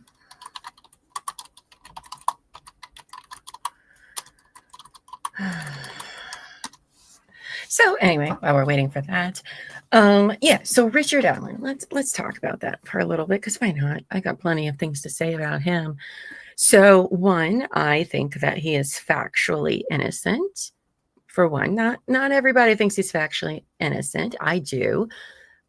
Many people, however, do agree that they do not believe he got a fair trial. I'm also in that boat. I do not think he got a fair trial. His defense team, oh, you guys thought Judge Bev was something? Judge Gall, that woman, not a, yeah. Is that the quiet keyboard? Yes, it was. Yes, it was. And then it was not a death penalty case. I know somebody asked that. No, it wasn't a death penalty case. So the problems with this is, one, there is like literally no evidence. All right. The only evidence they have is, one, Richard Allen put himself there on the bridge the day that the girls were murdered. There were numerous other people at the bridge. He actually went to the police to say that he was there, like immediately afterwards, but the police didn't bother looking into him or anything like that. No, why? Because there were other interesting suspects, particularly Ron Logan, who owned the property that the girls were found on. And I guess I can make myself big instead of a little circle. And he asked somebody to come up with an alibi for him on the day. It was very suspicious indeed. And Ron ended up dying like a year or two later, right? But this went unsolved for years, right? So then they finally announce this. Oh, it's politically motivated. Okay. He conveniently died. One of the most bothersome things that really bothers me on this case too is that the state rejected help from the FBI. That's right. FBI is like, hey, you need help solving the murder of these 2 young girls? We're here to help. And they're like, you know what? It's fine. We got it. It's fine. We don't need your help, Mr. FBI. No, thank you. Why would you reject help unless there's some things you're trying to cover up, is all I'm saying. Okay, so they come out. Yeah, Lainey. Yeah. I believe there's a lot of injustice done. Right. So then they come out in 2022. Because when did the girls die? I think it was 2016. I think it was 2016 for Delphi. I can't remember if it's before or after the Piketon. I think it's 2016. Anyway, so I guess, right? Oh, we'll get there, Lainey. Oh, buckle up for the confessions, okay? So Ron is wearing the same clothes. Anyway, okay, so they end up arresting Richard Allen out of freaking nowhere in like 2022 or something, right? And when you see this guy, you're like, that guy's the guy that did this to 2 teen girls? How? That doesn't make any sense. We'll fast forward all the way to the trial, right? Well, actually, no, we won't, because we need to talk about the confessions. Oh, 2017 was the murder of the girls. Okay. So they arrest Richard Allen. Okay. They said, hey, we found a shell casing. I think it was under the body of one of the girls, and we found a gun and it matches. So they arrest him, right? So instead of keeping him in a county jail where everyone stays before they're sentenced, they send Richard Allen to a prison, and put him in solitary confinement in a prison, which in my opinion is a violation of his constitutional rights because he is innocent until proven guilty, period. All right. So they put him in solitary confinement the entire time for like a fucking year. Okay. He starts having mental freaking breakdowns because who wouldn't under these circumstances, right? So then they're all like, yeah, Richard Allen's been confessing in prison. He confessed on the phone to his wife. He confessed on the phone to his mom. He's confessed to the psychiatrist. Confession. All right. Except again, you have this man who already had some mental health issues. He suffered very much from major depression disorder, right? And you put him in a room all by himself for 24 hours a day, constantly being recorded. His reactions weren't great. Okay. They weren't great at all. He started banging his head against the wall. He started eating his own poop. This man was having a legitimate breakdown. And there's a reason why we have laws as to why someone can't stay in solitary for that long, because it is literally torture. It's actually a war crime. Okay. And here they are doing it in Indiana for somebody who has not went to trial, who is innocent until proven guilty. And that should scare the shit out of everybody and anybody, period. Okay. Not great. That's right. Let's not forget the forced Halidol, right? Because they're like, oh, he's having all these breakdowns. He's eating his poop. He's trying to kill himself by banging his head against the wall. Let's inject him with Halidol. If you don't know what Halidol is, it is an antipsychotic medication.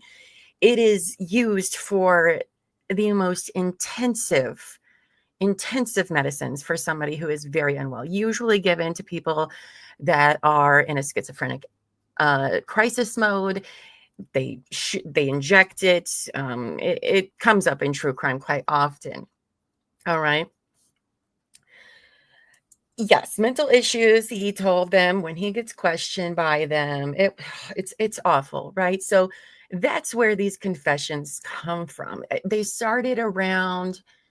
He got arrested in October, then sent to a prison for his own protection. Then by March, so like 6 months later, is when he starts confessing, but he didn't give really any details to it. just that I did it. Like there was no, the prosecution wants you to say, oh, well, he talked about a white van. Nobody could have possibly known that. Everybody on the internet knew about this damn white van. Okay. It did not mean, it was not a tip that only the killer would know. No, it wasn't at all. Yeah. Alan is, it's wild, right? So basically, they get to trial. They have all these, in my opinion, bullshit confessions. Because I don't care if he was telling the truth. For me, if somebody has some serious mental issues, like we'll talk about tonight with Pedro Hernandez, or if you lock somebody up in solitary confinement every day for 6 to 7 months, I'm not going to believe anything they say, even if it's the truth. I hold no credence whatsoever. Oh, do they play them in the documentary? Oh, nice. So they get to trial.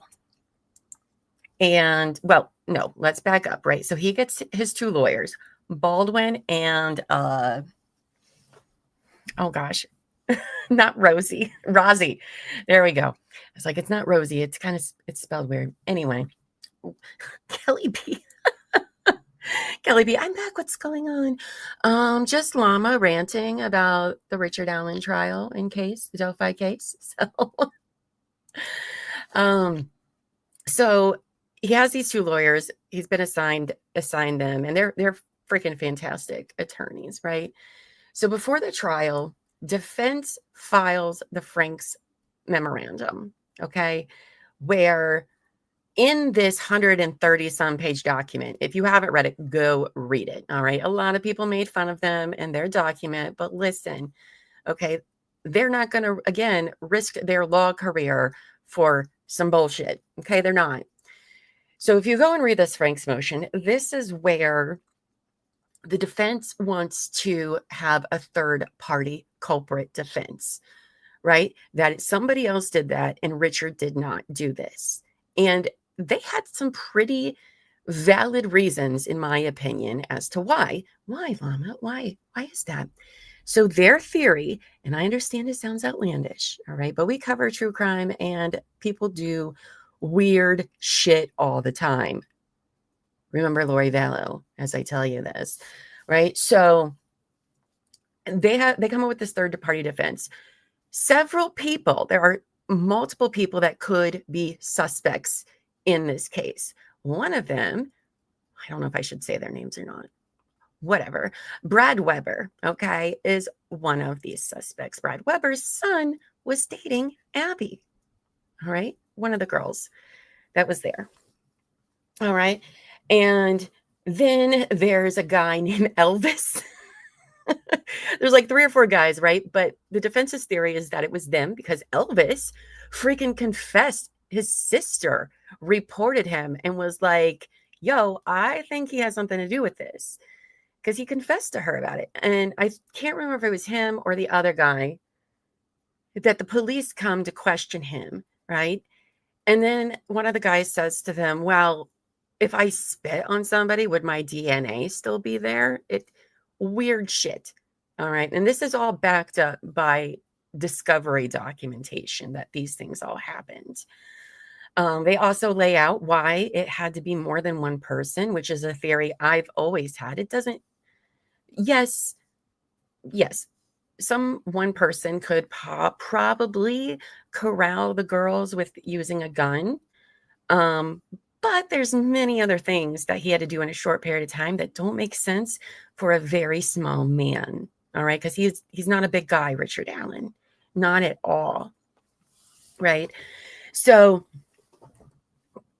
they have this whole, and they believed that the girls were sacrificed because they were Odinist, and the girls were sacrificed for their Odinist beliefs, which the media and everybody else just scoffed and laughed.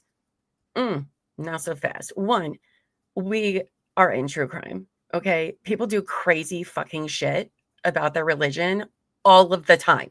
All of the time. Exhibit A, Chad Daybell and Lori Vallow. Okay. It is not that outlandish. People have been sacrificing people in the name of their. Now, this religion does not call for it. I want to make that perfectly clear. This is a religion that has started to be bastardized. And the defense, okay, there's so much to this trial. It's crazy, right? So the defense goes in to talk to their client. All right. They record, the defense attorneys with a camcorder outside, record their interaction with their client, which is crazy because, like, why? You shouldn't be able to do that. And they also noticed that the guards that were protecting Richard or keeping an eye on him, guess what they had on? Odinist patches on their uniform.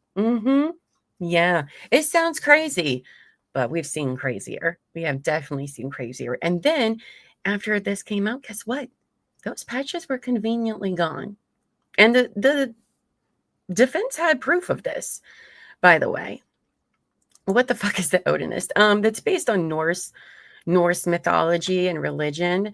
But that has been hijacked by white supremacist groups in prison. It is no secret in Indiana prisons, in prisons across the country, that this is a growing movement and it is being bastardized by white supremacy. Okay? I know, it's weird. It's like, oh gosh, what is happening, Llama? This is a lot. This sounds crazy. I think one tiny little man doing this is crazy. Because here's the thing, right? So they arrest Richard. One of the things is, what kind of person would you think could kill two girls in broad daylight yes, it was a nature reserve, but it was actually pretty busy because there was no school today. You know, you're going to think, man, that person is clearly a creep and evil. These girls were, what, 13, 14 years old? They probably had a history of violence, doing something else to other people. Mind you, one of the girls was found nude. Okay. So this person has to be demented in some way. It surely wouldn't be their first time. I mean, that's kind of crazy, right? So they arrest Alan. They go through all of his shit, all of his devices. Now, he didn't have the phone for that year, but he did have some other phones, which, whatever. Not everybody keeps their phones. Doesn't really matter to me. But they go digging through all of his digital footprint, if you will. And they find nothing. All right. There is literally nothing to connect Richard Allen to Libby and Abby. Nothing. All right. He doesn't even have weird porn shit on his electronic devices. I mean, tell me, listen, if the state can find anything to use against you, they will. And there was nothing digitally that Richard Allen had done that would even point to them. They had nothing, no digital evidence for anything. Okay, so that didn't add up for me. And he didn't have a history of violence or anything like that. He seemed like the perfect patsy, in my opinion. Yeah. The worst he had were searches for horror movies, right? Like nothing they had on this guy. There was no DNA, no fingerprints. All they had is that stupid fucking shell casing, which when they took it to the lab, guess what? They couldn't recreate it with his gun. They did it 3 times. The third one kind of came out close, but it was not the same. And again, it was the ejected cartridge, right? So like that bullet, I don't know how to, I'm not very familiar with guns on how to word it, right? But it was still an intact bullet, if you will. Doesn't mean shit, right? So how the hell was he concocted? Oh boy. So convicted. Yeah. Well, first of all, the defense was not allowed to present their third-party culprit testimony. First of all, you want to know something else, Lainey? All right. I don't know how many trials you've watched, okay, but I have watched a fuck ton. All right. So one of the common things that you will see in every trial, right, especially someone that's an eyewitness, do you know what they usually ask you to do? They ask you to point to the person in the courtroom that you saw that day or that you're talking about, right? Now, there were 2 sketches done, known as Bridge Guy. All right. There is a video of Bridge Guy. It's very grainy. You can't make out who it was. And then there's 2 police sketches that look very different from one another. And in my opinion, neither look like Richard Allen, right? But they have all these eyewitnesses who saw Bridge Guy. All right. I think at least 4 people testified of being on the trail that day. Not a single one was asked to point to Richard Allen as the man that they saw out on the trail that day. Not a single eyewitness was asked that in court. Why? Why? You saw the person with your eyes, right? Why would prosecution not be like, and is that the man you saw? Of course they would do that. But why didn't they do that is the question. Okay. Now, also, when they arrested Richard Allen, guess what? It was just a few weeks before the vote for sheriff and the vote for the DA for politics. Isn't that interesting? It's so interesting. It's a mess. It's a mess. I do not think it was him at all. He had no connections to any of the other suspects, if you will, persons of interest. Didn't the defense point that out? Well, here's the thing, Lainey, is also this trial was not televised at all, which didn't make any sense. Well, their excuse was, well, this involves 2 young girls, juveniles. It would be in poor taste. No, first of all, we watch kid trials all the time. And the state of Indiana had just passed the law allowing live trials to be streamed, like just came into law. And they were like, no. And of course they don't, because they don't want the actual truth that they have nothing. How did he plead? He pled not guilty. He pled not guilty. He was convicted of murder for both of them. Numerous YouTube lawyers were out there. If you wanted the best trial coverage, so Defense Diaries was out there, Lawyer Lee was out there, and Andrea Burkhart were out there. And they gave updates every day. Andrea, her streams are longer, but she is certainly of the 3 the most detailed. I don't know how she does it. They all did a good job, in my opinion. But yeah, you could go watch her daily coverage of that and obviously come to your own conclusions. I don't want to tell anybody what to think or, how they should feel. I know some people who after the trial were just like, ooh, okay, so maybe this isn't right.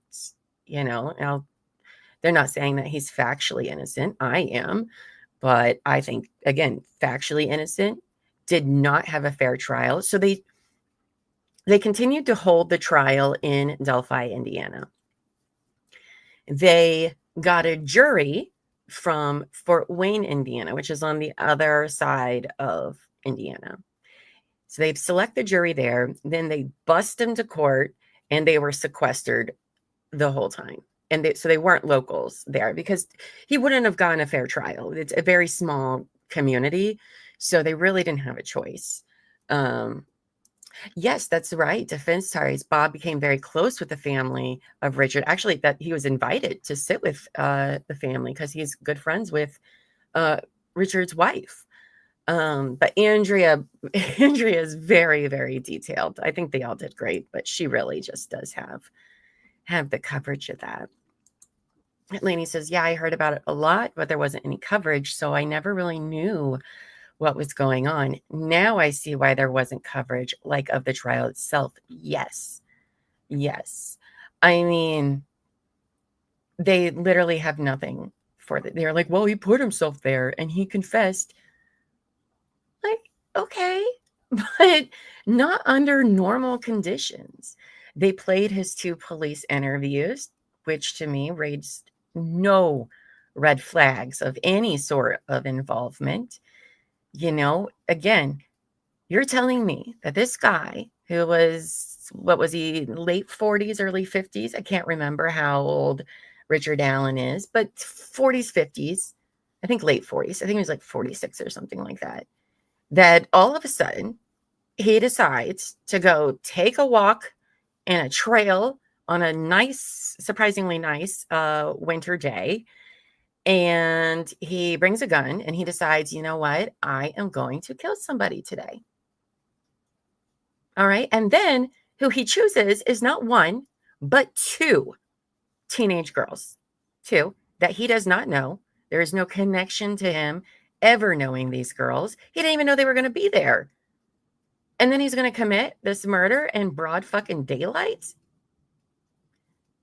Make that make sense. Make that make sense. It doesn't, it doesn't. It doesn't make any sense to me. Now, yes, one person can, if they have a weapon, make other people comply. Sure. There's been plenty of cases where that's happened. But he also, I hate going into the details of how the girls, if you read the Frank's motion, it'll go into details of the girls' bodies. But not only was Libby found naked, she was dragged. It just, also the brutality of the girls. Oh, and then there's like clothing that was missing.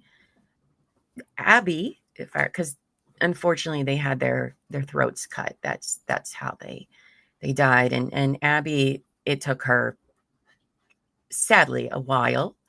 But what was interesting was that they didn't find a lot of her blood for some reason. Oh, and they had to like cross a creek to get to where the crime scene is. Okay. Which it wasn't that high of water anyway. But at some point, both the girls, and this had to have happened in what? Like 20 minutes or something like that. Both the girls are clearly made to undressed because Libby is found not clothed. Abby is found clothed, but wearing some of Libby's clothes that she had on. Like, so, and on Abby's body was like cleaned. Okay. Make that make sense. Like there was no debris found on her, like skin or anything. Yeah, it's yes, you guys. Yes. So somebody had to have redressed Abby and possibly have washed her as well, because where the blood was still on her body. Also, if I recall, it's been a few months because when the verdict came, I got very upset about this verdict, and like it was not a good time. It was not a good time how that made me feel, because I was just so sure that he would at least get a hung jury, and it really kind of did a number. But if I remember right, there was also proof of the way the blood was dropped on Abby, that at some point her head would have had to have been like down, right? So either she was hung upside down or she was carried because of gravity with blood. Now, Richard Allen is like 5'6", okay?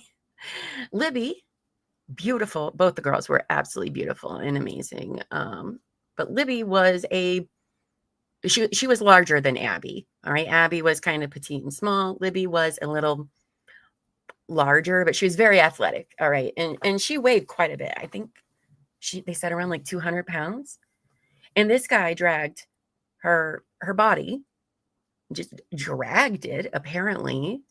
This little dude, get out of here. And he's very meek. He doesn't say a lot. He doesn't have a whole lot going on in his life. It doesn't make sense. Yes.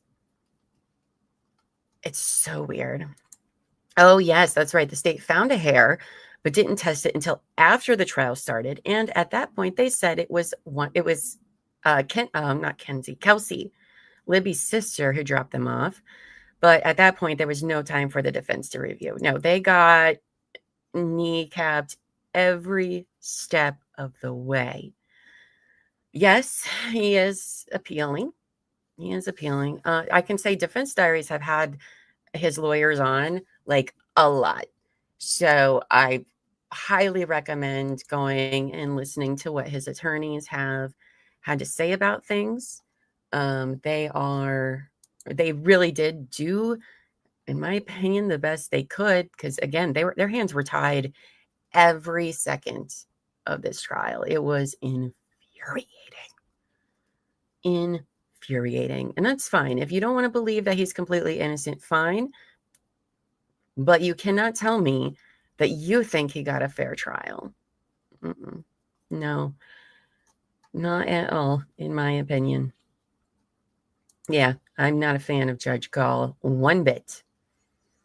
One bit. Were they public defenders? Yes, they were. They were public defenders, but they're very qualified public defenders. Listen, Rossi and Baldwin, they fought zealously for Richard Allen, and they are very vocal that they believe Richard Allen is innocent. And that's a lot of people think, oh, well, that's any lawyer would say that about their client. No, actually, they would not. They actually would not. And they really did do as best as they could. Yes, Motion said also the transcripts did just come out, and some people like Nick Starro are reading them now. Yeah, I have not had time, obviously, to read the transcripts for a 6-week trial, but I've heard that that's changed some other people's minds that were all like, oh yeah, he's definitely guilty. Like they just railroaded this guy. I don't think he had anything to do with it. He was a manager at friggin' CVS. This guy does not come across as being smart. I'm sorry, but he's not. And I think he would say the same. What about the parents and the families of the girl? What do they think? They, of course, think that the state got it right. And I don't fault them for that. I actually never really fault families for believing the state in their theory, because I can't imagine that like level of grief that you want to just kind of believe anything you can to get justice for your loved one. It happens a lot. But they think that had to be the case, and it just doesn't. I try and listen to Nick when I get a chance. He has a great reader. I haven't watched him since they were raising money for the transcripts. I know Sleuthy Goosey put out a Google Drive folder for them. I think we have it somewhere in our Google Drive. I have it in mine. I just haven't opened it up. I also, the day that Angie let me know that they were out, I went to that and I downloaded them all to my computer just in case they somehow like disappeared. Because while I think Andrea and Bob and Lee all did a fantastic job reporting from the trial each day, I mean, they can only write so fast, so I would very much like to read them myself, but it is quite a task, which maybe I'll do soon. But they are in Discord under the Richard Allen case file. Yes. There's just a lot of problems for me that are very problematic. And I think, again, it doesn't really matter if you think he's guilty or innocent. You cannot say that his rights certainly were violated by being held in a prison under solitary for no reason. All right. No reason he needed to be in solitary. He was not violent with any other inmates. And of course, they're like, well, we protected him for his own. No, shut up. No. All right. Yes, this is a high profile case, but states do it all the time without having to throw who at the time, no matter what, is an innocent man in a prison in solitary. Make it make sense. Yes, Lawyer Lee, Andrea Burkhart, and Bob Mata from Defense Diaries. His wife, too, was there some days as well. They all did great daily coverage. And they agree with that, too, that this isn't what happened is not right. It's not right. It's not okay. Now they have them court will resume at 1:45. Okay. So it's certainly something to take a deep dive. I have questions about Ron Logan. Ron Logan was somebody that everyone thought it was him for years. And then all of a sudden it's Richard Allen, who has no ties. And then you learn about the Odinist people who also posted weird shit on his Facebook, like because there's also like sticks. Okay, whoever did this, all right, they're like, yeah, sticks were twigs, branches were like used to cover up the girls' bodies, but it wasn't. There was no cover up. It was the worst cover up job you could possibly have if that's the case. But a lot of people, word game. I know I'm waiting. I don't know where Tara Bear went, but I need her to like verify so I can get in. That's what we're waiting for, Lainey. But some say that the sticks were placed in a rune pattern over the girls. Oh, and then so they're supposed to have died. I think it's around 2:30 in the afternoon, somewhere around there. And then I want to say it's around 5 or 6 o'clock that evening, well after the girls have been established to be dead. One of the girls, well, only Libby had a phone, so it would have had to been her phone, but headphones were pulled out of the jack on the phone. And guess what? No headphones found. No headphones found anywhere. Hours after they're supposedly dead, and hours after they claim Richard Allen left the scene. So it's a whole thing. It's a whole thing. Kelly says, I love our true crime community where we are all watching the same creators and always recommending creators for support. Yeah, absolutely. You know, everybody has different opinions, and I think, I think that's great. I know Andrea, she was going to go to Koberger's trial because she's like not that far. Well, no, because they moved it to the other side of Idaho. But she wasn't far from where the crime actually happened. But she was talking about going anyway. So that is some updates about the Richard Allen trial. I mean, there's more, plenty more. But those are my very strong opinions. And they were unpopular opinions for a long time. A long time. Some people are like, oh, he's guilty, he confessed. But if you're interested in false or coerced confessions, definitely stop by and watch us tonight at 8 p.m. Eastern. Because if you thought that was a rant on Richard Allen, I got one too on Pedro Hernandez. So I think it's a very similar situation. And again, ask yourself, why did they reject the FBI's help in this case? That's all I'm saying. I think that there is a lot of corruption. Oh, I don't even know how that, I got makeup all the way down there. I personally think that there is a lot of corruption involved in this case. I think an arrest was made for political reasons. They thought, oh, we can just use this guy and we'll get stuff to meet our narrative. So it looks like we're doing something, because the community was like, who did this? It's a very small community. I would be scared and nervous. Like, oh, we won't even get into the pedophiles that they found through going through Libby's phone, who were also from the area.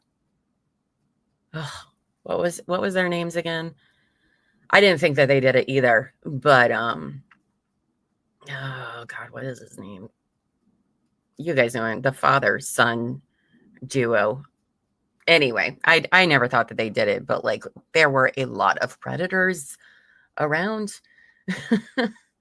So Lady Grace says, I've been watching Andrea's coverage as I have time. She is so detailed and her memory is amazing. It is.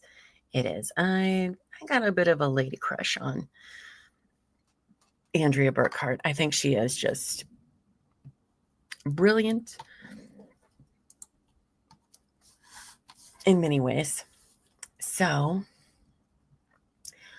that is that for you. I mean, here's the thing, right? Is that he'll be appealing, but I mean, that could take years. It can take years, like 12 years to possibly get a new trial if they even grant him one. It's just, I don't know. When the verdict came back for that, I was pretty upset about it.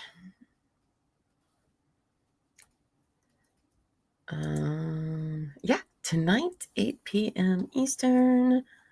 Let me. Oh, you know what? I just remember that Terry said she was going to be gone doing something today.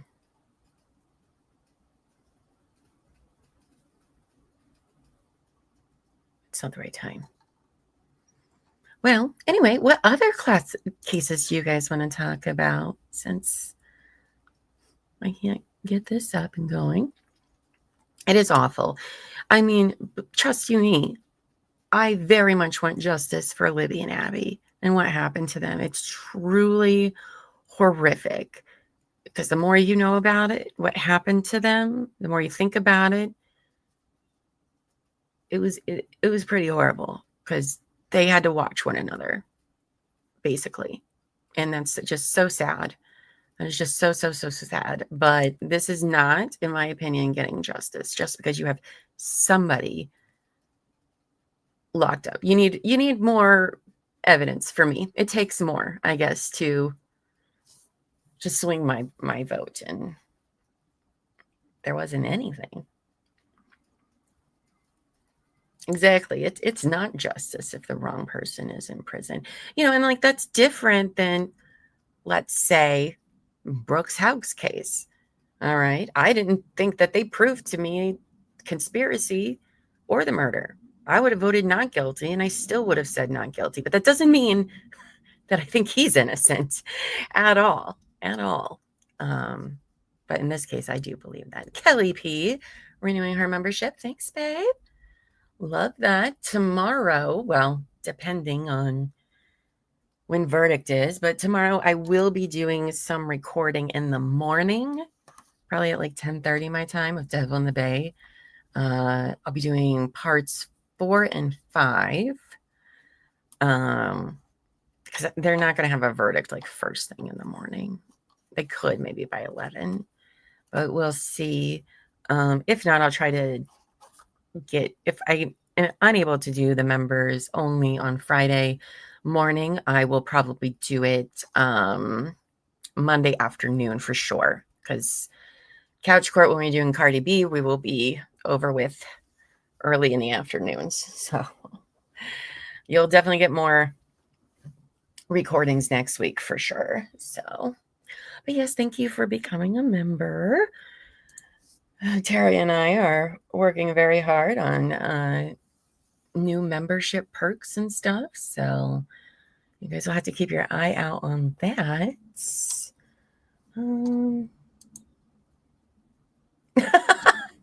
You know why? Terry probably didn't get my message to check your phone to verify because I sent it to Amos instead of Terry. Hold on. Let's resend it.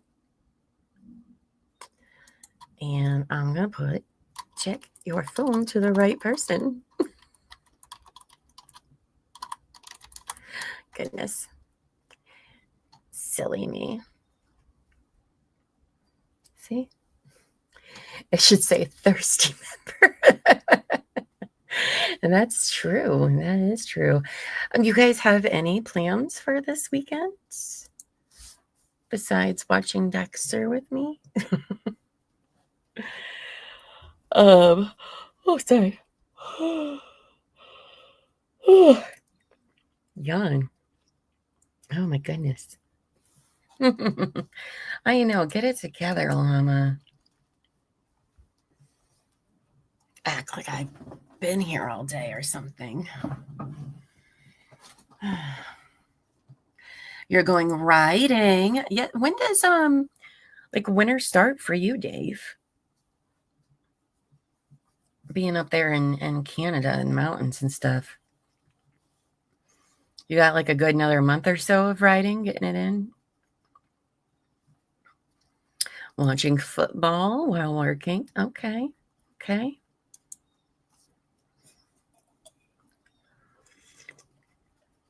I will be working on a bunch of things, making cool things, streaming cool things.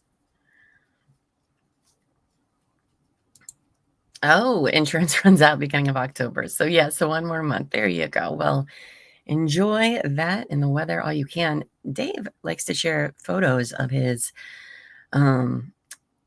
motorcycle riding places he goes in our Discord, and gorgeous, gorgeous places he goes to. The mountains are amazing. Lady Gray and Dexter and riding on Sunday. Nice. I'm glad I don't have to do any of that this weekend. I get to work on other stuff. Motion says, so as I prep for Camp Shorty, I need to express to someone that once again, I have found a site that describes the 1990s as vintage. WTF. Rude. Rude, Motion. Rude. I hate that. Oh, no, thank you. I don't need to know how far away the years are. What were we watching the other day? Elbow, Feet, and I was just like, oh, that wasn't that long ago. And I was like, no, it was 23 years ago. Mama, 23 years. It's like, oh, gross. Don't like it. It's so rude. So rude. You should write them an angry email. Dave says, then October 1st, I will fly to Ottawa with my brother to see my sisters. Oh, great. It'll probably be the last time we will all get together. Will be lots of laughter and tears. Val has ALS. Ugh, I'm so sorry to hear that about your sister, but I am glad that you and your brother were able to work out to go see her. And I hope you do take lots of pictures and videos. And I really like that you guys are doing that, for her, even though it's going to be bittersweet, I'm sure. But at least you're going to have that, opportunity. Is Ottawa on, where is that on the east side of Canada? My Canada geography is not great. I think so, right? Is that in Quebec? I think. I don't know. I know where Toronto is, only because it's not too terribly far from here.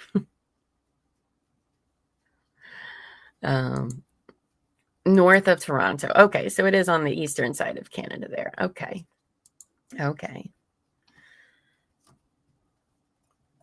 All right. Well, you're just saying words at this point, Dave. I'm just kidding. No, I know that's the province, right? Right? Yeah. I know you guys only have like 6 or 8 provinces, and I cannot remember for the life of me. You know what one trips me up all the time, which is yours? British Columbia. It used to trip me up so much because I was convinced it was on the eastern side because it makes sense. Okay. It's closer to England or Britain, whatever you want to call it. Just makes more sense. Why is it on the other side? I don't know, but I thought you'd find that very funny. Kelly, FYI, we also don't geography here. That's true. We don't. 4 hours northeast of Toronto, 10 provinces and 2 territories. Oh, I guess I'm going to have to brush up on my Canadian geography. They're just labels for all the land. Okay, that's interesting. Also, it's not even near Columbia, so. But yeah.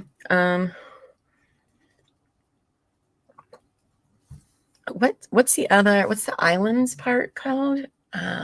On the east side, where all the islands are.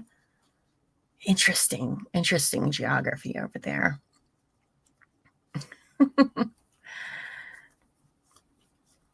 Maybe we need to do Llama Learns About Canada segment. Prince Edward Island, yes. I always thought that was an interesting name for them. Llama Learns About Canada. I like learning things. Oh, I should pay attention to court. Not me in court. Nope, we don't even have a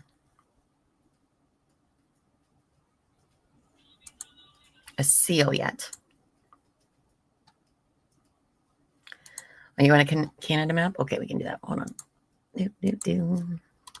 Canada.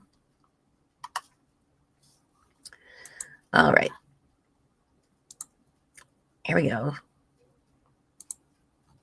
Oh, it'd be nice if I shared it, huh?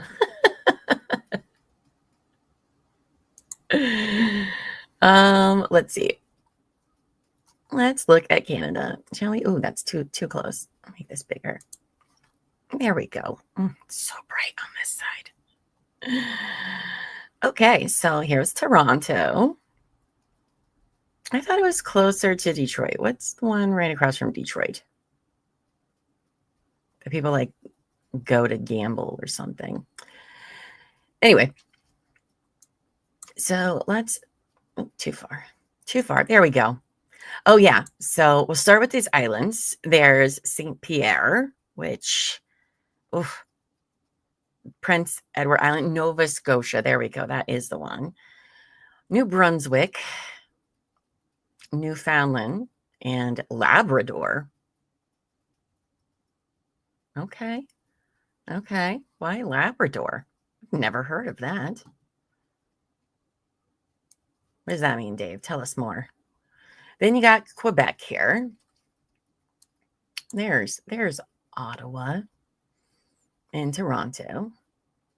Oh, so Ottawa's like right on the border of Ontario and Quebec. We're stalking Dave.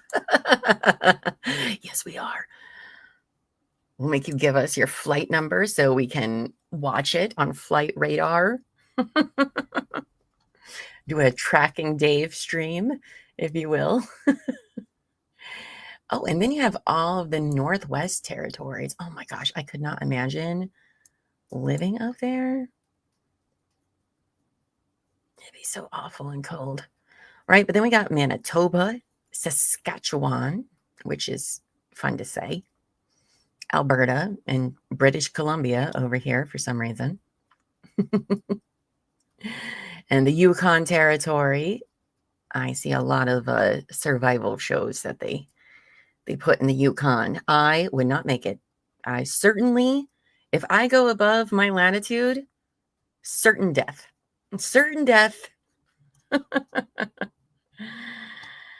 Really? It's not cold all the time? I'll say it looks gorgeous up there for sure. I don't know. It seems like it's pretty. They did a Naked and Afraid in Canada during the winter, and I was like, oh my God, those people are nuts. Let me turn on my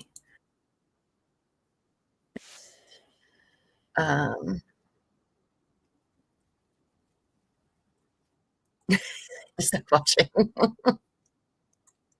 Yes. British Columbia, it just feels wrong. I feel like it needs to be on this side over here. And Nova Scotia, I think it makes more sense to be on the other side. So we're going to rename those. Up here we got Nunavut. Which sounds German. Let's see. Oh, maybe you guys can see it better that way. Oh, there's people that live all the way up here in this area, Dave?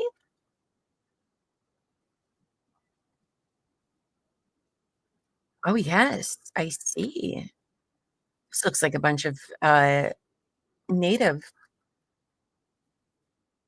I didn't even know Canada went this high. I'm going to be honest. Wow. Oh, wow. Look at all these little places. Oh, oh those are some fun names.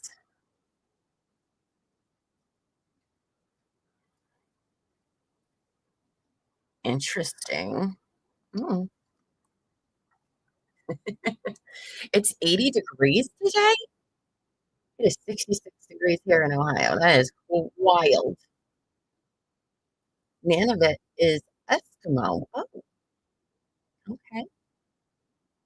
Okay. Didn't even know. How far did it go up? Oh my goodness.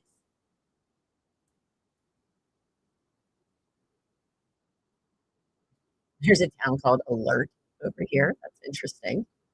Okay, hold on. I think I got us lost in Canada. Oof, oof.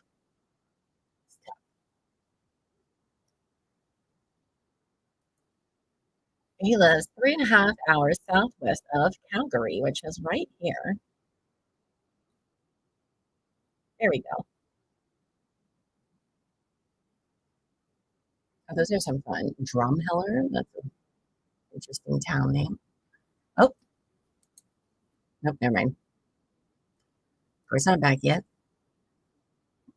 The more you know, getting closer to Santa.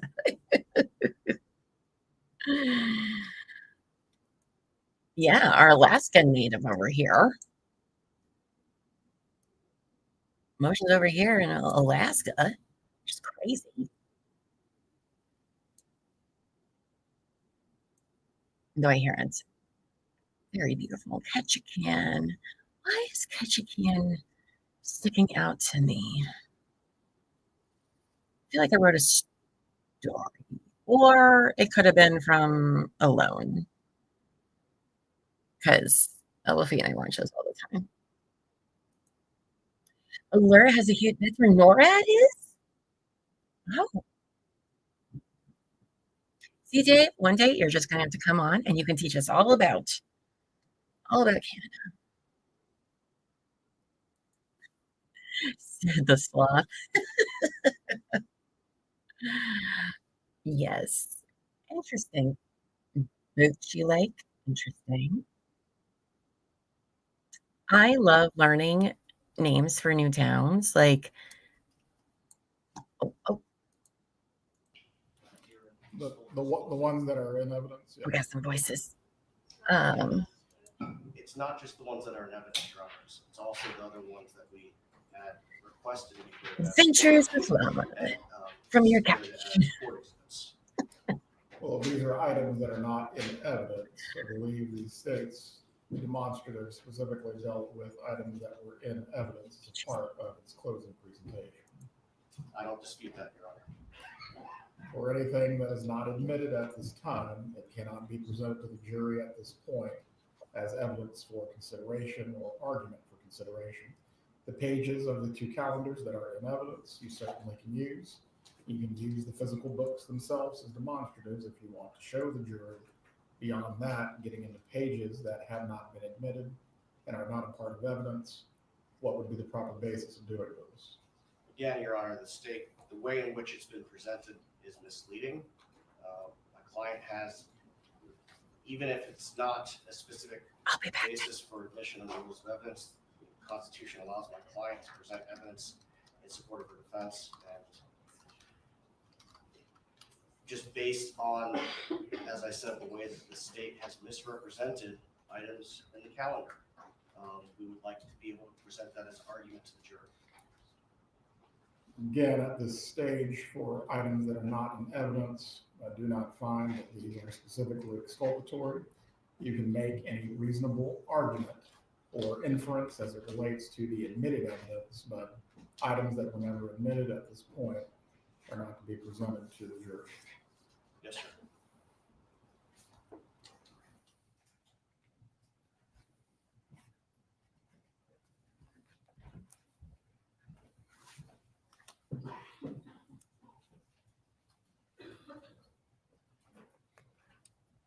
You can bring in the jurors.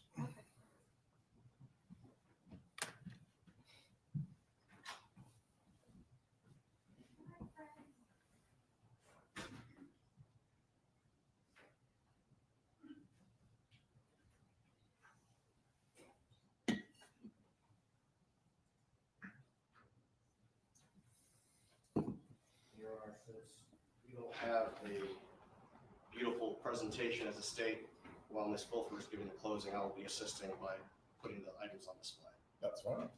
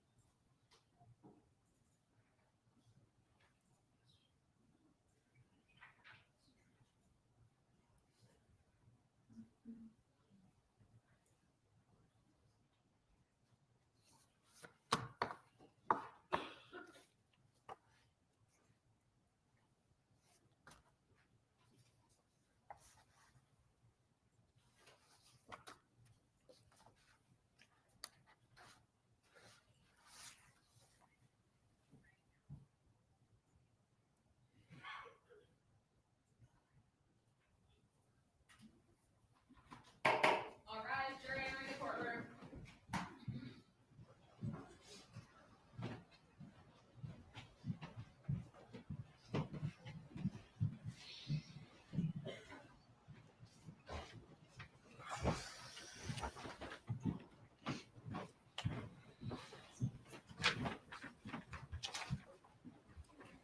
Everyone can be seated. Members of the jury, I hope you enjoyed your lunch break. At this time, we are going to continue with the defense's closing. Defense, you may proceed. Good afternoon. It's been a long day. You've heard a lot, but I hope you'll stay awake so you can hear me too, okay? So it's been what, 2.5 weeks, I guess, since you started this venture with us, and you've heard an awful lot.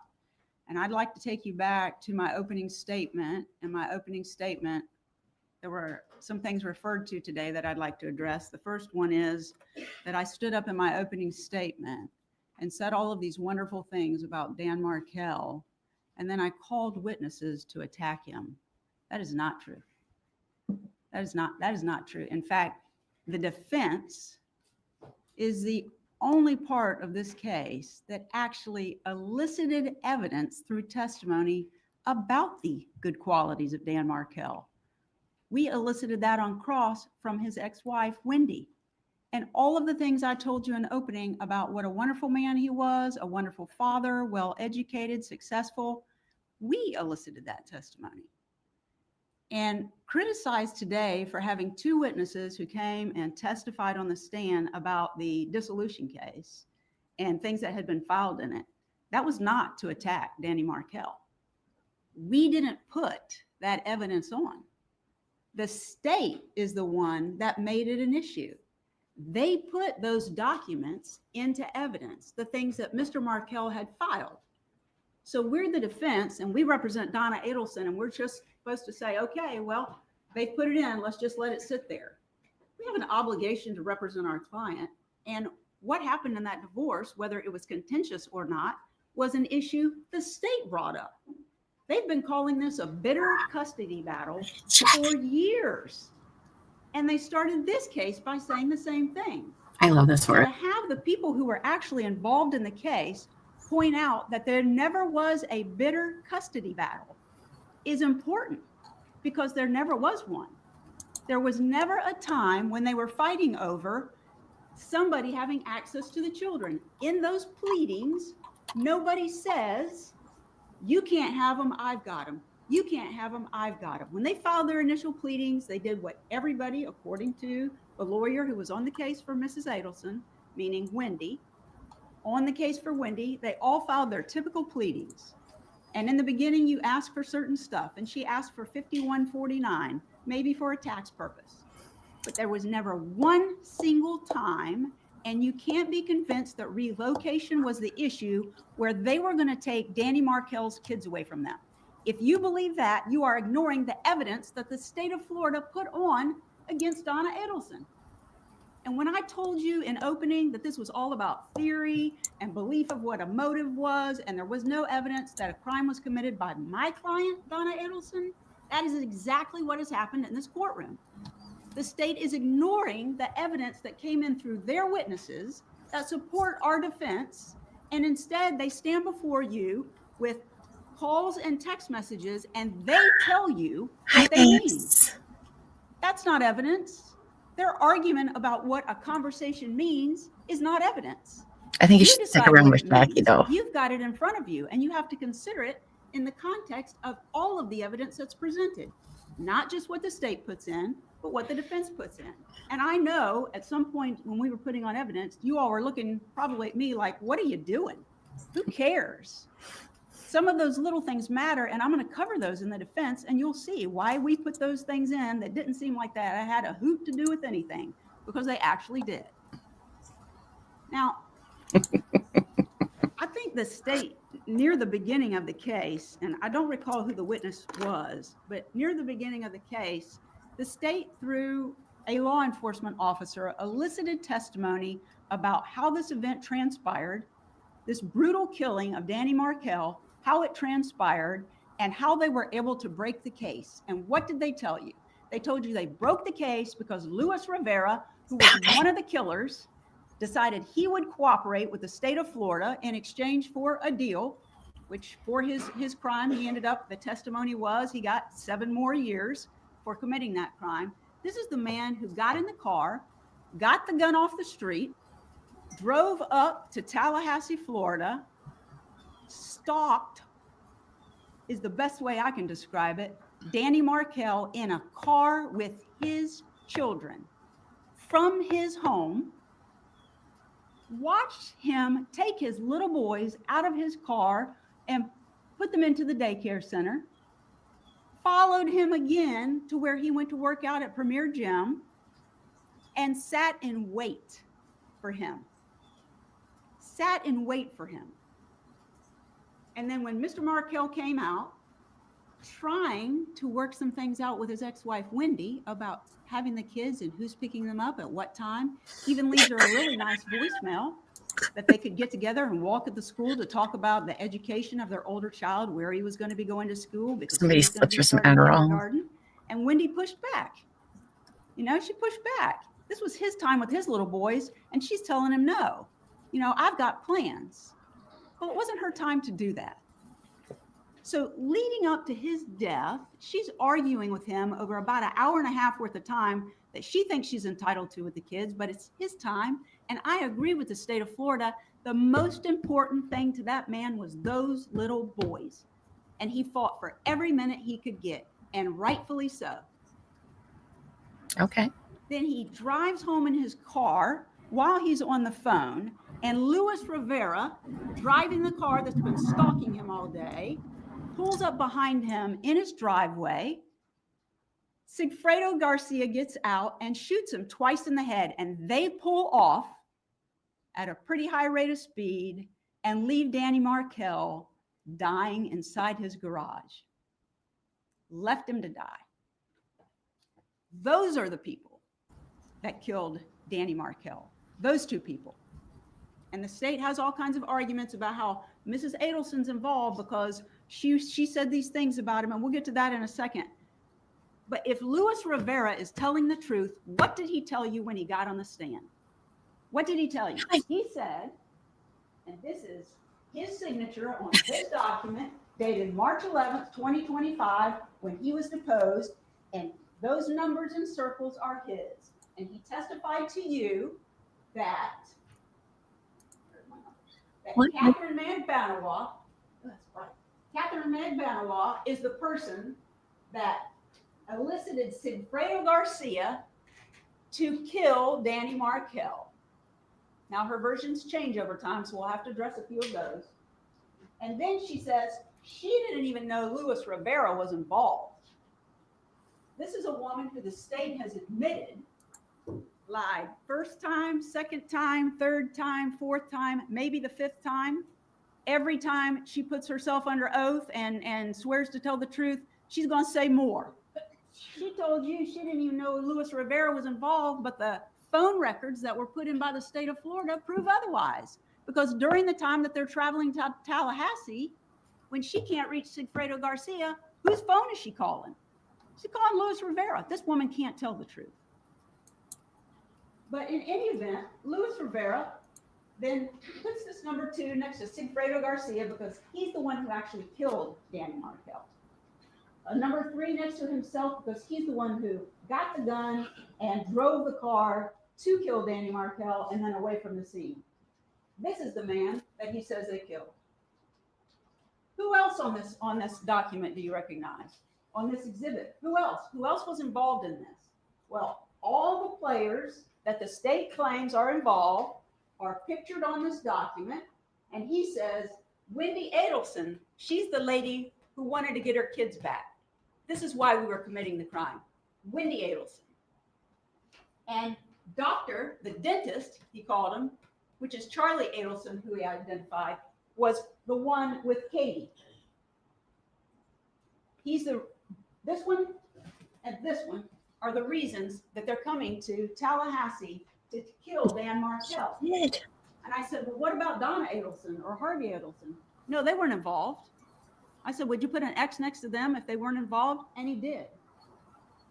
Donna Adelson's name never came up, but Luis Rivera is telling the truth, according to the state. That's who you're supposed to believe. And he says my client is not involved. There's some issues that I might address further, but I want to go through some of the things that the state stood up and told you. Relocation, relocation, relocation. That's the issue. That is the reason that my client had Danny Markel killed, because relocation was lost. Danny Markel was killed July the 18th of 2014. Relocation was done for over a year. I mean, maybe. That's the motive. It's been over for a year. And they said yesterday in court that the relocation issue didn't stop when Danny Markel was, when the divorce was over.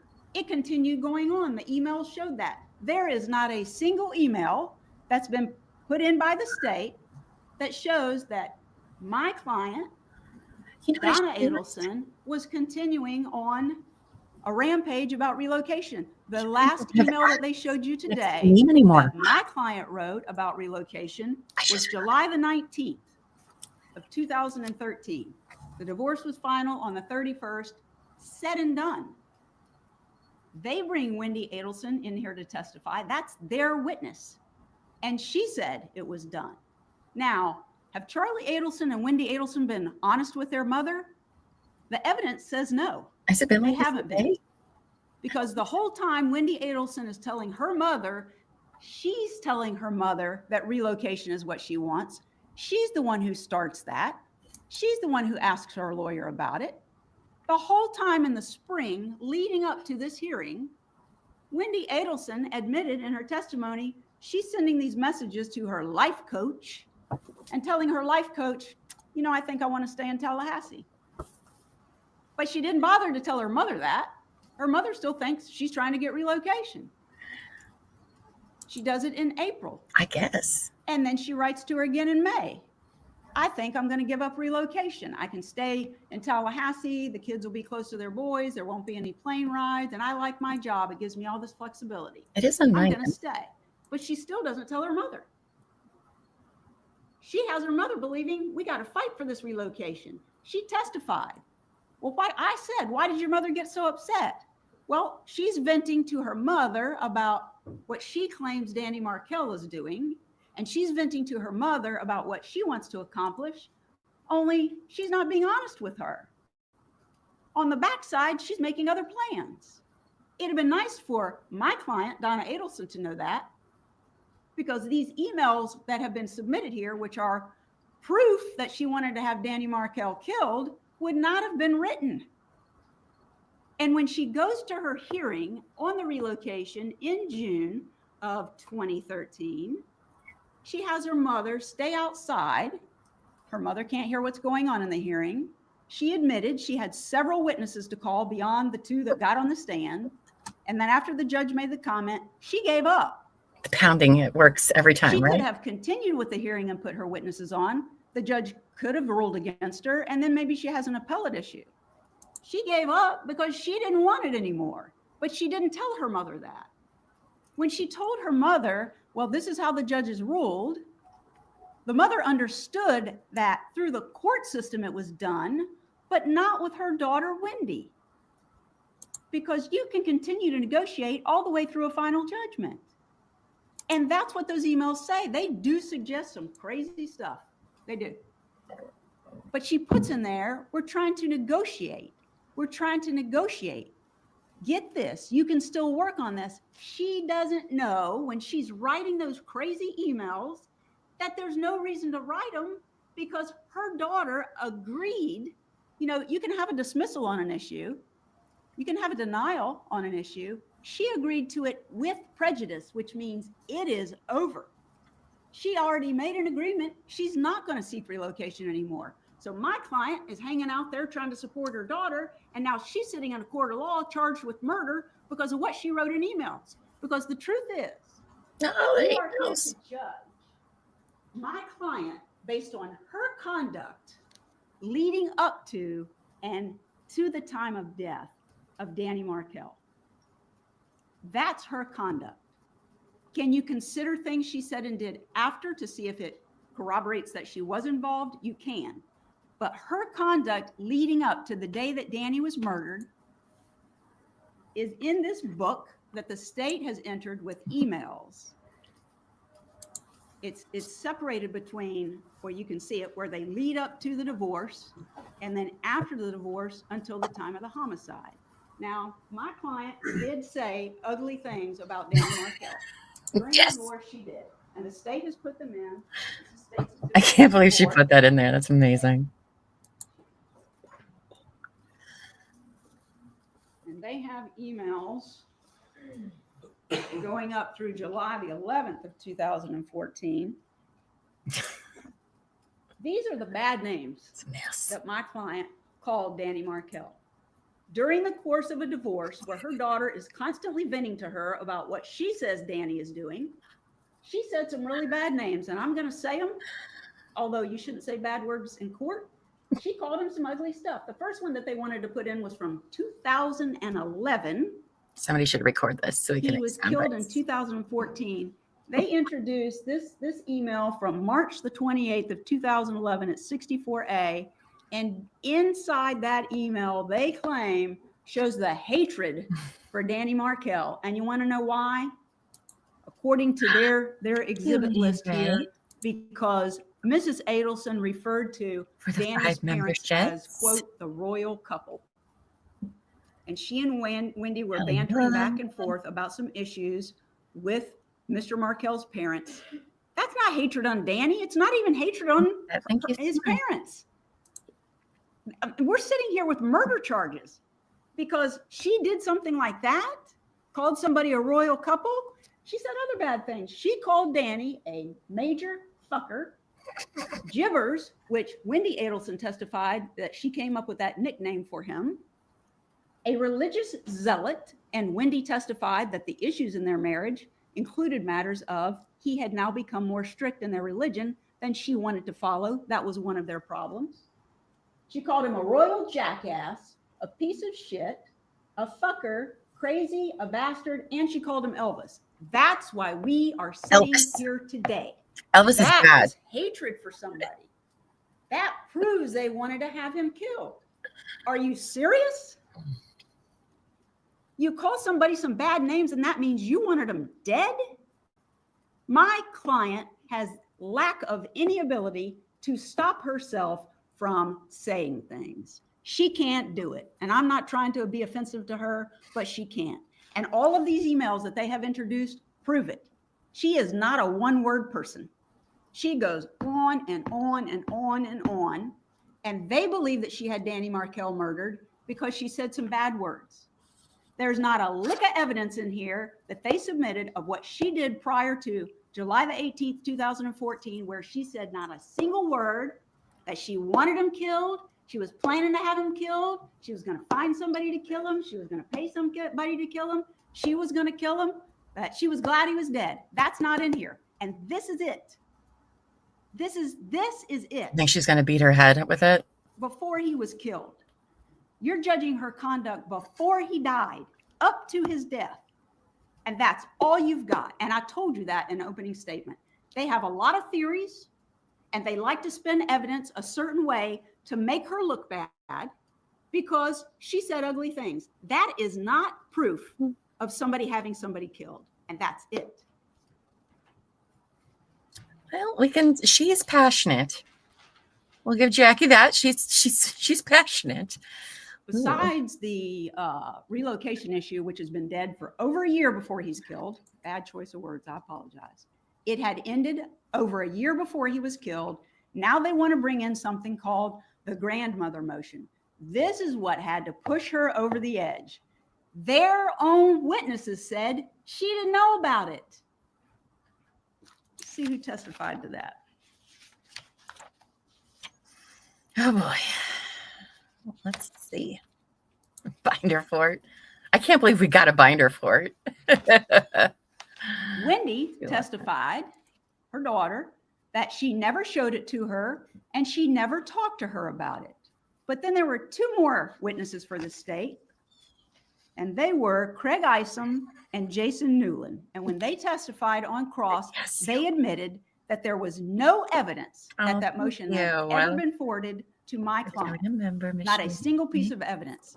What if she had gotten it? Do you want to know what it accuses her of? That a 3- and 4-year-old said that they called Abba, that she had called Abba stupid. Stupid. And that drove her over the edge. One, she didn't know about it, but two, somebody claiming you said the word stupid. That's what brings us to murder charges? Oh my goodness, it's raining memberships. But that's their spin that they want to put on it. Because they've got this theory that she's the mastermind. Congrats. And then they stand up here in their closing and they say, everybody who's been charged in this case, so they want to point at the other one, point at the other one, and point at the other one. No, no, no, no, no. Who is pointing at these people? The state of Florida. The state of Florida is doing the pointing. They're the ones getting the warrants. They're the ones doing the investigation. They're the ones charging people, deciding who they're going to give deals to and not. That's them pointing the finger. That's not my client. There's no evidence of that. They bring the charges. They prosecute. They get the convictions. They get people sent off to prison. Not us. What? We're pointing the blame at the killers for killing them? They proved that those are the people who killed them. That's not us pointing the finger. They actually did it, and it's been proven. And we're distancing ourselves from Charlie Adelson. Let me tell you something. Tell us. They elicited the testimony about Charlie Adelson over our objection, if you happen to remember that. It came in. Charlie Adelson is not on trial. You may be sitting in that jury room thinking, well, Charlie did it. And it sure looks like Wendy did it. That doesn't have an ounce to do with Donna Adelson doing a thing. Not a single thing. If you think he did it, he's been convicted. He admitted in his testimony that he is the person, although he claims he was extorted, he is the person that took $138,000 out of his refrigerator-size safe that he has at his house with the money exactly like he says he kept it, stapling $100 bills together in stacks of 1,000. They both have been saying a lot about Wendy in these closings. He said he took that money out of his safe and he gave it to Catherine Magbanowa that night. Whether that's his girlfriend and they're still fooling around on the side, that's between the two of them. That's got nothing to do with my client. He did it. But now they want to say Donna Adelson did it. Pick one. You don't like our theory? That's what they say. You don't like our theory? Oh, well, you like our theory on everybody else. Pick one. If you have prosecuted Charlie Adelson for paying the $138,000 stapled, just like their other witnesses in this case said, why are they now saying Donna Adelson provided the money? Oh, wait. Oh, because Catherine Magbanowa, who's been sentenced to life and is telling her sixth story now, has decided she'd like to see her kids someday. So now she's going to come in and provide information that will help the state prosecute an innocent woman so she can go home to her children. That's what that's about. So she claims Savage Cashew that gets this all goes down. Charlie puts the money, nice Charlie, and not Donna. Charlie puts These are the the money best. stapled just like she knows he does Thank you into so her much. trunk. She drives it the next day to Sigfredo Garcia, her baby daddy. He takes it out of the trunk, and a day or two later, she gets hers back. And she says he puts it in her closet, and to this day, she wants you to believe that that money sat in her closet and she spent it along the way. The records that Miss Hull testified to, showing all her cash deposits, she clearly was doing something with it, right? But to this day, she wants you to believe she has absolutely no idea how much money she had. Never Oh. counted it. Happy memberversary. Really? Thank you, Motion. So happy you guys are here too. She must have think y'all was born yesterday. But here's something. She's got this new thing she wants to testify to. That the money was wet, and Charlie told her that Donna had washed it. Her money's wet, that she hasn't touched, that's been somewhere else for these number of days. Well, what did Luis Rivera testify to about his money that he got? He said it was weird. Well, how was it weird? Well, it was stapled in $100 bills, stacks of 1,000. I'm trying not to say where Not I a think she could single have word kept about it. wet, and he got But his I don't money know. before she did. At her age, He got it I don't know if straight that was an from option. Sigfredo. This washing money wet thing is nonsense, and they've already proven that it was Charlie Adelson's money that was paid through Katie Magbanowa to those two killers. Whoops, it's gone. But now it's her fault. It's so crazy. And I'm not sure what this is all about. The state standing up saying that the defense has suggested that Harvey is the one that did the Evite. We haven't said a single word, presented any evidence, or made any argument that Harvey Adelson is the one who created the Evite. Their witness that they called, Wendy Adelson, sat up there and said, what did she say? She probably did it because her mom doesn't know how. And then their other witness, Chris Corbett, Sergeant Corbett, who does all the media and cell phone tower stuff, he sat up there and he said it was clear to him from his research and investigation that She my might client, talk for Donna 2 hours. Adelson, didn't have a clue how to work that. But she's responsible for sending out an Evite that Wendy says she did, where the names come up with guests who are going to be there that are Wendy Adelson, because she kept that name, and her two sons. So it's Wendy, the name of her two sons, and then Adelson at the end. If that's how it appears, Wendy did it, not my client. And there's more proof of that real quick to come. I don't know if Harvey has a good look on his face. I just can't imagine what that is about. Like, why are you saying Wendy's name? The state has argued that between the time The killers came to Tallahassee in June, and the time that they came back in July and actually killed Danny Markel, that Catherine McBanawa said in her testimony that between those two time periods, when she was discussing scenarios with Charlie, he would say he had a call from his mother, step out, have the call, come back in and say, oh, they're stressed, they're stressed. Catherine McBanawa, not one single time testified to when that occurred, number one. Number two, if you've heard evidence in this case and paid attention, Charlie Adelson is not a one-woman man.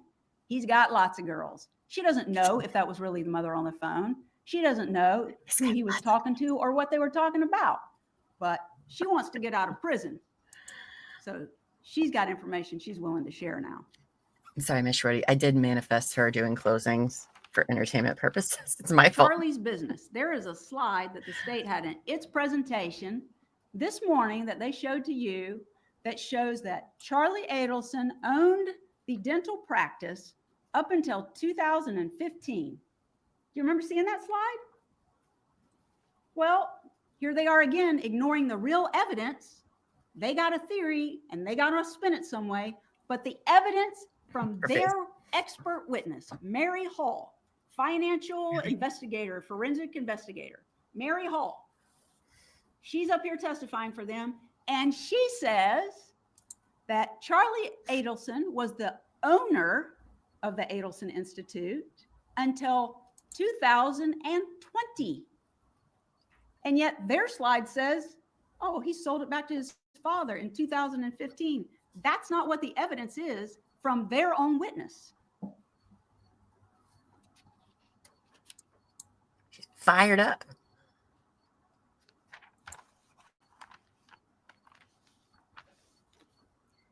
There was some argument from the state about some things that were in Mrs. Adelson's planner in 2023. The planner. The time that Charlie Adelson was convicted, and they apparently were going to flee the country, take flight to a non-extradition country. And there's a notation in there shortly after Charlie is convicted that says cancel disability insurance. They want you to take what they believe that means as they were canceling their insurance because they were going away and never coming back. Could it be? Those were the words that were used. This is not a could it be situation. This is beyond a reasonable doubt. They have nothing other than that notation. Well, could it be that Charlie was convicted and he no longer needed disability insurance because he was going to prison for life? Just as likely. How about this? Could it be? Could it be? Exhibit 142 on the front page that they showed you with this little notation. Notify everyone who was invited to the 70th birthday that party is off if that's what HJ decides to do. And that's on June the 13th. Could it be, the state says to you, that if the killing had actually taken place the first time the killers came up, then they'd be canceling the party. Got me clusters. Because Danny would already be dead. What? Does that, where is the proof of any of this? Could that be what it means? This is not, could it be? And a birthday present. The birthday present, according to the state, for a 70-year-old man is that they're going to have Danny Markel killed. Happy birthday. Let's have a party. What? Happy birthday. There's no birthday present, according to Rob Adelson. Wendy Adelson, who was at the party and who was involved, and there are emails that tell this, involved in helping get a caterer for the party where the man came and cooked paella out on the balcony for everybody. But that's what Charlie decided to give. But you got to read the worst in every single piece of evidence that they present to you. You have to, because that's the only way you can convict. And they want you to convict her. There's no evidence that there was a birthday present to Harvey Adelson to have this man killed. None. But that's their theory, and they're still spinning it. And you gotta ignore the witnesses that they put up there in order to follow their lead into that jury room and convict my client. Let's talk about Rob Adelson. They brought him in here, and he got up there and he testified on the stand about allegedly all of these things that he claims his mother said. If you were paying attention by the time we got to cross-examination, what did we learn about Rob Adelson? Well, he's a doctor and he's got little kids, so he's real busy, which is his explanation for why he rarely speaks to his family on the telephone and has, in that time period, only been down to see his family 2 times in a 2.5-year period. And he rarely talks to them on the phone, but somehow Miss Adelson has made all of these comments. This is a guy with an axe to grind, right? He doesn't have any of this information. He's not talking to them. They got him to come for the birthday party, and what was his testimony? He's a busy guy. He flew in the night before the birthday. He was at the birthday party and got up the next morning, packed his bags, and put him and his wife and his kids on an airplane and left because he was busy.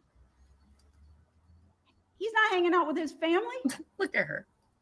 He's nowhere to be found. Oh, but you got to believe everything he tells you. A huge percentage of the argument of the state was, well, what did Rob say? What is she looking at? Rob doesn't have the knowledge of anybody. He's not here. He lives in Albany, New York, and he's not around these people. But let's use her son, who's clearly estranged from the family, to try and bury her.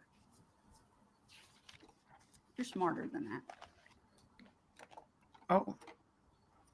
So my client has been charged with the murder of Mr. Markel, conspiracy, the planning to commit murder, and solicitation, hiring the hitman that killed.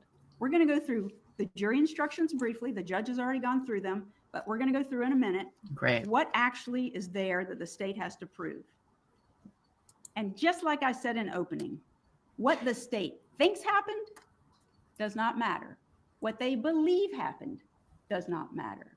What spin they want to put on it does not matter. You can only make your decision based on the evidence presented to you, and up through the time that Dan Markel was killed, that's all they got. She said some ugly things, and she meddles in her children's lives. Meddles in their lives. I wonder if there's a reason Rob doesn't. Gets involved in their divorce. She's a parent. She's just being a parent, not a killer. She's a meddler, not a murderer. They haven't proven that to you.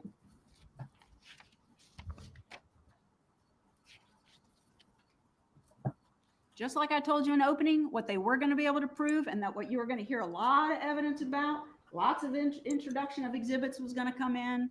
They proved that those 2 men killed Danny Markel, that Catherine McDonald was the one who found the killers, that Charlie Adelson is the one that paid the money. That's it. Oh, and Wendy Adelson is the one who wants to get her kids back. That's why they're killing him. Nothing about Donna Adelson. We sat here for days listening to testimony of witness after witness getting on this stand. Not a single one of them connected my client to Danny Markel's murder. Not one.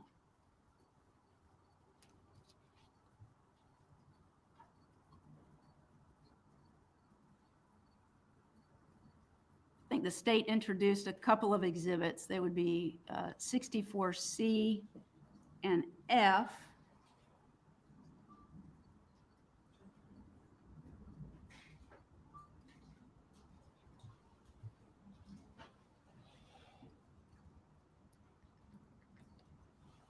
Sorry, I can't do technology. Somebody has to help me. And these are emails where she's giving her daughter advice on what she should do, preparing for mediation. Oh, how terrible of her. But what they didn't want you to see in this email, do you see that highlighted part? If she thinks she's going to have him killed, why is she telling her daughter in mediation, make sure in the final order that he has to pay half of this expense and half of that expense and extracurricular activities and tennis lesson and baseball teams and looking travel. at the tabs that are Who open. cares if they're going to kill him? Why is she writing that? Negotiate. Negotiate. Shame on her getting involved in her daughter's divorce. Negotiate. Let him know that you want him to see his children. And they talk a lot about this bribe. Bribe. This man, they were considering giving him $1 million to relocate because he had already lived in Miami with Wendy. Relocate back to Miami. He taught, according to Wendy, 2 days a week. He could commute by airplane. They were willing to pay for plane tickets, give him money to buy a house, expose his children to a more strict Jewish environment where they had Jewish schools and all kinds of activities and be around more kids, kosher like Danny. Relocation was never about taking those kids away from him. It was, how can we make it happen? You can live in the same city. We can co-parent separately, but be together, be around each other, and all have family support. Shame on them for wanting to help him like that. They act like they were doing something illegal. That's not illegal. You heard the woman testify. It happens a lot in divorces. People offer money to get certain things that they want, or they concede something they're entitled to. But if Mrs. Adelson does it, she must be up to no good. This grandmother motion, I want to point out something to you for just a second. This lady right there is just everything to me today. I want to interview that lady.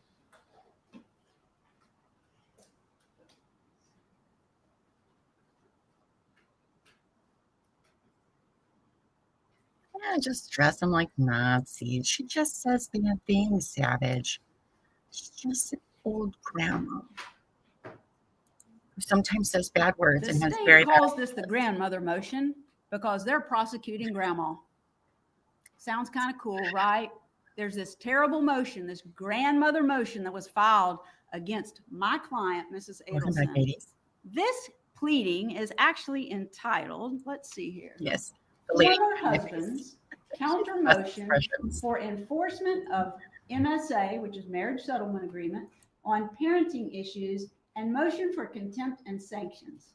And this pleading goes on and on about, he says Wendy's refusing to facilitate video teleconferencing with the 3 and 4-year-old, that she's failing to regularly facilitate telephone contact with the children, that she routinely violates the right of first refusal, resulting in the children missing days from preschool, that she violates her duty to inform that's in the MSA. She fails to follow clinical recommendations. She violates by refusing to communicate with Mr. Markel. She persists in inhibitory parental gatekeeping, refused to provide access to have both children on one of the child's birthdays. The only single complaint he makes about my client is she called him stupid.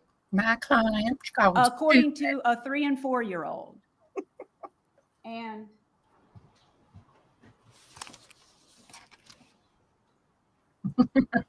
I did you, Angie. I saw those all caps too.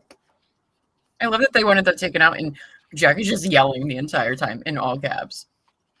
Hilarious. Let's see. I can do this, but I'll try. I could never have that job. Number 6. This is the section. You can write a motion and put all your complaints in it, your legal argument, and then you ask for what is the relief that you want. He wants all kind of relief related to Wendy. And this is what they say. The state says that he's saying that the grandmother cannot have any unsupervised contact with the children. That's not what it says at all. It says consistent with the right of first refusal and safeguard the children so she doesn't call him stupid anymore. This does not mean she can't have unsupervised contact. It means consistent with the right of first refusal. If grandma's in town and she's going to watch the children, according to their marriage settlement agreement, he has to be given the opportunity first if he wants to take care of the kids. That's what was agreed to in the divorce. That doesn't say no more unsupervised contact with grandma. Now, besides her not knowing about it, what is the evidence? I don't want to mess this up. Right. The defense wanted all the caps removed from the jury instruction, which was like every What is court the evidence document. that supports two things. I read as One, usual. that my client did not know it had been filed. And two, that Danny Markel was not trying to keep my client from having unsupervised contact with him. Well, the proof is from Wendy's testimony that he continued himself, because during the course of the marriage and separation and divorce, my client, Mrs. Adelson, didn't just continue to assist Wendy when Wendy needed help with the kids. She continued to assist Danny. And in fact, that motion was filed on March the 26th. And the testimony was for almost 2 weeks in April, my client watched the boys while both parents were out of town. And my client facilitated the Skype with the grandsons for Mr. Markel. Now, if he's really worried about her having unsupervised contact, is he going to leave him with her for almost 2 weeks in April? And he does it again and again. And the last time that he does it is on July the 11th. That's according to Wendy. He comes home and he needs help. She's going to go do something. And then now it's his time to have the children. So he asked my client, Mrs. Adelson, if she could watch the boys. And she does. And she knows he likes this particular kind of banana bread that she makes. And they're going to mock us for this, but that's okay. He likes this particular kind of banana bread. It's got chocolate chips in it and no nuts. And so what did my client do? Before he came to pick up the boys the next morning, the evening before, she makes him a loaf. But she hates him. She hates him and she wants him dead. I mean, and clearly he hates her because he filed a motion. It's unbelievable. What about the banana bread? It's actually unbelievable. My client is innocent. She Now, made I want a to talk banana about bread. the day that Danny was killed with respect to my client. We're not going to go through all the details again. But what is the evidence about my client?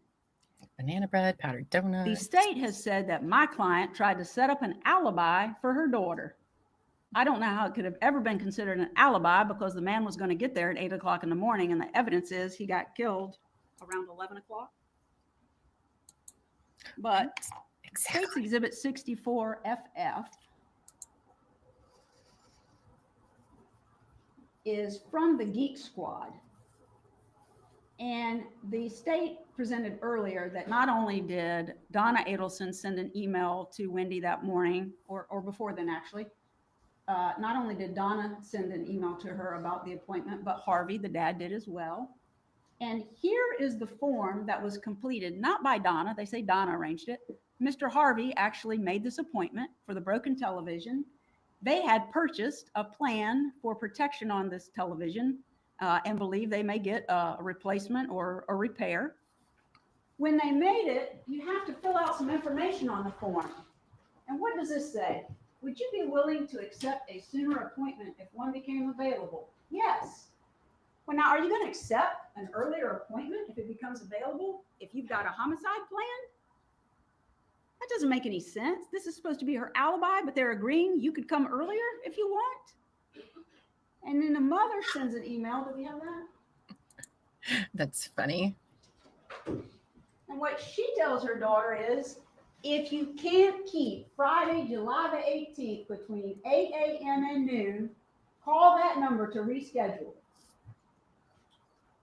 The contract is under Harvey Adelson's name with Dad's cell phone number, but the purchaser is actually Miss Donna's name and cell phone number, and she provides her with a work order. Here, we did this for you, like we do everything else for you, and apparently that's a bad thing according to the state, helping your kids this much. But here, we helped you out, but if this doesn't work out for you, change it. A fake alibi, that's what they want you to believe. You got to read bad into every single thing they present to you to come to the conclusion that they come to.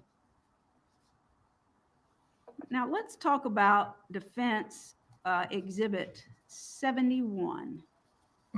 You don't like her tone, Kat. There was, according to the testimony that you Hi, heard from the babes. state, Wendy Adelson was interviewed at TPD the day that Danny was killed. They went and found her at a restaurant, and they've introduced these pictures about what she did that day and where she went and how she took the long way around.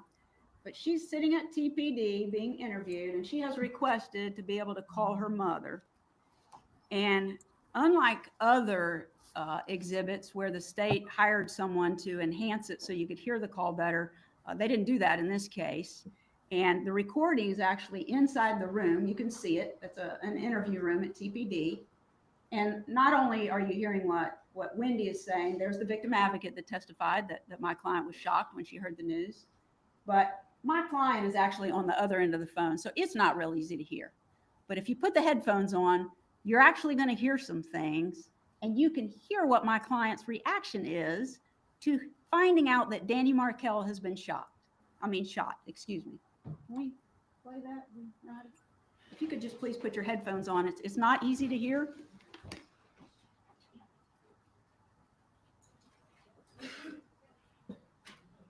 If it's so important, why didn't they transcribe it? Make it more easy to hear. Just asking questions, that's all. Just asking questions. Oh, you've been lurking and working. Nice. I love when you admire me from afar. Right here. I need to sit down. I'm fine, and the boys are fine. Danny has been. You can put me on speaker. Yeah. Danny has been shot. And I don't think he's gonna make it. And so I know. So I found this out around 1 or 2 today, and I'm at the police station, and I'm trying to help them figure out who may have done this. The boys are fine. I had Lynn and Ellen pick them up from school, and they're with Lynn and Ellen right now. And I'm gonna leave here soon and go be with them. But I really need you to come here and be with me. But I want you to either fly, obviously you can't leave right now, but I need you to get yourself together. If it's too much to drive, I'd really rather that you flew up. I'm at the police station, and I'm gonna leave soon and be with the boys before they go to bed. They're with Alan and Lynn, and they're totally fine. Yeah, the boys are fine, but they don't know anything yet. In his house, I know. I know. So I just need you to calm down before you get in the car, okay? Okay, so, and it's, it's evening, so if you want to come here tomorrow, I have a lot of people that'll, be here with me, and, we'll have a lot of support. So I want you to take your time and just be safe in getting here, but I'd like you to come when you can, okay? Okay, all right. I love you.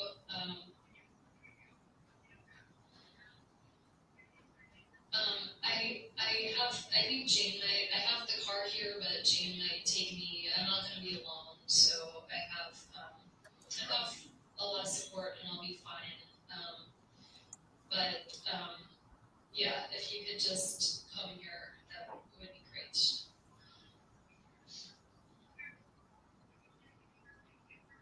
He's in the ICU in the hospital. I think so, Angie. We said it couldn't be done. Okay, but be careful, okay? Okay. Yes, and I have opinions. Okay, love you too. Yes. Bye. Mom. Maybe like 20 minutes, 15, 20 I minutes. haven't actually put the headphones on, but hopefully that assisted you in hearing. But like the victim advocate for TPD testified, she was shocked. She's not sitting home waiting for a phone call. Let us know that it's done. It's 7 o'clock at night. And Wendy's calling from TPD to tell her mother that Danny has been shot. She has to tell her to calm down before she gets on the road. And you can clearly hear her elevated voice. She's asking about Danny. How did it happen? Where was it at? Well, where's he at now? He's at the hospital. This is not somebody who's planned for him to be killed. Now, the state has made a pretty big deal about the road trip that the 70-year-old man and 64-year-old woman take that evening when they leave their home.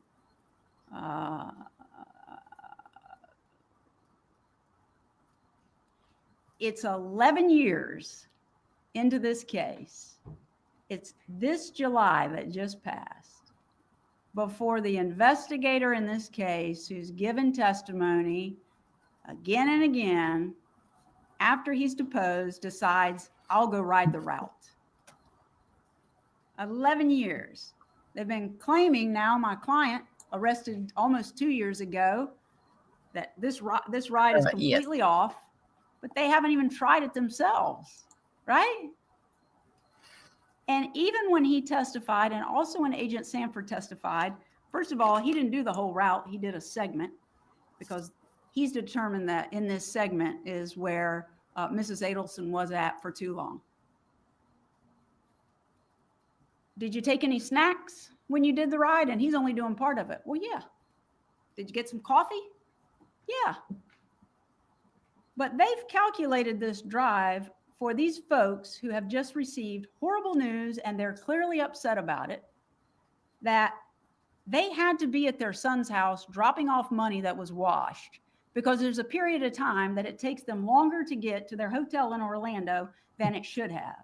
Oh, I think she's going to take up the whole time. They took into consideration nothing with respect to their age, that they hadn't had anything to eat. They didn't calculate any time in to stop and get gas, or to use the restroom, or to maybe sit down and have a meal. None of that's counted in. It's got to be a strict from here to there, and you're not there, then you must be doing something bad, and it must have something to do with murder. They give no consideration to that whatsoever. But what's stronger than that is their own testimony from their expert. They have all of these slides that they've shown you where they can show where everybody is in the entire world. And did you notice that for the killers, they had collected records with SunPass and cell towers, etc. And they have a whole map that they're showing you where they went and what they got. They got the SunPass records for the killers. Agent Sanford said that my client was a person of interest from the beginning, but he had her locked in a year. And yet here we are 11 years later, and they never bothered to get her SunPass records. They can get them. They got the killers. If they want to tell you that they're stuck in a certain area and they've gotten off in a certain place, all they had to do was get those records. But they didn't do it. They can prove where the killers are, but not my client. But one thing for certain that they did say is they cannot put my client's phone at Charlie's house during this time period that they say that they took too long to get somewhere. They also testified that there is never a point in time that evening where Charlie's cell phone is hitting on a tower and either Harvey or Donna's cell phones are hitting on the same tower. They don't even have them in the same vicinity, much less the house. What about the banana bread? But they want you to believe that means Mrs. Adelson was there dropping off money. They have no evidence of it. It's just their theory. That's all it is. You can't convict somebody based on theory. You have to have evidence beyond a reasonable doubt. Now, how about this text message that says outside your house? According to them, outside your house means outside your house.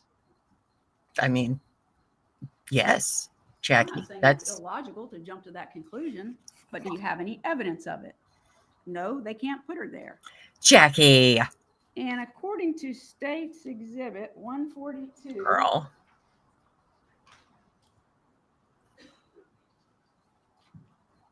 if Mrs. Adelson was at Charlie's house, what in the world is she doing hanging outside for over 30 minutes before he gets there? She's got the garage door code to get in, You think she remembers but that? she's outside the house. They introduced this. She had talked to him, according to their records. She had been on the phone with Charlie. She talked to Charlie. And then later on, they send this text message, and it could mean many different things, but it would have been 30 minutes while they were waiting there for him to get there. And there's no reason for them to be outside the house because they know he's not I there. think if Donna was doing that, we It wouldn't took be him 10 here minutes today. to send, or 20 minutes to send a message back saying he was 10 minutes away. If anybody And needed then to, he it's had to definitely travel. her.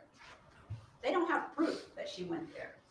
They want you to envision it and imagine it and believe it because that's their narrative. That's what they tell.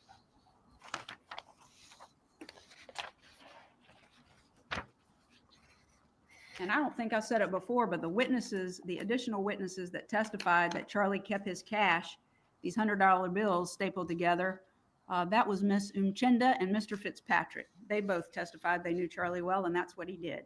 No evidence at all that my client did that. It's a fair point. It is a fair point. Doesn't mean that they didn't Back do in that, jury though. selection, I didn't do it for Miss Adelson. My co-counsel did, Mr. Zellman. But he asked you a series of some similar questions, and he asked you, would you agree that the state could make a mistake in the theory of their case? Yeah. Would you agree that law enforcement could make a mistake in their investigation and determining who they think committed a crime? Yeah. That was the overall response that we got. It was asked of everybody who came up that got individual questions. I mean, questions as a group. Well, according to Special Agent Pat Sanford with the FBI, do you remember his testimony? According to him, he has never made a mistake. Not one time in his career has he ever thought somebody committed a crime and he ended up being wrong. You know what the problem is? When he thought she was a person of interest from the beginning, and then he, according to his testimony, locked in on Donna Adelson, the path didn't lead to Donna Adelson. They tried to build a path with something as flimsy as these emails that they say are the motive for her to have him killed. They made some other mistakes. Rob Adelson calling him to testify was a mistake because they've clearly relied on his evidence, and he testified himself. He wouldn't have the basis to give it. He's never around. I don't think it was a mistake. Then they called Patricia Byrd. That's their next mistake.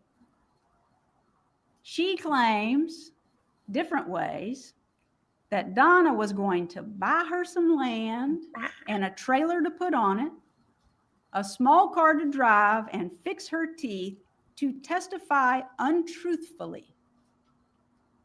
She said that a white female investigator actually offered her all of those things. But then when it was pointed out to her that the investigator that came to see her was actually an African-American female, oh, it was her that did it. Then she wants to tell you Relevant, that okay. my client confessed to her. I asked her, did she do what they said you did? And Miss Donna said yes. Well, she's not clear on this confession because when Mr. Zellman was asking her questions, she couldn't remember if it was Donna said she wrote the checks or she confessed to the whole crime. But here's a woman sitting in front of you that has come up all of a sudden at the end of the game, and here she is claiming that an investigator offered her these things, and that was for false testimony, that Miss Adelson was trying to elicit false testimony, have her come in here and swear under oath and testify to things that were not true. Well, both investigators came in here and said that never happened. She was never offered anything. She never told us that Donna had offered her anything. Most importantly, she never told us that Donna confessed. None of that. She's facing going to prison, and she has an opportunity to come in here and testify against Miss Adelson so she can get a deal. What was she facing, 5 or 6 years? Here's the biggest part. Did you hear what the judge read to you this morning before he started with the jury instructions? He read to you a stipulation. As he explained, that means the state and the defense agree to certain facts, and you must accept them as true. And what was the stipulation? Patricia Byrd was never on the witness list for Donna Adelson. Well, isn't that interesting? She was going to come in and testify falsely for Donna Adelson, and she's never been on a witness list. And then you got Drina Bird. This is not just someone who is hoping for some help in her case. Does, right? She already got it. Her testimony was she is a 27-time convicted felon and or crimes involving dishonesty, facing 15 years in the Department of Corrections as a prison releasee reoffender, which means you get day for day with no gain time. Here she comes saying she's got all this evidence, and Donna's offering to do the same things for her that, oddly enough, Patricia Byrd in the same cell block has said is going to happen.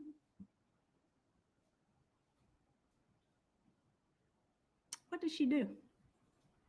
We tried really hard not to bore you by playing the whole tape, but there was an exhibit that we put in, and it's the video of where Donna and Miss Bernhardt are sitting at a table. Oddly enough, Miss Byrd wasn't there, and she told you that she was with Donna Adelson day and night talking about her case. She wasn't anywhere around when they're sitting at this table, but you can watch that video again. I would just like you to recall this. Who shows up to that table first? Drina Bernhardt does. Who shows up with paper and a writing instrument? Drina Bernhardt does.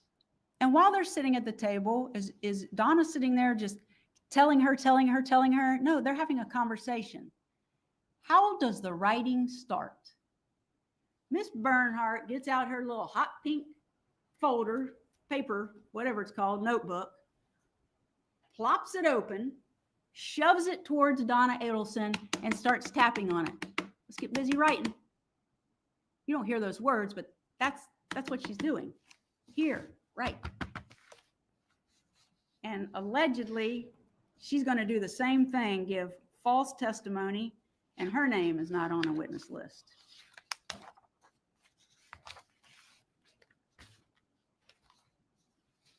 A little bit more about Catherine McBanawa. No, actually, I covered that. So if this is all they got, up until the time that he died, just that she said bad things about him and helped her daughter with her divorce, what is the evidence that they have after Danny Markel was killed? They put this evidence in. They got nothing to show that my client was involved in any way leading up to the time that he was killed. But they elicited the testimony that it was 2 months after the murder when Charlie Adelson discloses for the first time to his mother what he knows about the case.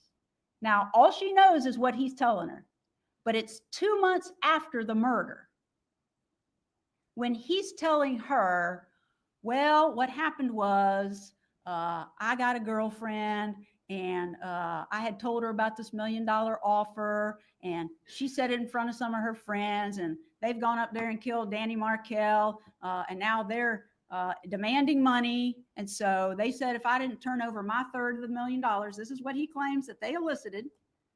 If I didn't turn over that money, then I'd be dead in 48 hours or they'd kill my family.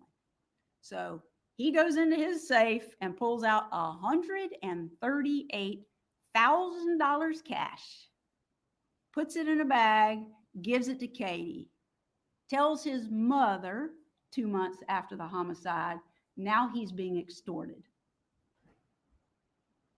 She works at Adelson Institute. They want you to believe this is a family business. Does family work there? Clearly. But who owns the business? Who does the money belong to? Who is Mrs. Adelson writing and paying all the bills for? Who's she doing the salary for? Everybody there.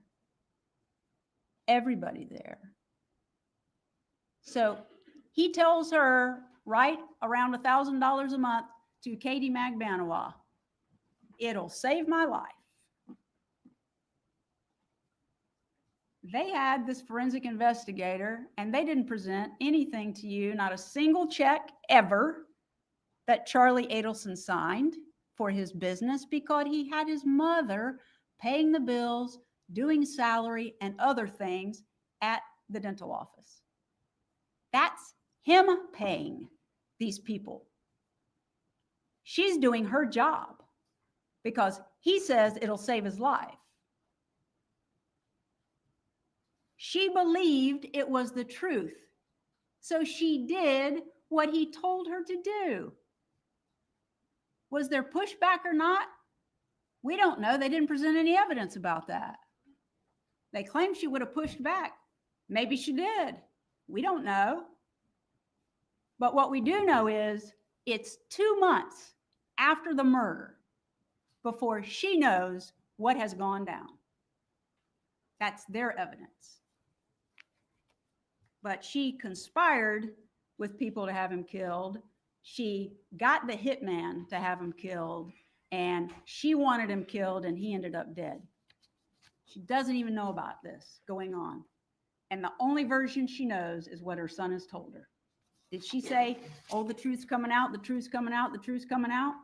She did, because that's what Charlie had told her the truth was. And that's her son. And she believed him. And she didn't want her son to die. She wrote paychecks at Charlie's instruction. That's not her giving cash and paying off murderers. That's a paycheck to Katie. That's it. That's all she did. So we're bumping along, and now we're in 2016, and it's a bump. Law enforcement testified to you that they created this scenario where they could try and get information to further investigate this homicide. So they've locked in on Mrs. Adelson, so they're going to set her up. Funny thing is, Mr. Sanford testified to what probable cause is that you have to get a wiretap on somebody's phone. And you have to have proof that a crime has been committed, and this is likely the person who committed the crime. Delicious. Not proof beyond a reasonable doubt. It's the same that you have to get a warrant to arrest someone. But when they do this bump in April of 2016 to June, who do they get wiretaps on? Charlie Adelson and Catherine Magbanawah. Not Donna Adelson. But they're just sure she's the mastermind behind this. So what do? They follow her. They watch her daily routine. They pick a location where she is taking her grandchildren, Mr. Markel's children, to and from school. And they decide that's where they're going to do this bump. This is State's Exhibit 113 of the bump on the street that took place on April the 19th of 2016. The jury is not deliberating today. Not at this rate. Am I in anybody's way? They might for a little bit, but I'll bet they'll be like, oh, we're going to go home. Unless the court stays open till like 9. I have seen that done in Florida a few times. Oh, there was one where they were like, what is it? Debating until like 11:30. Okay,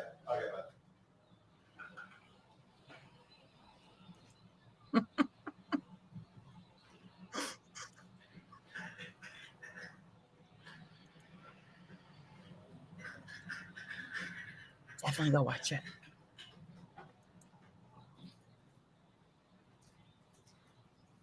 Excuse me, Mrs. Adelson? How you doing? Just want to give you this. Listen. No, don't be scared.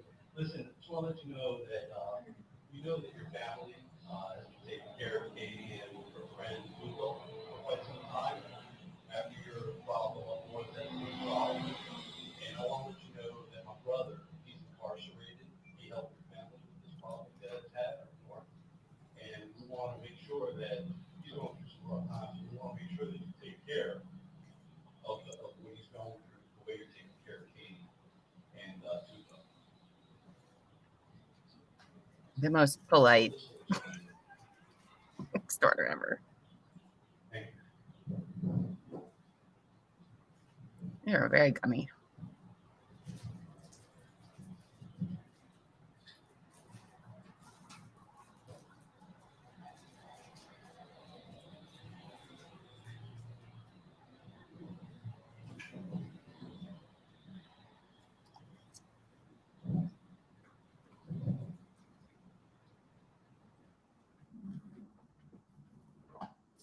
What did she say? You scared me.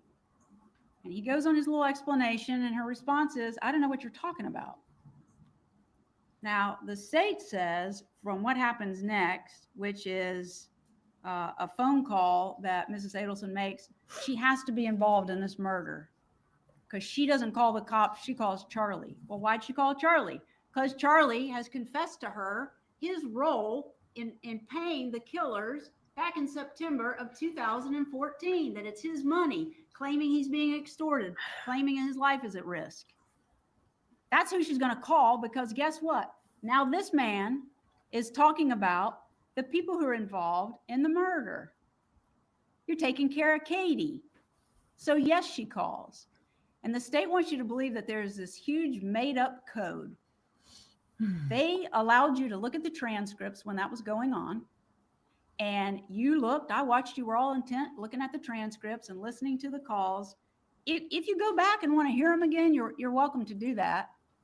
She's responding to his questions and his instructions not to talk about this on the phone, but he keeps pushing and pushing and pushing.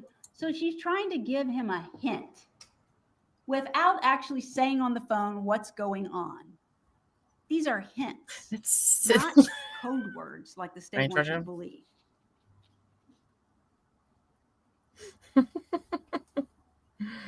Just writing that shit down right now. Thank you, Jackie. I wonder, is it a law in Florida that most people need to have a constant frowny face?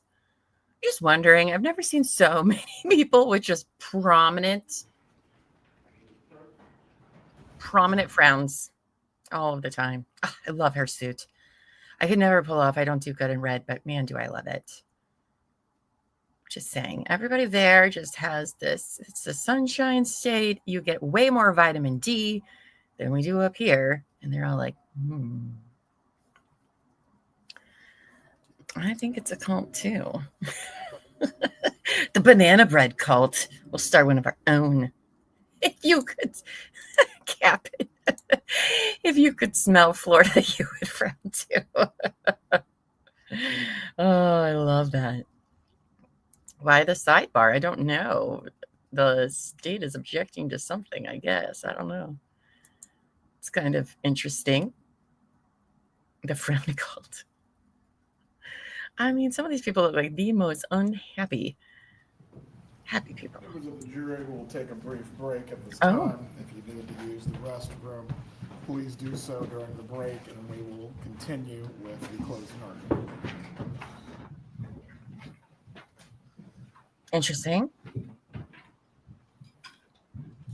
So they're taking another break in between a closing argument, which is not something you see too often.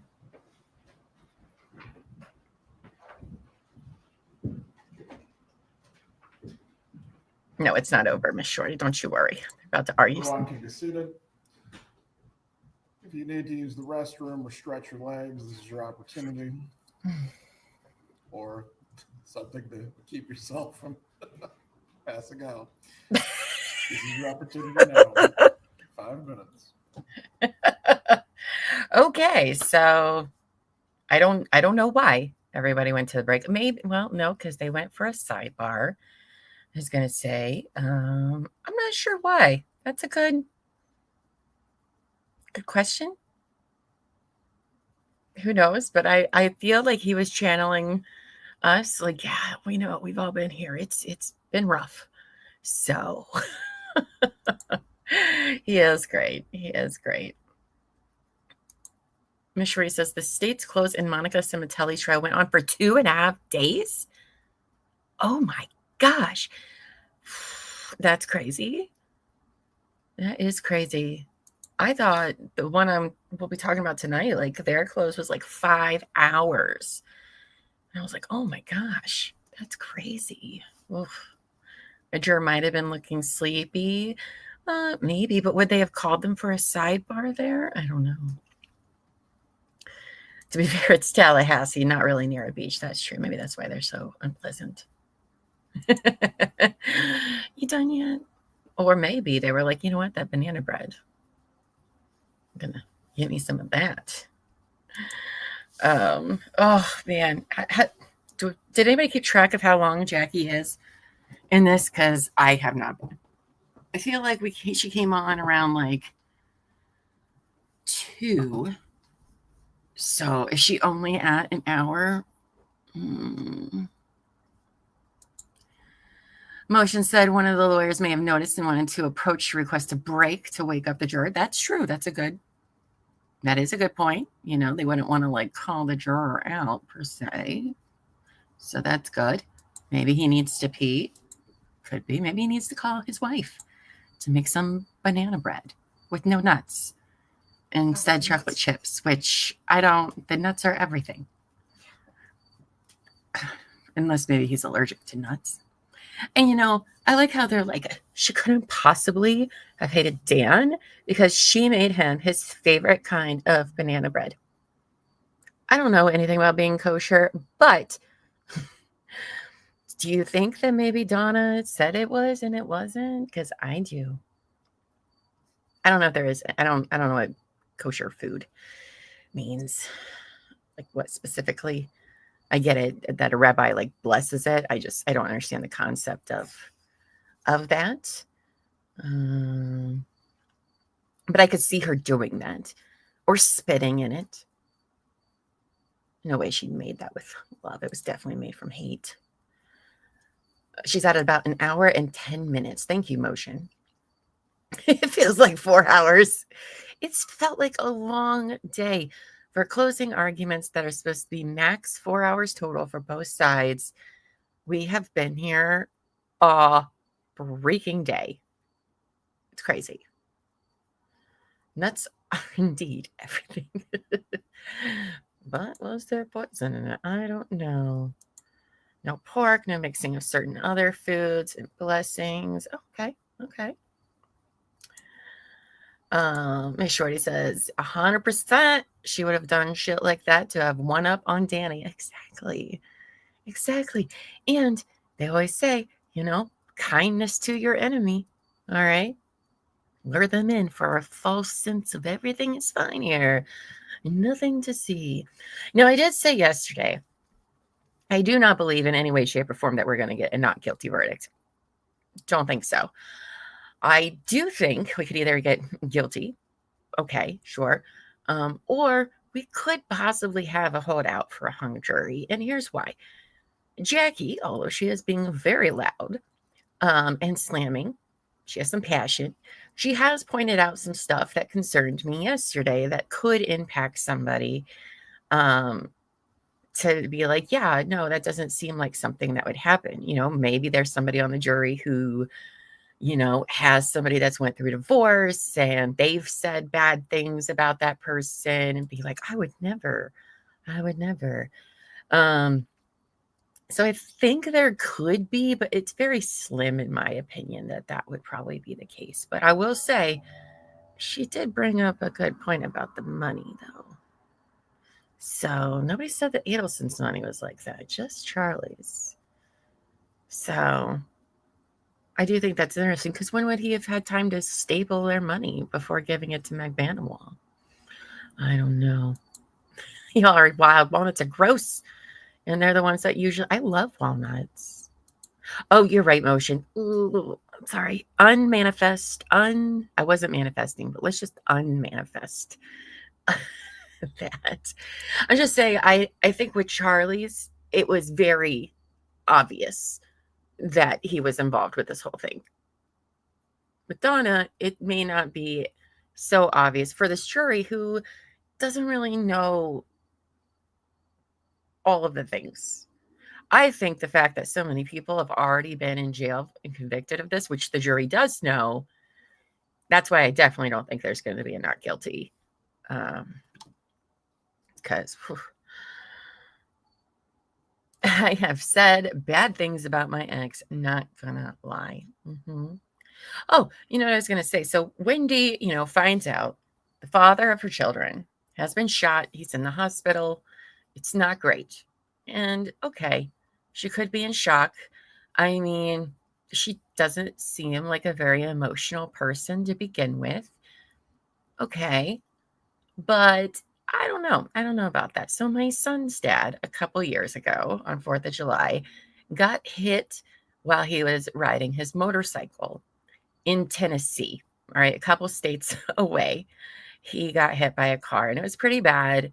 He broke both of his legs, his hip, his left arm is paralyzed. It's not great. But I remember getting that phone call and, our son was here at home and just a mess I was about that, because that's your child's parent. And then you got to tell your kids what happened.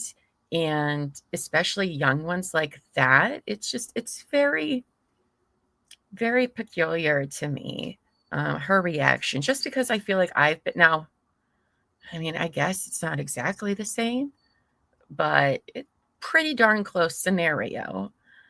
And I don't know, her reaction to it kind of rubs me the wrong way, because even if she even if she didn't give a shit about Dan, even if she hated his face, having to tell your 2 young children, that's probably what I would be crying the most about if I was her, and didn't even seem that phased about it. I don't know. But let's do talk about how in these closings, both the state and Donna's lawyers have been throwing Wendy all under the bus. Oh my goodness. Georgia brought up Wendy so many times. It's very interesting.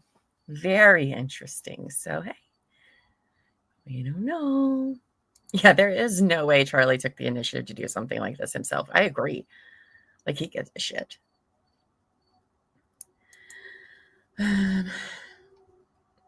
Walnuts taste like under the house.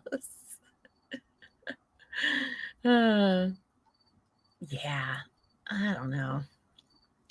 Well, at least she didn't write a book about it for her kids. That's true. That's true. Yes, right? They are just constantly throwing Wendy under the bus. And that is very interesting. And I don't know. Maybe the jury has caught on to how much they've talked about Wendy and could be like, well, wait, why is Wendy not in jail? If you think she had a lot to do with this, why wasn't she in a jumpsuit? Somebody could be thinking that. That's a fair point. I don't remember. Did they tell the jury that she has partial immunity? I don't remember.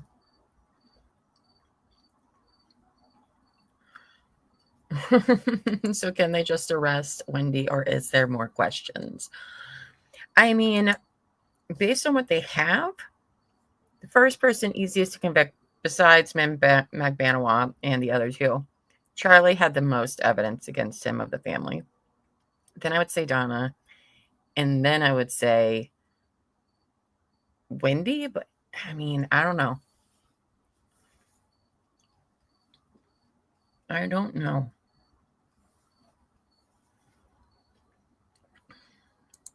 They did what? Oh, tell the jury about her partial immunity. Okay. I couldn't remember. It seems like this trial has been going on for months and it's been like 2 weeks.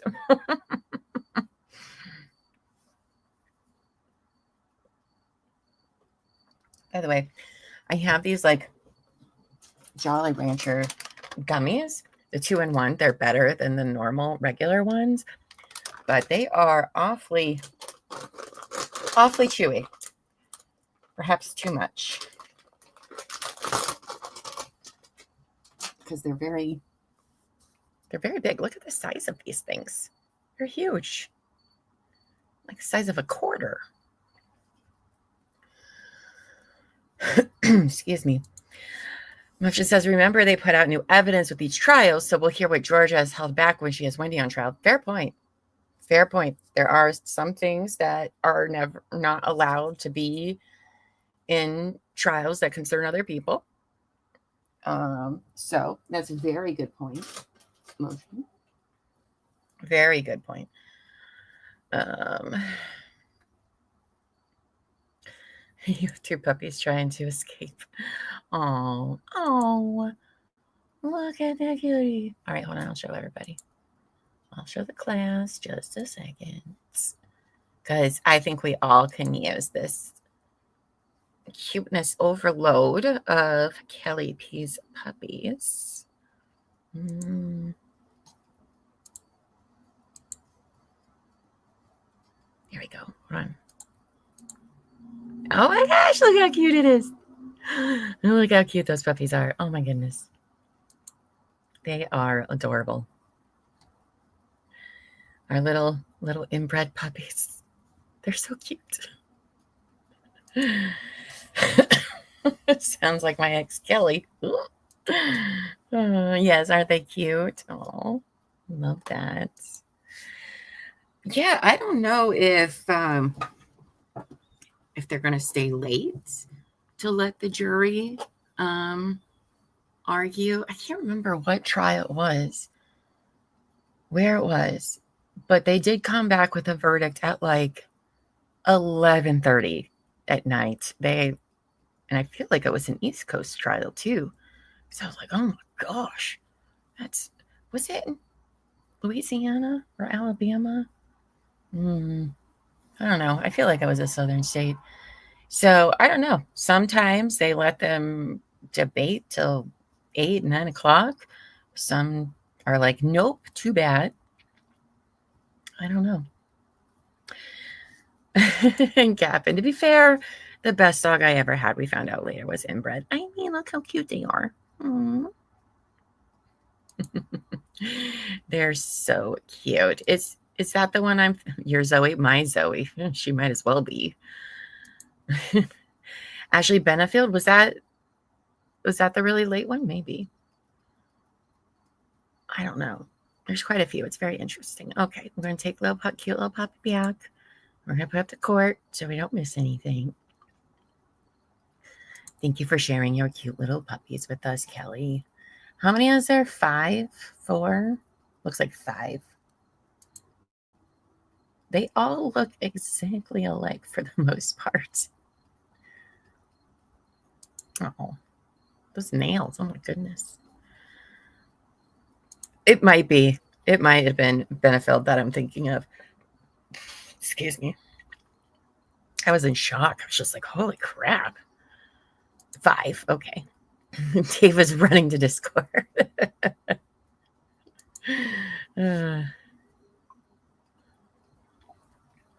So we'll see. I mean, the judge throughout the trial didn't really seem to care about them going late. As a matter of fact, he preferred it.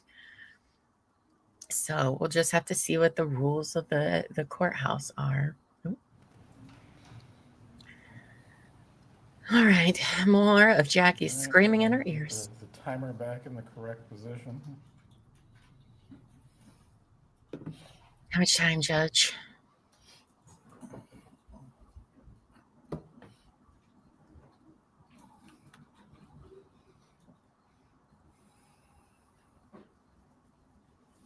It looks like he's like mentally preparing himself too.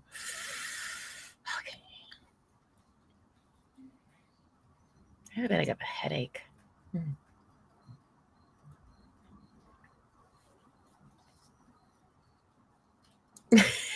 You're literally ordering banana bread from the Stop and Shop. Are you going to keep the bag? Is it an authentic Stop and Shop bag?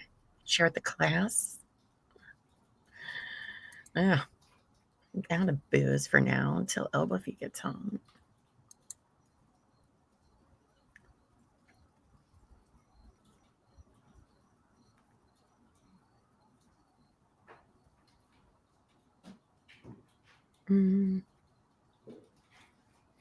Save the bag.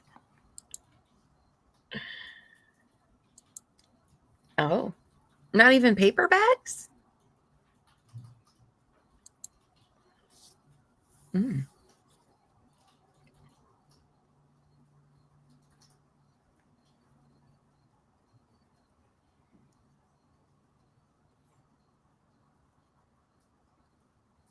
Oh, you're just supposed to bring your own bags?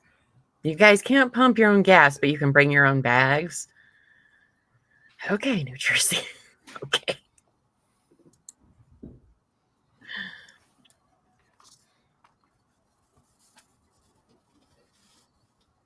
I still don't understand. What is it? Jersey and Oregon, right? I think that you can't pump your own gas.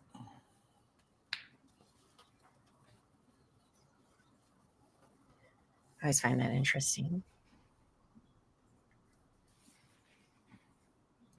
Oh, at all. Okay.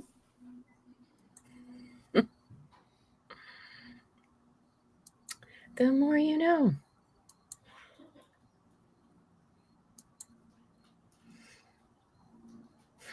Okay. Yeah, you'd have to usually pay first now here too. It's an insurance thing. Interesting. Okay. I mean, you're 2 out of the 50 states, 48 other states say, it's fine. We all do it. When I say it's about safety. Okay. All right. All right.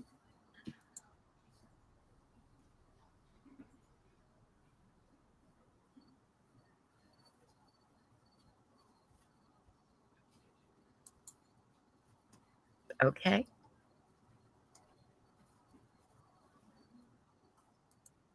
You forget to pump it when you're out of state. Like I remember when I was little, like 4 or 5, they would come in and pump your gas for you. I don't know when that changed around here, but I mean, I think in mid-90s, you just did it yourself. I mean, I would love it if somebody pumped my gas. 1, I hate going in to talk to the cashier. Hate it. 2, in the wintertime, do not like being outside of the car waiting for it to fill up. 3, randos try to talk to you at the gas pump. And I wanted to talk to one guy. I mean, I'm not opposed. I'm not opposed. It's just interesting. I've never been to New Jersey. No, I have not. Oh, interesting. Yeah, like I remember, like we would pull up, they would do your gas, they put your gas in. While they were doing that, they'd come and wash your windows.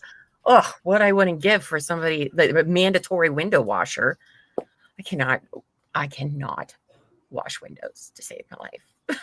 I'm so bad at it. So bad. Oh, okay.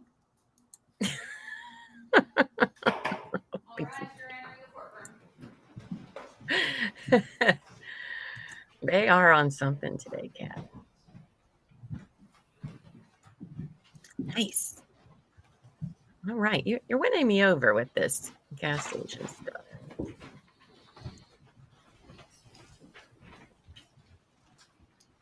Everyone can be seated. Ms. Fulford, you may continue with the defense closing argument. How much more time, Judge? He's not going to tell us.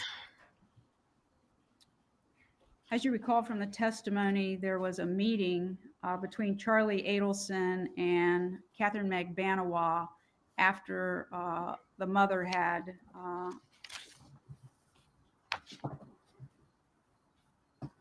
after the bump, right? Oh, for fuck's sake, Jackie. There's a transcript of that. You can't make out everything they say, but this is part of the transcript that I wanted to point out to you. This is Charlie Adelson talking. Don't waste your time with mom.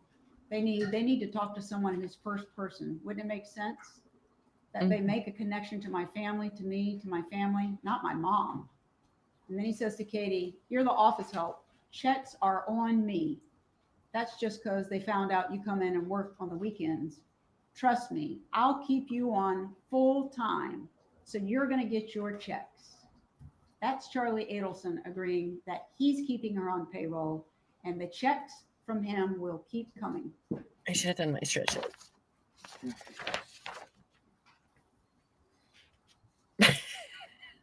That's true. After the bump on the street, Mrs. Adelson receives a letter.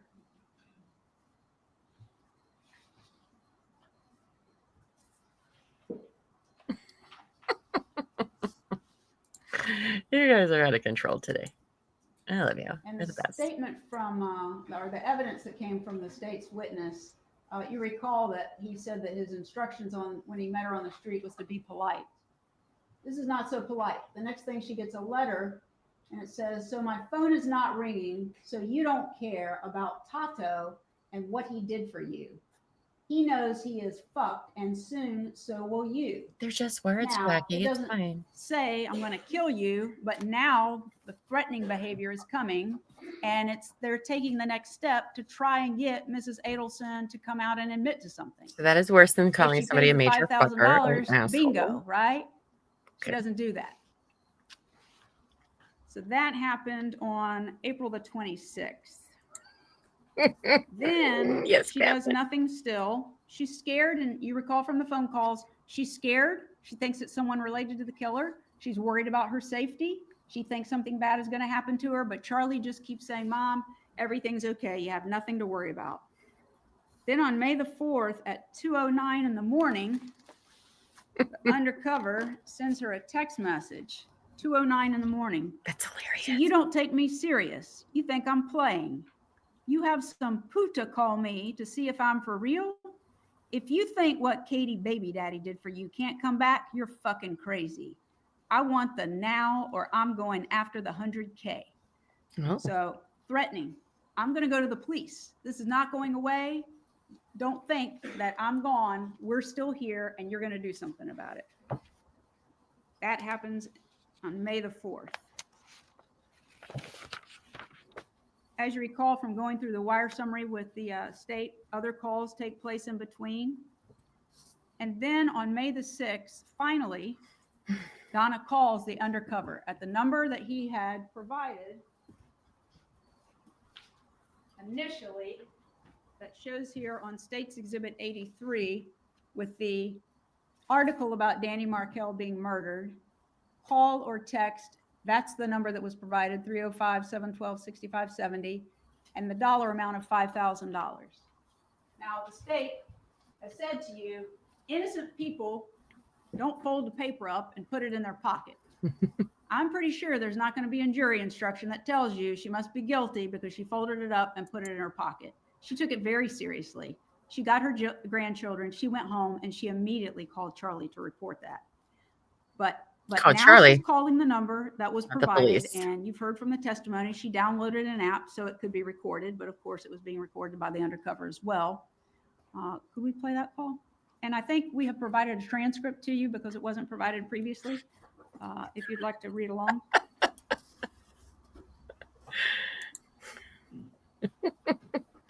That's hilarious. This is Mrs. Adelson. Is this, Sandy? Okay, my grandchildren had my phone before, so, I You know what Adelson? I'm Mrs. Adelson. Yes, yes. My grandchildren had my phone before, so that's, and I just saw that you called. Oh, okay. I was, You left a message on my voicemail. right, No. We're dirty. this is my problem. You approached me on Alton Road. You handed me an article from the newspaper about my ex-son-in-law. You told me I need to call you and help your friend who was in prison. Now, at the time you did that, I didn't understand what you were talking about. I didn't call you back. Then you mail me a threatening letter. Then you send me a text message to my phone that says I'm not taking you seriously. So I am taking you seriously. And I really want you to listen to me. I have to tell you, I mean, this is important. I have been so stressed out. I have spoken to 10 or 12 people who are close friends of mine.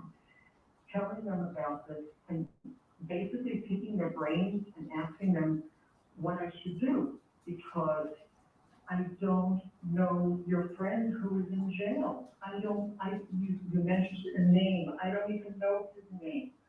I never spoke to him. I don't know what he looks like. I've never met him. I'm sorry your friend's in jail, Nice but to I know. don't know what that has to do with me. You know exactly what it has to do with. You know exactly what, listen to me carefully. Listen to me. You just gotta listen to me. You need to You gotta, no.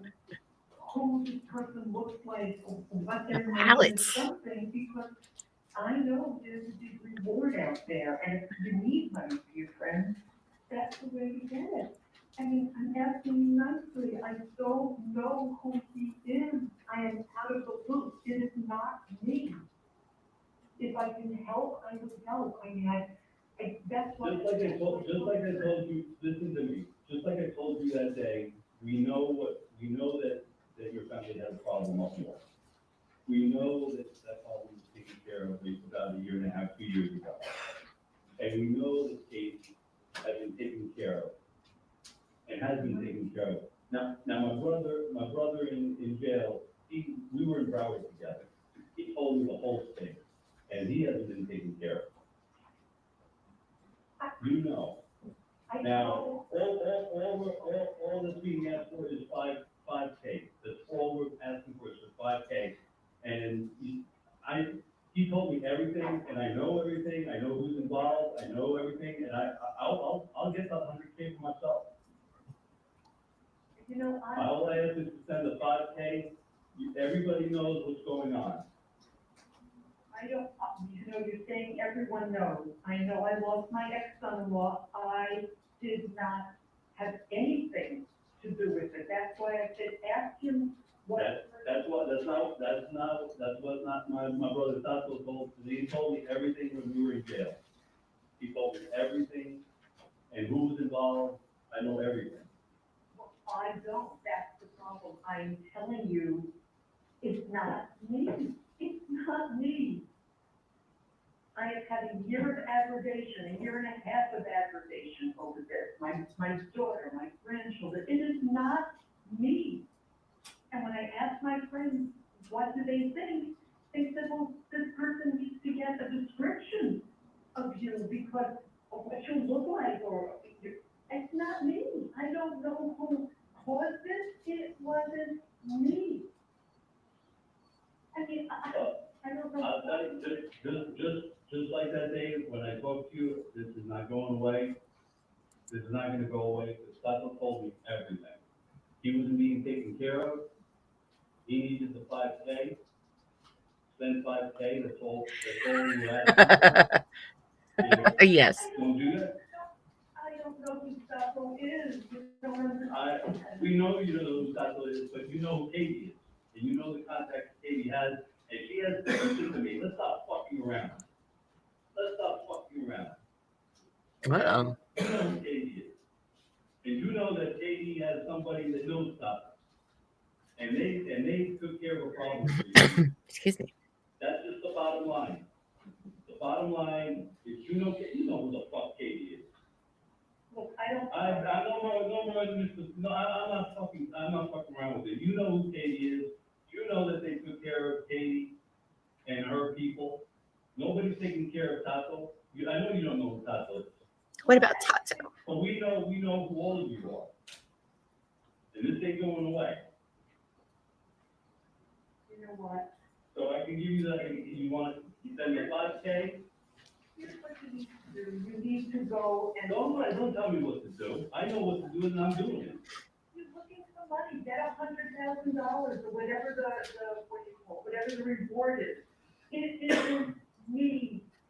You have got the wrong person. That's why I said ask your friends. You're Donna Adelson. Yes, I am. Yes, I am. Well, I know. We know who's involved in all this. Tacos. Tacos sounds good.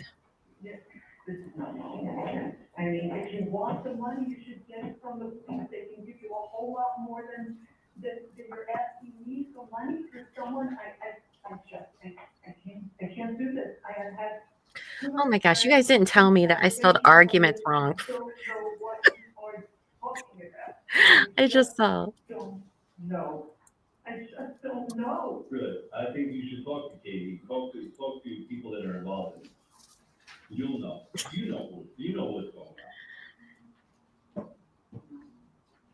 That's why I'm. You can tell me, you know, you can tell me all you fucking want, but I know you know. Because I know, because I heard, when I was locked up in Broward with my brother, he told me everything. Everything. That word I always spell wrong. And I know better. Everything. I just wanted to take care of him because fucking Katie was being taken care of with her fucking food. I just think instead of asking me, you should get the money from the police. There's a lot of money out there, and I know, if you think you know who this is, then go ahead and do it, because I know. The taco sounds good. I know, it's just me, and I can't take this kind of level of stress. I just can't. I know I didn't do anything. You talk to people, you talk to the right people, you talk to people, you make this 5K come to me. That's all I need. Just do it and get it to me. Do it and get it to me. Bye. Kelly did not come here to read. They tried 5 different times. I'm sorry. Did you want a particular position? Yeah. Sorry, Judge. 5 times they tried. They tried to get her to pay the money. They tried to get her to admit that she was involved in this. And 5 times it failed because Mrs. Adelson tells them in this call, he keeps telling her, I know everything. I know everybody. I know what happened. And she tells him in this call, if you know, go to the police. Go to the police and get the reward. Why in the world, if she's guilty of committing these crimes, is she telling somebody who apparently knows everything to go to the police? If you're guilty, you're not sending anybody to the police. That's why they think they can get her with the 5K. But she didn't do it. And still consistently, Charlie is saying, nothing to worry about. Don't worry. You can hear the fear and worry in her voice on that call. Now, the state talks about coding and code words. And one of the things they say is that in one of the discussions with Charlie, Mrs. Adelson says, it's about the 2 of us. It couldn't be more clear what that means. Her son told her in September of 2014 that he got extorted. He has to pay this money. He has paid the money, and he's going to keep paying the money so he doesn't get killed, right? Now somebody has walked up to her on the street about the exact same subject, Mr. Markel being killed, and demanding $5,000 from her. So now he's brought her into this. It is the 2 of them. They're not knocking on his door. They're coming up to her on the street. They're sending her text messages. They're sending letters. They're calling. They won't stop. But she didn't do anything. If her son did, that's on him, not her. There's no evidence that if Charlie Adelson had not told her in September of 2014 what he told her, there's no evidence that she would know anything at all about what happened. That's her single source. That's a good idea. And he brought it to Kelly. her. Bring cash. That's one of the things she says. Bring cash. Without telling him what has happened on the street, she's telling him they want cash. That's not code. That's hint, hint, hint. You don't want to talk on the phone, but you won't stop asking me. So I'm going to hint to you what this is about. There's nothing code about that. The state is interpreting what they think these things mean. It's not their interpretation that matters. It's the evidence that's presented.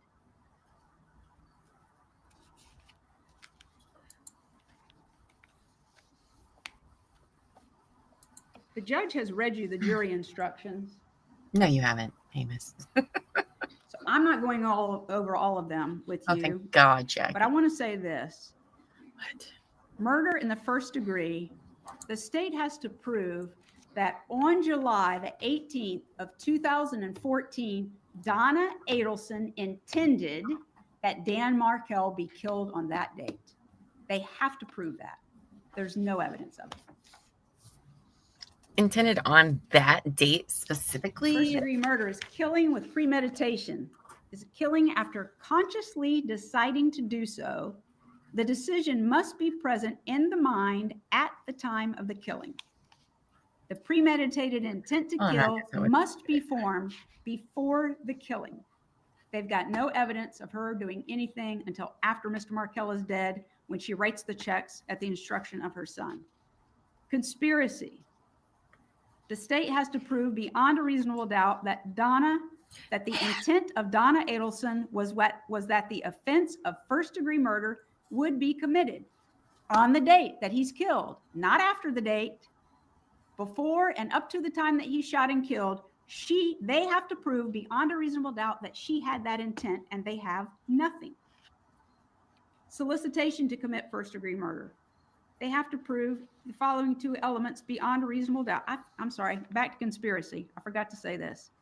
In order to carry out the intent, Donna Adelson had to agree, conspire, combine, or confederate with Charles Adelson or Catherine McBanawa or other persons to cause the first-degree murder to be committed.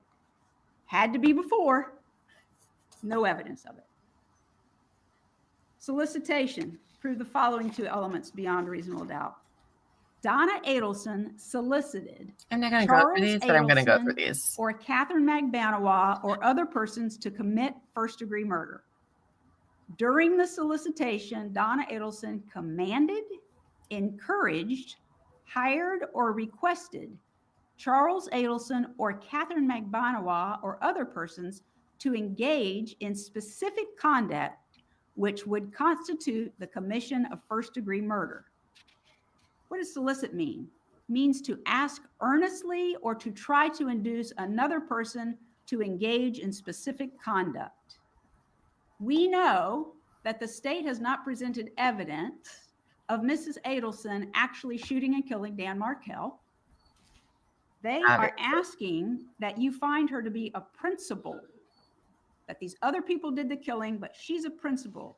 And to prove that she's a principal, you have to show that she helped another person or persons commit the crime. In doing so, the state has to prove beyond a reasonable doubt that the defendant intended the crime to occur and the defendant did some act or said something that was intended to and that did incite, cause, encourage, assist, or advise the other person or persons to actually commit the crime. For first-degree premeditated murder, the state must prove the defendant intended that the killing of Daniel Markel occur. Defendant. We need You a heard ant the with a instruction sword. of a principal when active participant is hired by the defendant.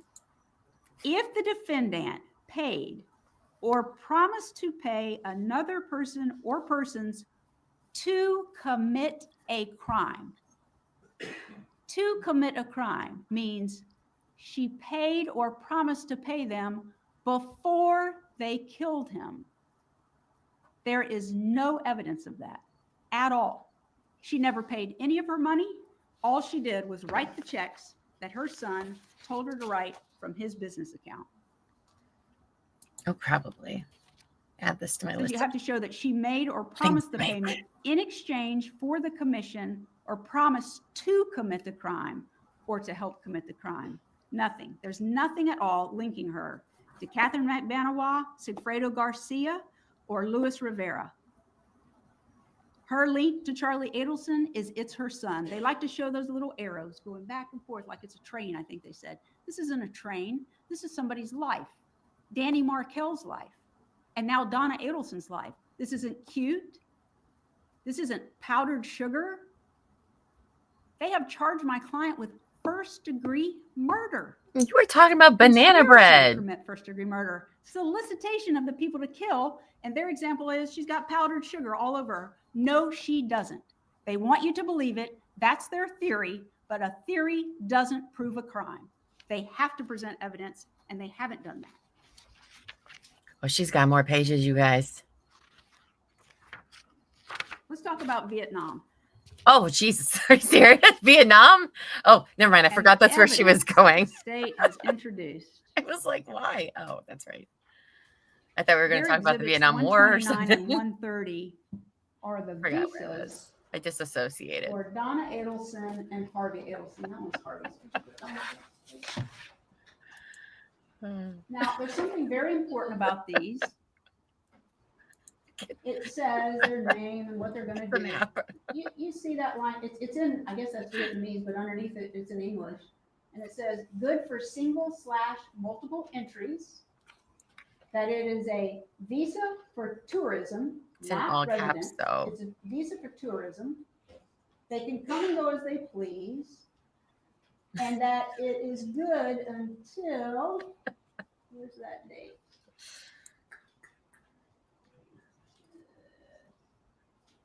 Here it is. It's good until, they put the dates backwards.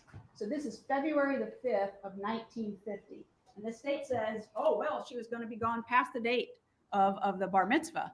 This visa allows them to come home. And if they want to go back, go back. Now, here's something really important. The state said that we're trying to tell you she was going on vacation. That's not true. Her prior attorney testified that before there was a conviction, she was very upset and said she wanted to kill herself if her son was convicted. And her husband was concerned about her doing that. So he wanted to get her away, to clear her head so that she wouldn't take such a drastic step. That's not a vacation. She's beyond herself. And then he gets convicted. And it's worse. I love it. And here's the thing. The state has been saying, since this woman was arrested, that she was going to flee this country to avoid prosecution. Flee. She's going away. She is not coming back. She's going somewhere where we could never get her and bring her back. They took almost nothing with them. They took a few credit cards, some cash, 2 pieces of luggage, and 1 carry-on.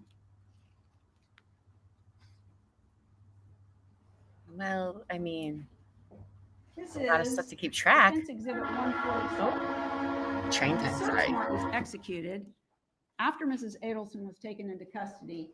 Here's the luggage in plain view with the tags on it to go to one stop and then to Vietnam.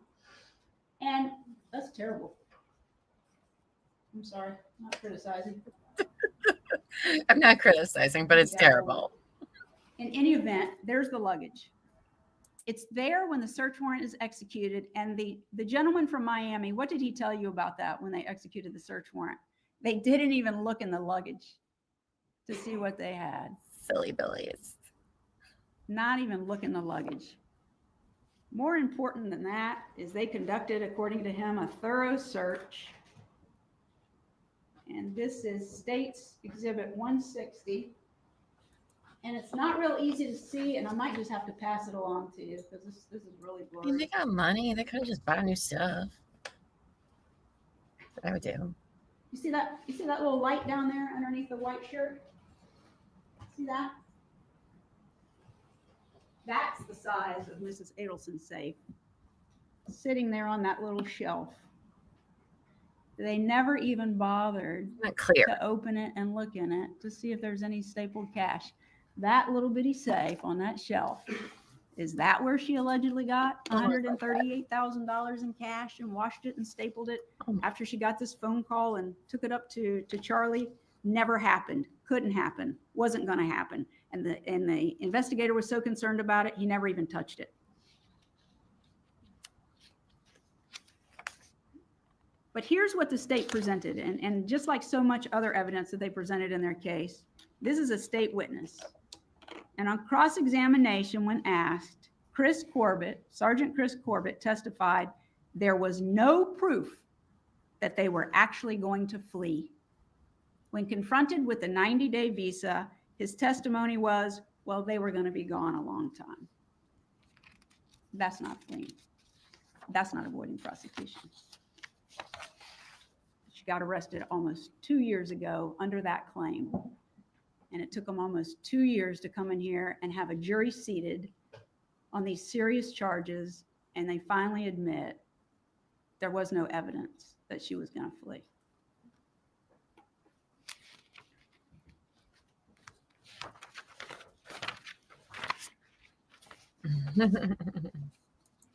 Right? It's like super suspect. Dan Markel was killed on July the 18th of 2014, and Mrs. Adelson, according to Agent Sanford, was a person of interest, but she was not arrested in 2014. They immediately started, according to him, gathering bank account information, emails, phone records of Donna Adelson. 2015, she was not arrested. In 2016, they conducted the bump operation against Donna Adelson, and we've just gone through that entire bump operation. And still, even though others were arrested, Donna Adelson was not arrested. She was not arrested in 2017. She was not arrested in 2018. She was not arrested in 2019 or 20 or 21 or 22. Not arrested. And what did Agent Sanford tell you? Almost. That they had listened in on this call or heard the recorded call where Mrs. Adelson thinks she's gotten cut off from her son, and she's talking about going away, getting airline tickets, and she wants to kill herself. She talks about it on there. She wants her and Harvey to do it together. And he wants to get her out of town and away from the media and clear her head. And Agent Sanford said, here's how invested he is. They think they might get a warrant for her on the day that she's arrested. They're not sure if they're going to try or not, but maybe they're going to. So he's up here in Tallahassee, and what does he do? He hops in his car and he starts driving towards Miami, not even knowing whether they're going to try to get a warrant. No. Mrs. Adelson got her visa. There was not a warrant. She was doing nothing wrong. When she booked the ticket, or Rick Sugarin helped book the ticket, there was no warrant. She was not doing anything wrong. She got advice of her legal counsel that there was no warrant. There was no promise with Mrs. Kappelman, but her lawyer told her of the possibility if they got a warrant, she could self-surrender and turn herself in. She packed her bags, no warrant. She gets in her car to drive to the airport, no warrant. She gets to the airport, and sometime therein, they actually get a warrant, and she knows nothing about it. They go to where she is seated with her husband, waiting for the flight to board, sitting down amongst the crowd, and they watch her and wait, even though they've got a warrant. They don't arrest her. And he gives some, oh, well, you know, there was a crowd of people. There's no more crowd than when you enter the jetway and everybody's trying to get on the airplane. They waited until she presented her ticket and walked through the little door so they could say that she was actually fleeing. It was a setup. They knew exactly what was going on. They set her up so they could claim, oh, we captured the matriarch murderer. She was fleeing the country to flee prosecution, never to return. It was a great story. Got a lot of headlines. Spun with their theory. But we're in trial almost 2 years later, and they know she wasn't fleeing this country. You know, I'm gonna sum it up here. And this is from the state's evidence. TPD, FDLE, the FBI, and one agency in Miami-Dade are all involved. They have people listening to phone calls around the clock, 24 hours a day during this 2-month bump period. In their investigation, in their words, they have collected hundreds of thousands of emails. Over 2,000 phone calls during that 2-month period, recorded text messages, bank records. They got experts analyzing all of this stuff. They got cell tower records, and I don't even understand all that stuff, but it supposedly can place you in places. They've been working on this case, according to Agent Sanford, right up until the time he was sitting on the stand, still investigating Donna Adelson. If you were going to have proof that Donna Adelson committed a crime, you should have had it beyond a reasonable doubt before you put handcuffs on her in the Miami International Airport. They still didn't even know that day if they were going to arrest her. In all the evidence they have collected, she can't help herself but run her mouth. Not a single email, no phone calls that are recorded, no written documents, no emails, not one single thing that said anything about wanting Danny Markel killed. The most aggressive thing they have are her foul words and wanting to aggravate him. This is not, could she possibly have done it? Could she probably have done it? Might she have done it? You have been sitting here hearing testimony for almost 2 weeks, and there's not a single piece of evidence that connects my client to that murder. Charlie Adelson? Yep. Potentially Wendy Adelson? She's the one who said she hated him. She's the one fighting with him in court. Donna Adelson? Nothing. Not a single piece of evidence. You have to find her not guilty because they have failed to do their job on all 3 counts. They cannot prove she had him killed. At the time that he was killed, she had paid anybody or asked anybody to do it. Please take this case seriously. Please go back and review the evidence. Please discuss what's been presented. Don't get talked into something that you don't agree with. The verdict has to be unanimous. If you don't reach an agreement, if you can't be unanimous, there's another procedure we go through. But please don't buy into what the state is about to do, telling me how wrong I am or telling you how wrong I am about everything and how they have this mountain of evidence, because they admitted it. Agent Sanford admitted it. There is no direct evidence linking Donna to anything. And all this circumstantial evidence isn't really circumstantial evidence. It's argument about what it could mean, what it possibly mean. Could it have been? That's not beyond a reasonable doubt. Thank you. Ms. Fulford, State, you may give your rebuttal. Wowzers.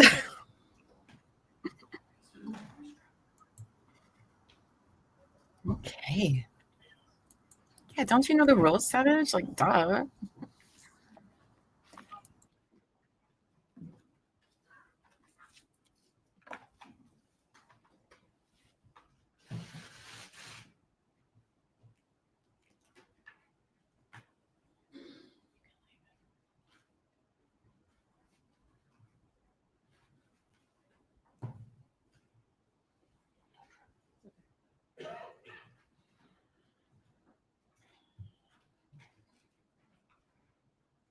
Well, y'all tired of hearing lawyers talk yet? Down for another hour or two?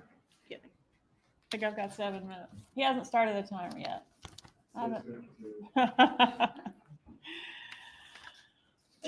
Okay. It does not matter what Miss Fulford thinks, if she's right, if she's wrong, if I'm right, if I'm wrong. What the lawyers say is not evidence. You have the evidence before you. They say it means one thing. I say it means something else. Only you guys decide, right?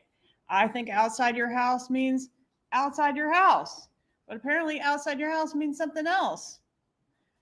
I think a very contentious divorce means a very contentious divorce. They think it means an amicable divorce. You guys decide, right? Look at the evidence and you guys decide. Is everything not what it seems and actually something else? You guys decide. A TV repair appointment is not an alibi because she could have changed it to earlier, but she didn't change it to earlier. That's where she was when he was getting killed. That's an alibi. This TV, that doesn't mean, that's not code, that's a hint. A hint for what? It's code. What does it involve? The 2 of us. Oh, well, that actually means it doesn't involve the 2 of us because we're being extorted, we're victims, it doesn't involve us. So what does it involve? The 2 of us actually means it does not involve the 2 of us. That's what we've heard. A one-way non-extradition ticket to Vietnam? It's not fleeing. It's a setup. How did I set her up? I didn't make her do that. I didn't get her a fast-track visa. I didn't get her a one-way ticket. She did that. She made those choices.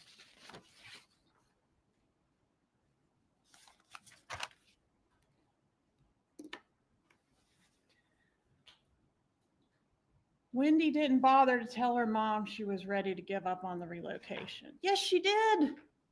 Look in the emails. She was giving up and Donna wasn't having it. That's when she gets the totally unhinged email from her mother suggesting, you're not going to give up. You want to move on with a sense of peace? Hell no, we're going to fight this guy. We're going to dress your kids up as Nazis. That's what happened when when Wendy suggested giving up. Never, never, never give up, right?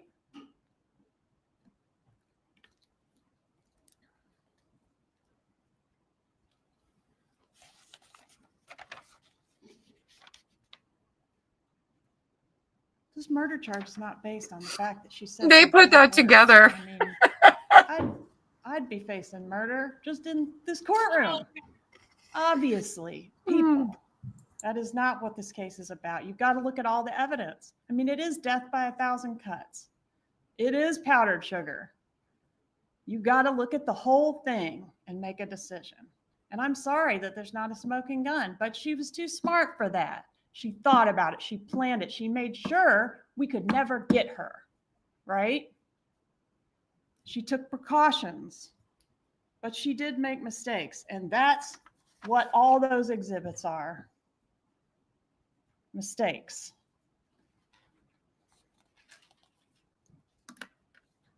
My spin and the spin I'm putting on all the evidence, that's not, it doesn't matter what my spin is. It's your spin. You look at the evidence, you decide. I tell you what I think it shows. They tell you what they think it shows. Here's the other side. What do they think it shows? They don't have to prove anything. I have to prove the case. Yes. But what are they saying?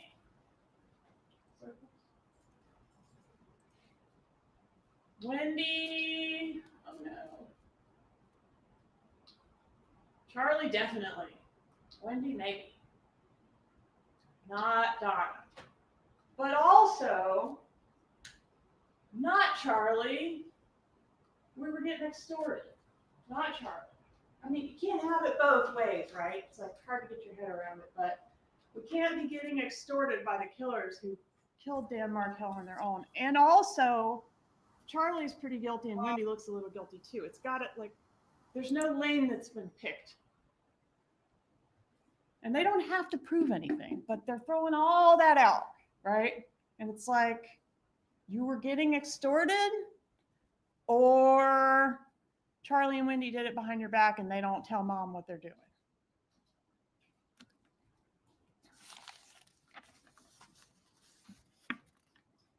Can't charge Donna because Charlie already went down for this. No, that's not true.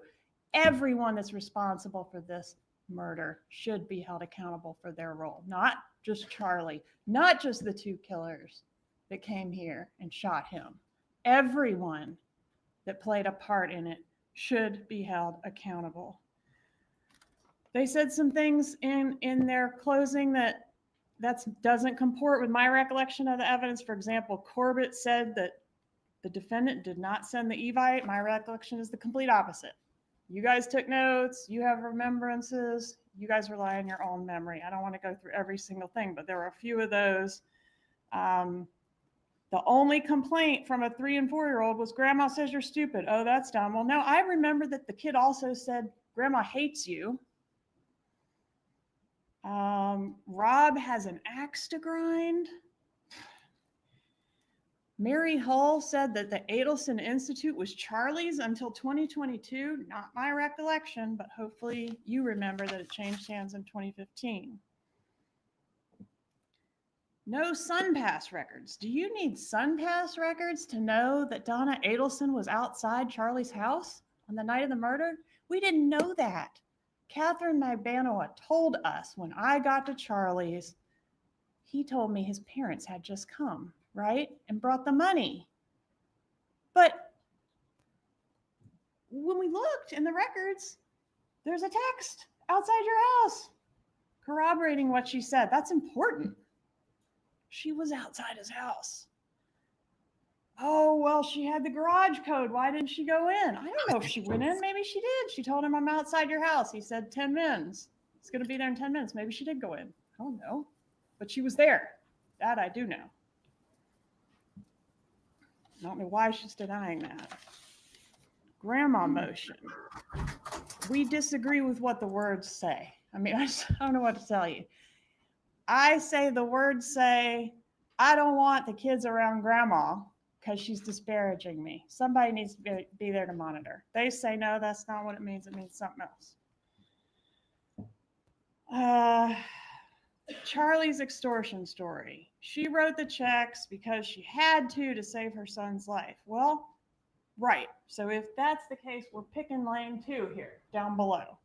And that's where all that evidence comes up about that pushes back on that. Like that couldn't happen. They're not going to be spitballing the drug dealer defense years after they've been extorted. Like that didn't happen. That was a lie, right? That Charlie came up with in his testimony, and that she then kind of got stuck with after saying all the truth is out, truth is out, truth is out. Plus she's got to come up with something for writing those checks. She paid for the murder.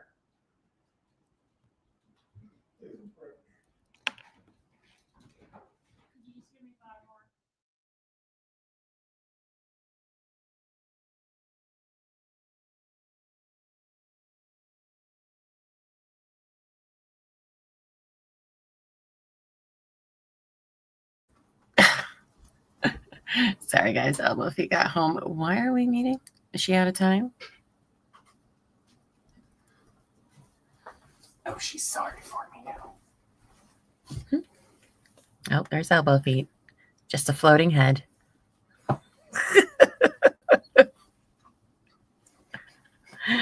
Oh, what a little weirdo he is. My weirdo. Judge said to approach. Okay, thank you. Thank you. Please continue. Oh. That's funny. Sanford said he never made a mistake. Not my recollection.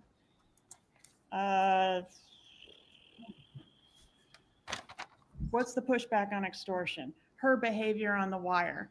She doesn't say, oh my gosh, it's happening again. She doesn't say anything about the prior extortion.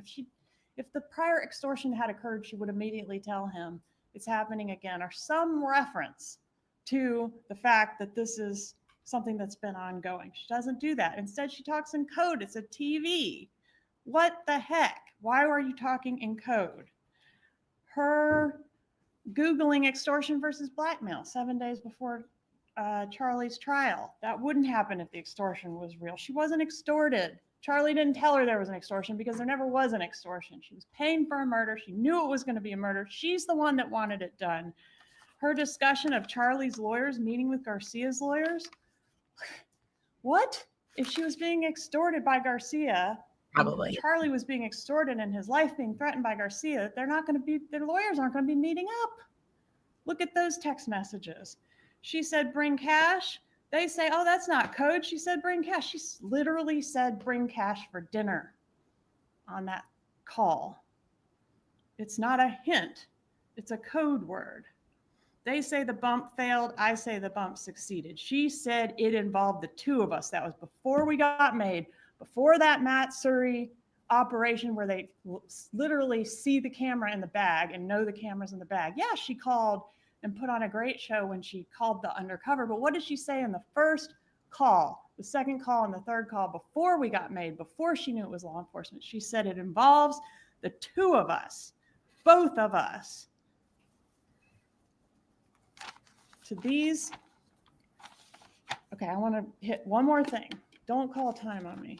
2 years after the murder, we've got two emails, 64T and 64I. The defense told you in opening that this defendant cares about others more than she cares about herself.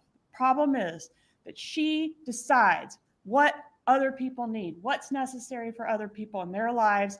And she is willing to justify whatever ends she thinks are needed, right? Any means to get to those ends are justified in her mind. The problem is she doesn't care about the collateral damage to get to her ends. Evidence has shown that this defendant, I think, did believe that Wendy and those boys were better off in South Florida. She thought that's what they needed. They would be better off with her. And she was angry that that couldn't happen. Dan Markel is the thing standing in the way. What was the cost of that to not only Dan Markel, but to those little boys? Those little boys lost their father. Look what she says in 64T. Children are 2 and 3. Children do not even have a memory of life before age 5 or 6. Look what she says in 64II when Wendy is concerned. This is 2 years after the murder. Her child is having trouble at school, crying because he misses his father. And this woman, this nice grandmother, innocent woman, says, quote, "I still do not believe that Ben is sad about his father." Quotations on the sad. 64II. That woman. "I still do not believe that Ben is sad about his father. I spend a minimum of 25 hours a week with him, and oftentimes more than that, including weekend times and sleepover days, and have never experienced a time when he was sad. I think it's just another phase of the many, many phases that kids go through. The problem is they have a highly intelligent and sensitive mom. She doesn't believe that this kid is sad because she can't take accountability for her own actions and the catastrophic consequences that this had on everyone's life in her family.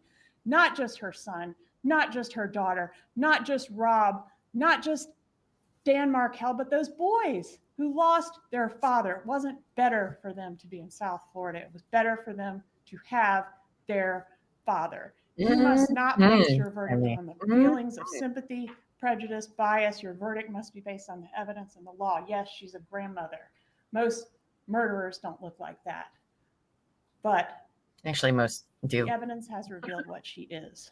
Please don't let her appearance influence your verdict in any way. It involves the two of us.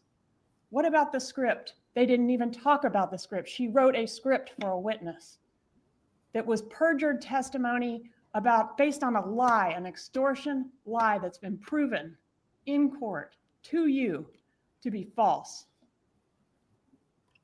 This defendant tried to erase Dan Markel, thinking there would be no harm to those little boys. They don't have a memory of their father. They feel the absence of their father. This defendant decided they didn't need their dad. She doesn't get to decide that. She wanted it done. She brought the money. She stroked the check. She didn't have to do that. Charlie was a signatory, had signing power on that account. He could have written the checks. She wrote the checks. Why? Because she was neck deep in this thing. She wrote the checks. She said it involved the two of us. She wrote that script. May you have the strength and the common sense to see this evidence for what it is. It's only one thing. There's only one truth. It can't all be right. It's only one truth. Render a verdict that does justice. Find her guilty. Thank you. In just a few moments, you'll be taken to the jury room by the bailiff. Oh. The first thing you should do is to choose a foreperson who will preside over your deliberations. The foreperson should see to it that your discussions are carried on in an organized way and that everyone has a fair chance to be heard. It is also the foreperson's job to sign and date the verdict form when all of you have agreed on a verdict and to bring the verdict form back to the courtroom when you return. During deliberations, jurors must communicate about the case only with one another and only when all jurors are present in the jury room. If a juror goes to the restroom, the deliberation should stop until the juror returns. You are not to communicate with any person outside the jury about this case. Until you have reached a verdict, you must not talk about this case in person or through the telephone, writing, or electronic communication, such as a blog, Twitter, email, text message, or any other means. Do not contact anyone to assist you during deliberations. These it's communication out. rules apply until I discharge you at the end of the case. If you become aware of any violation of these instructions or any other instruction I have given in this case, you must tell me by giving a note to the bailiff.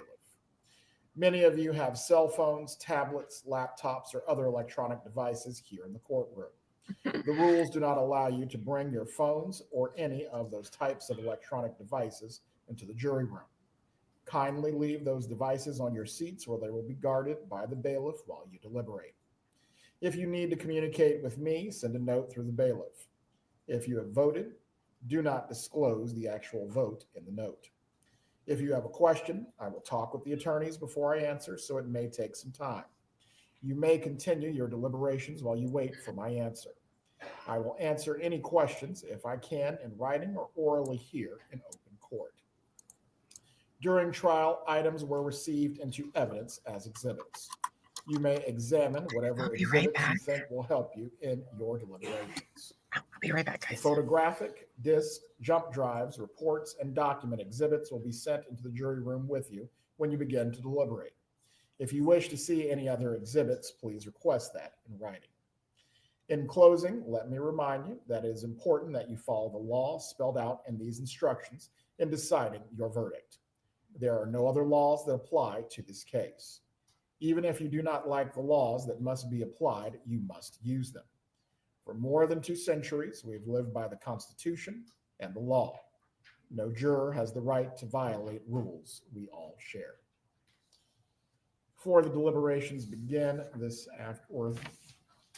still afternoon, we are going to discharge at this point the alternate jurors. If the clerk could please read out the names of the alternates.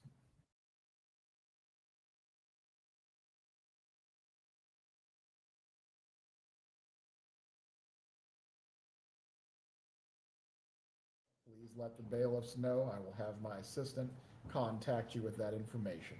We thank you for your service. You are excused at this time. Members of the jury, you may follow Ms. Tolbert and Ms. Vance. Your instructions and your notepads with you at this time.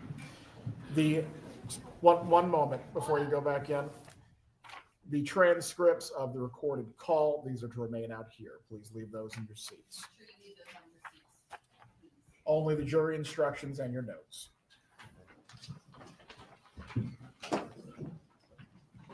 We're going to take care of the headphones and all that.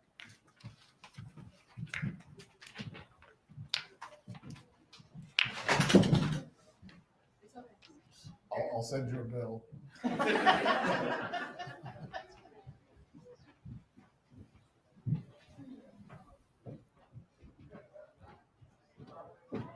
Deputy Bunk, if you can check on the radio to see if there's another jury room possibly that they can be taken to temporarily while the headphones and the audio equipment is moved. Okay, Judge, we learned that the headphones can just be unplugged, and there's stuff already set up back there for them to plug them in, so we don't have to do anything with that. Well, that makes that perfect then. Thank Everyone you. can be seated. If the parties can review the items that will go back into the jury room with the jurors. Did they say anything about how late they could Instructions stay? that were read aloud with a copy of the verdict form. You can inspect that as well before it goes back. I will hand that to the clerk at this point. Instruction 4.2, instruction upon discharge, that will just remain out here as the case is not yet concluded. Oh, man. I can't believe it's happening. Also, please leave your phone numbers with the clerk, so that way if there is a question or a verdict, everyone can quickly assemble. Unless there are any other matters to address for the court, we will be able to discuss at this point.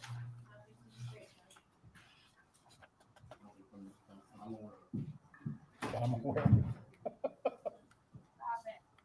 You sure you don't need 5 more minutes, defense? There's instructions. Verdict form is in there. Check for pages 8 and 9. Okay, so it's For everyone else, you may step outside the courtroom or you may remain at this point. We will be waiting for the jurors. Okay, so I don't know if there is a time limit. Very interesting. Oh boy, that I have a headache. Buffy was right again, as she always is. She said that she thought this was going to take all afternoon, and she was right. She was right, because I had on my calendar that I would be done by 2 today. Boy, was I horribly wrong. Hope they get snacks. The judge gave them lots of snacks, because he's a good judge who goes to Costco and apparently buys them very good snacks. I'm trying to think of trying to think, do we leave this open or not? I don't know. Buffy is usually right. She, like always. Angie says he didn't give any instruction on how long they'll stay or how much notice when the verdict was reached. Yeah, no, they didn't, did he? That would have been nice to know. I'm sure the people in the gallery would like to know. I want to know. The peanut gallery wants to know.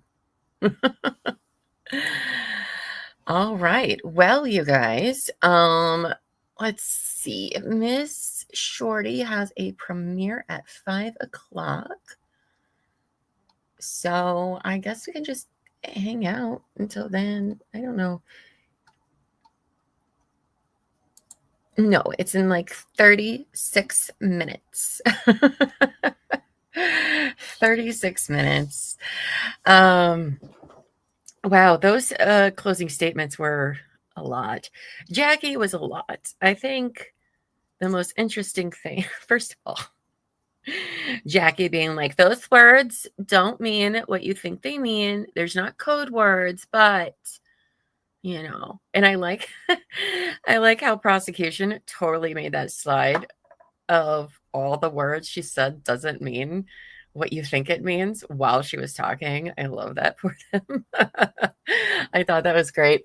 But there is so much throwing Wendy under the bus by both parties that I think that's interesting. Because what did she say there at the end, Georgia? She said that anyone that had any involvement should be prosecuted, should, you know, do time. Anyone involved. I don't know. What do you guys think about that? Sorry.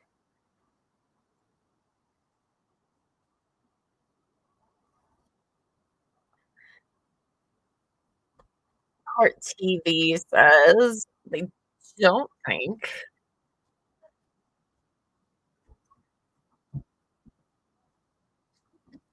All right, they're doing talking heads, so words are hard. Am I going to be streaming tomorrow? That's great. Oh, Terry True Crime's here. You know what, Lainey? Yes, we will do word game for you because Terry True Crime is here. I just saw her in the chat. Because we're gonna need her to make that happen. So give me just a second. We'll play a little bit while we wait for Miss Shorty's thing at 5. If the jury hasn't come back with anything, then I'll probably sign off and we can go watch Miss Shorty because I do have a show at 8 tonight. But yes, we will play some word game. That sounds good. What am I doing tomorrow? What happens if the jurors don't come back with a verdict? Good question, Kelly. So tomorrow morning at 10:30, why is this so stupid? I gotta, hold on.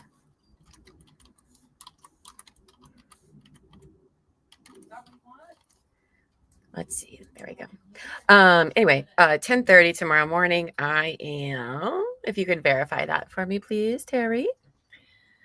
I'm going to be recording for our members only 2 of the episodes for Devil in the Bay. Now, I'm going to be sitting here all day tomorrow, all day. The minute that we find out a verdict is up, I will be live. So make sure you hit your notification bell for that. I can't really be live all day tomorrow because I have a pretty packed day. Why is it not? It didn't send you anything. Am I just not sending? True. Okay. Yes, that's right. Okay, cool. I don't know why I was doing this. It's stupid. All right. Maybe if I log into Google, then do that. Maybe that'll help us out. I had to refresh all my browser stuff, so.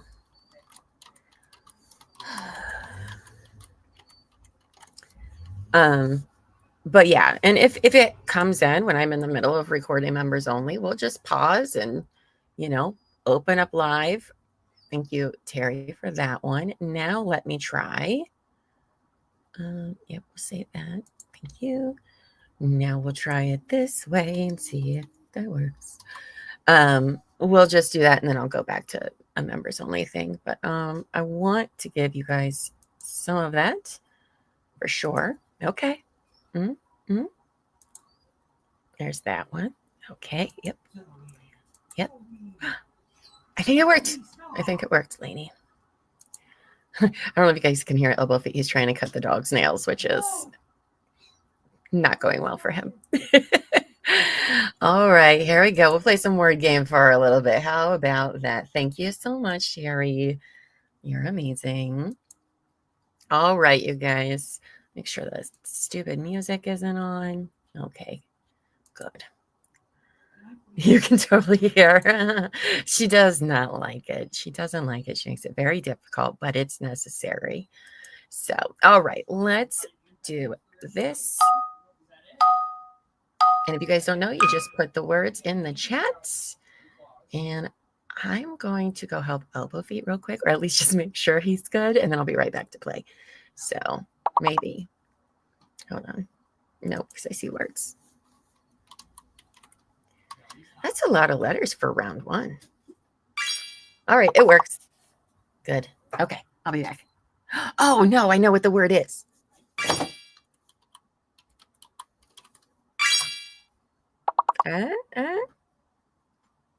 No. Damn, okay. Roll lover. Roll over. Oh my gosh. I was like, roll lover. What does that even mean? Oh. Good one. See you later, Miss Shorty. We'll catch your video here shortly. Looking forward to it. Hope you have a good night.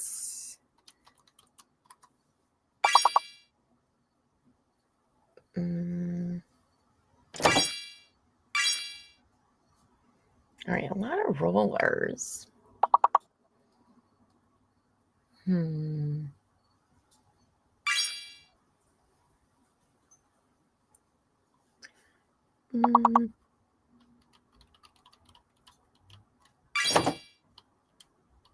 Nice.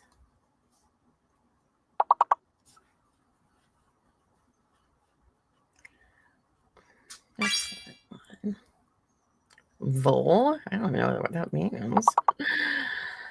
Bye, Terry. I'll see you in a little bit, babes.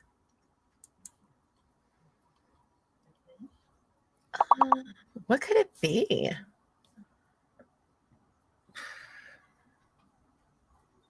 No. Vole is a little rodent. Oh, look at that. The more we know. Love that. All right, we did it. Good job, guys. Good job. Love that. All right, we got Savage Cashew in first with 22, followed by Motion to Scream with 15, and myself with 12 with Lainey in fourth with 11. Close game. Close game for everybody. Round 2. Fight. Okay. Sorry. I got out of control there for a second.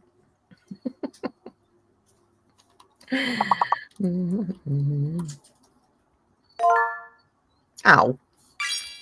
That's what I was typing in.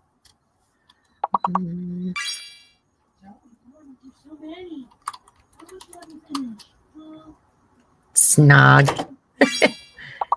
Good one. Mm.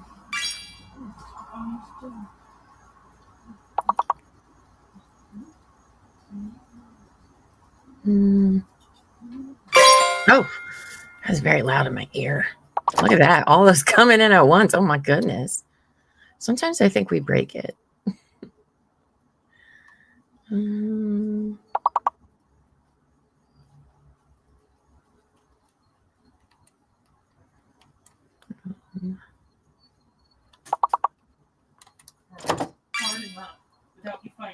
Snot.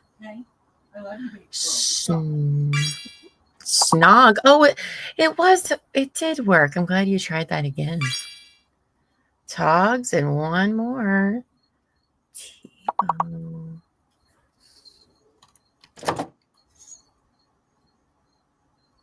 You're not getting inside until you do this. Those two. Ah, it's always a battle. Tom. S-T-O-R-S-T.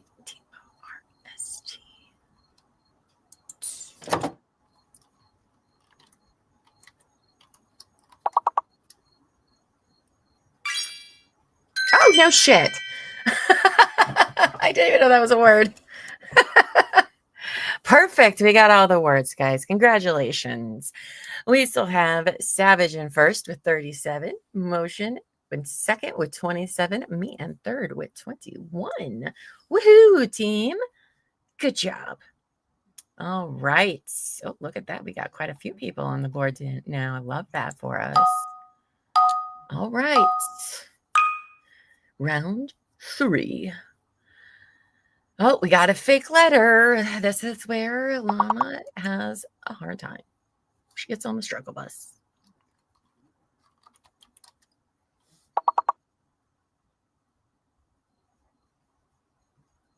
Oh, okay. So that didn't work. Oh, no, it did. It's just delayed. Okay. Cool. Sexual. Mm.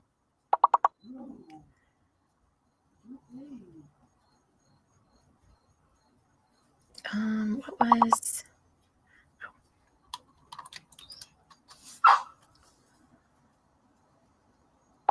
You're doing this. I don't know why he chooses to do things when he does. Oh. Oh, how do I spell that? I don't think that's right.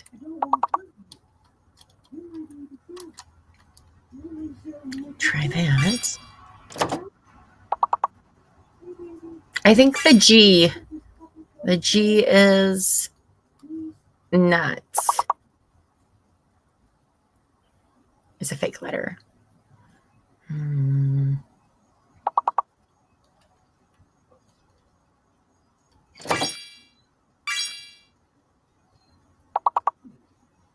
Okay.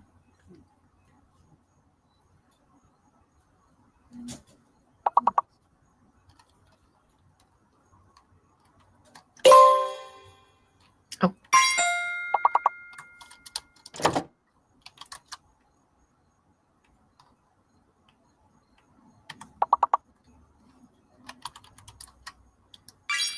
Oh, no. Stupid freaking.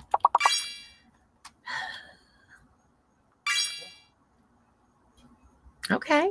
We'll pass. We'll take it. We'll take it. Good job, team. Past level 9. Woo. All right. And first, Motion to Scream with 57. Followed by Savage in second with 53. Me and Amos tied for third with 29. Lainey and Angie tied for fourth with 16. Love it. Love it. Okay.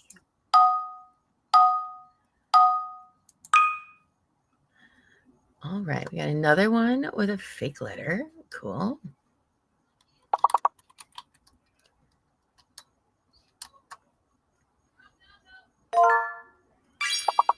B is the fake letter.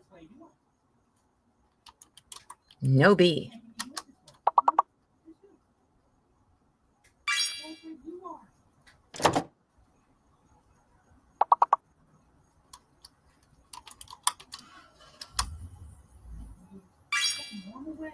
Okay.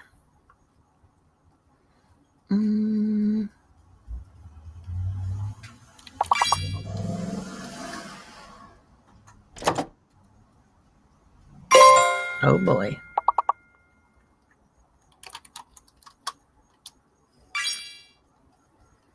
Oh,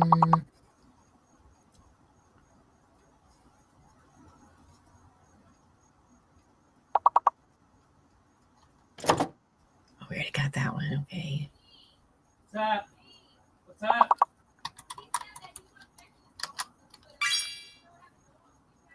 Ooh, acre. Nice. Okay. Look at us go. Oh my gosh. Oh my gosh. We're getting so many. No, just anytime you know a house has a dog, and if it's not mentioned that they have a dog, you hit a little button on the app, and then it logs that there's a dog at the house. Elbow-Fee is like Or the one who talks to all the neighbors, and they just yell across the street to one another. No, it's address specific. He's like on this gossip like text chain. Yeah, so funny. It looks like he was with Lala out back. What could that word? Because there's no B, so that wouldn't be. Yep. I typed in Macer too. Good job, Amos. Look at that. Perfect. Good job, guys. Nailing it. All right. In first place, Motion to Scream with 81.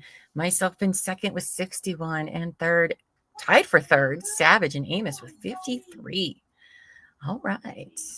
Okay. Whoop, whoop.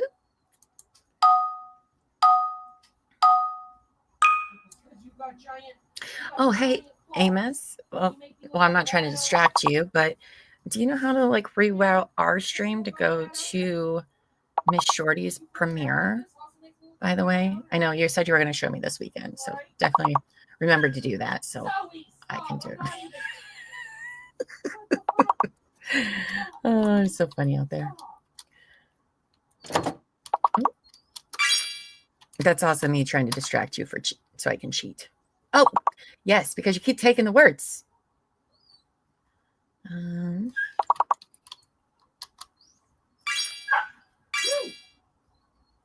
fine, I promise. Calm down. I am going to go see if he needs assistance I'm now. not hurting her, Pam, I promise.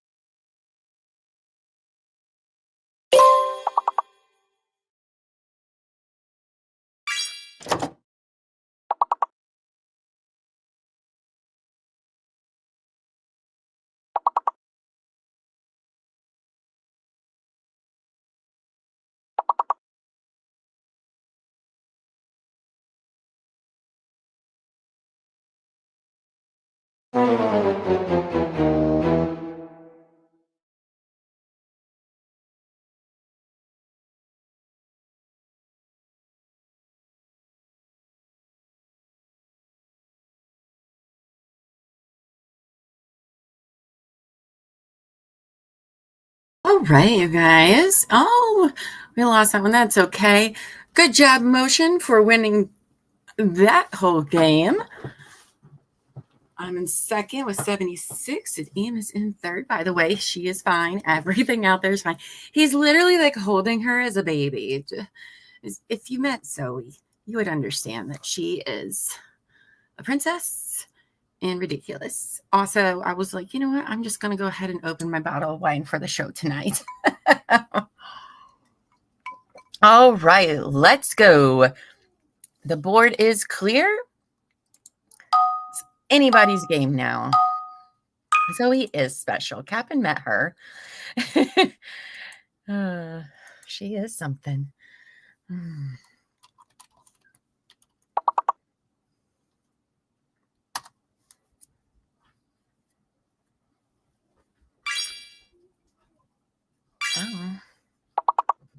Really? That's not the word?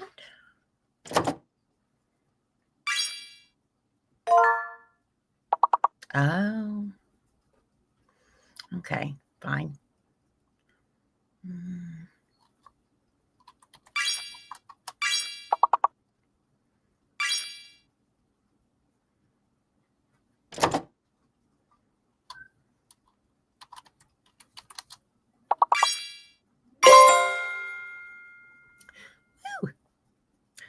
Um,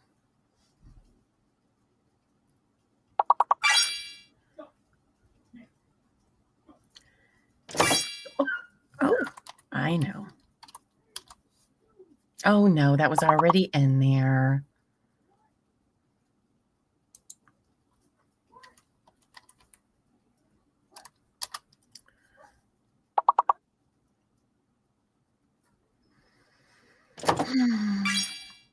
There we go. Yeah. Eons. Oh, good one. Good one.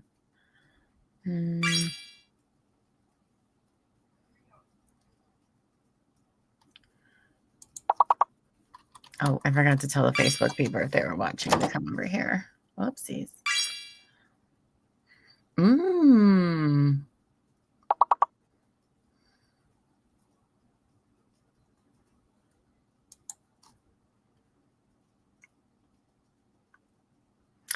Okay, well, we passed it, so that's okay. All right, good job, guys. Fantastic. 3 stars. In first place, Angie with 18, followed by Motion and Scream with 17. Third is Savage with 15, and me in fourth with 13. Ooh. All right, let's go again, team. And check back court, make sure.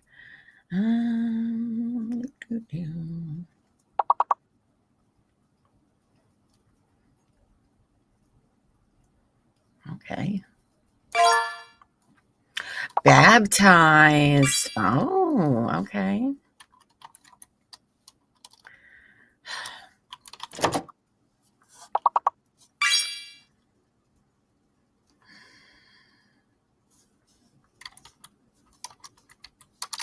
I can't type at all today.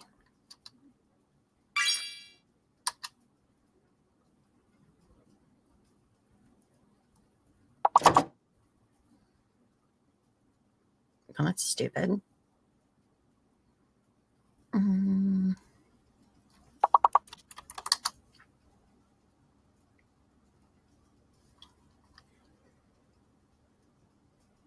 Why are some of these letters not working?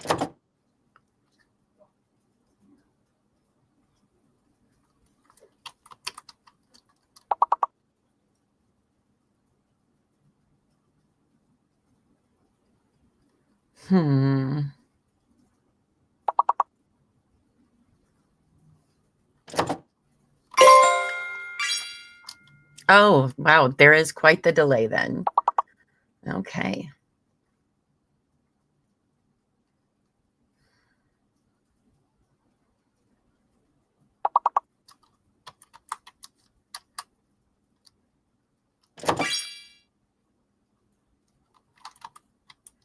I still think Taze is one if anybody can get that in time.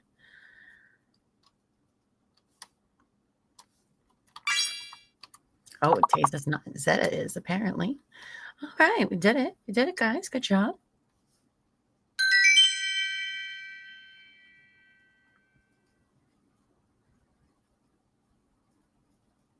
Yeah, all right. First place, Angie with 36, Savage in second with 34, me in third with 31, and Motion with 29. Fifth is Lainey. Very close game, you guys, with 28. Good job. Okay. Oh.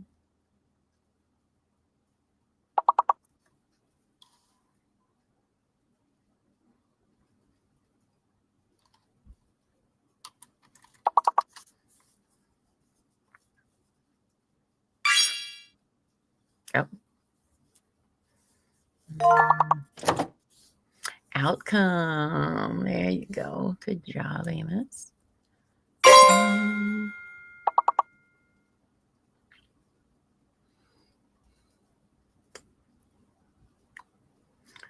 Oh no, we already got that one. Okay.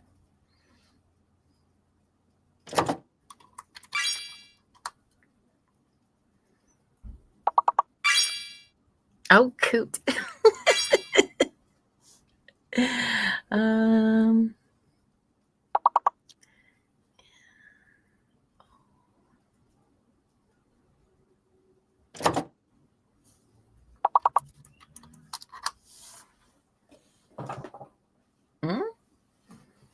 Okay, so not moto.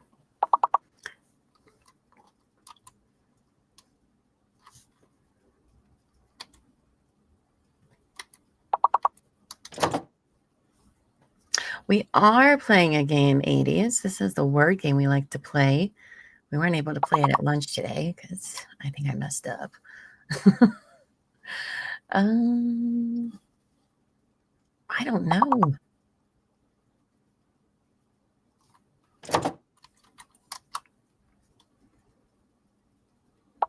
It has to be MOT something. Because, see, the words are in alphabetical order. I don't know if you guys have noticed that, but they are. So whatever letter it was, or word, is between moat and mute alphabetically. But you know what? Fantastic. We got 3 stars, so suck on that.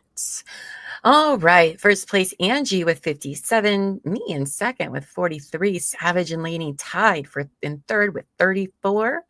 Followed by Motion to Scream and Amos. Oh, my goodness. Look at us go.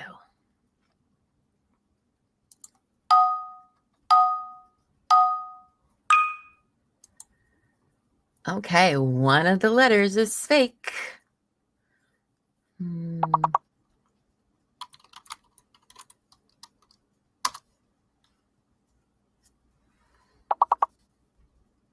Okay. That's great.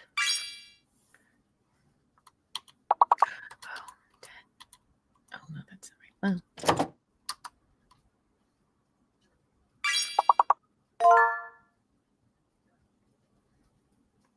Good job, Kelly.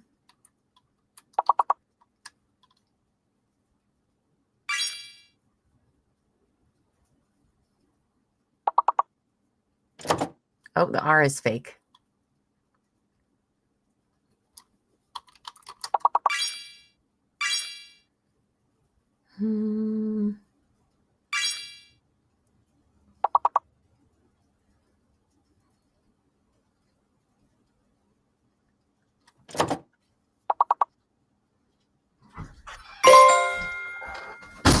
Oh, good one.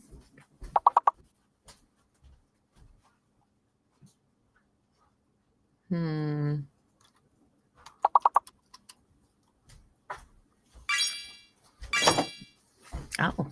Have cigarette.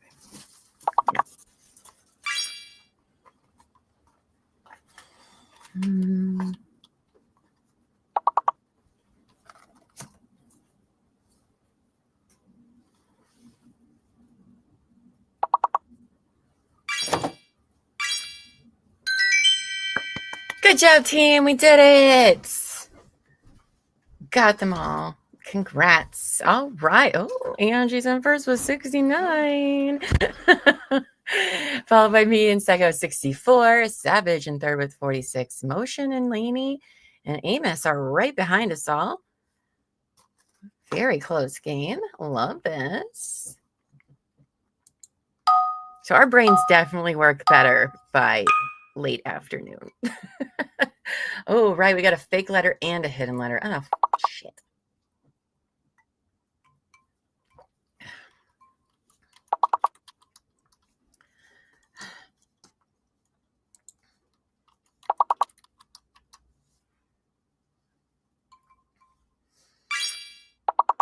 Oh, okay.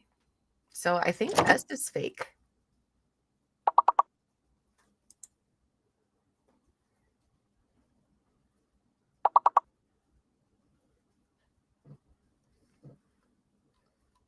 Let's see.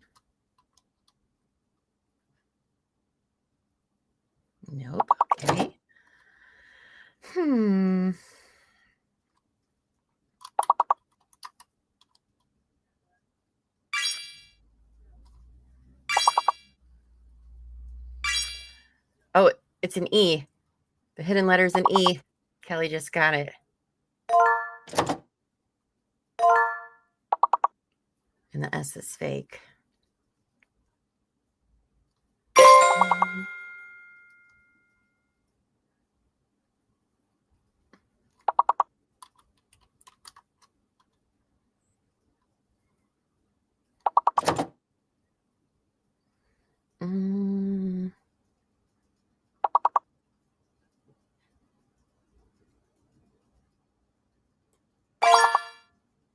Oh. Ah! Amos got it. Got him all for us with the last word being erect. Good job. Okay, we're out of control. Angie's in first with 73, followed by myself in second with 70. Savage in third with 62. And Motion, Amos, and Lainey and Kelly not too far behind.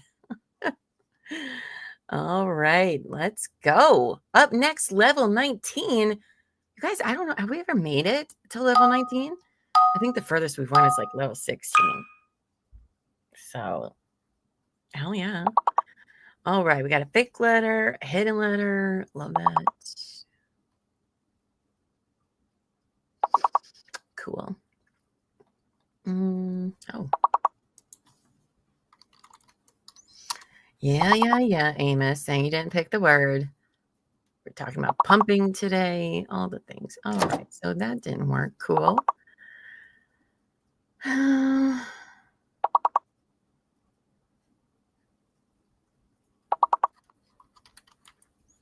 and they have to be 5-letter words, guys. I'm saying that to myself, not really you guys, because I always forget.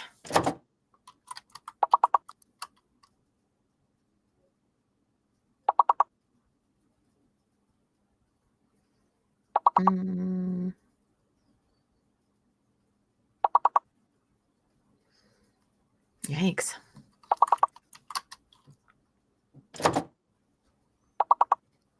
Well, this is not great for us.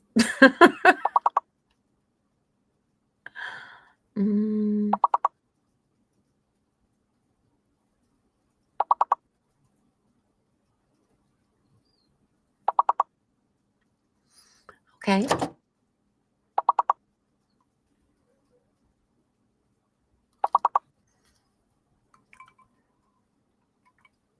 Nailing it.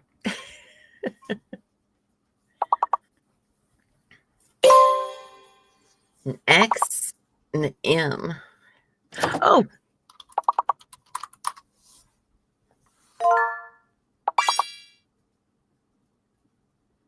I mean, I don't think we're going to get any other words in that amount of time, which is fine because I got to send y'all to Miss Shorty's premiere. Did you get that set up for me, Ames?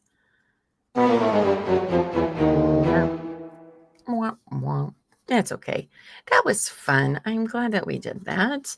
Now you guys remember we got a show tonight, 8:30 p.m. or 8 p.m. Eastern, right here. True Crime and Wine Time. I'm going to send you guys over to Miss Shorty tomorrow. Keep your notifications on so we know when a verdict is coming. If you're members, we get to see you there. Oh, no. I'm an idiot. I closed it without telling everybody their score. I'm sorry. Sorry. We're all winners. It's fine. The fuck was that exactly, right? Oh my gosh. But yes, we will definitely be here waiting. I mean, if they're going all night, I mean, who knows? We might have to interrupt True Crime and Wine Time. I don't know. You'll have to see. But in the meantime, I want to thank you all for being here today. What a fun day. We got through it. We're all winners. That's right. Well, there we are. There we go. We're all winners. Yes, we'll see you all in Miss Shorty. Miss Shorty show will redirect back to TCW tonight. Look at us. I love that for us. All right. Participation. Yes. Clearly, I need to take a break from talking. All right, you guys. Well, thank you so much. You all have a wonderful rest of the night. I'll see you in Miss Shorty's chat. And go forth and be amazing. Okay? All right, bye, guys.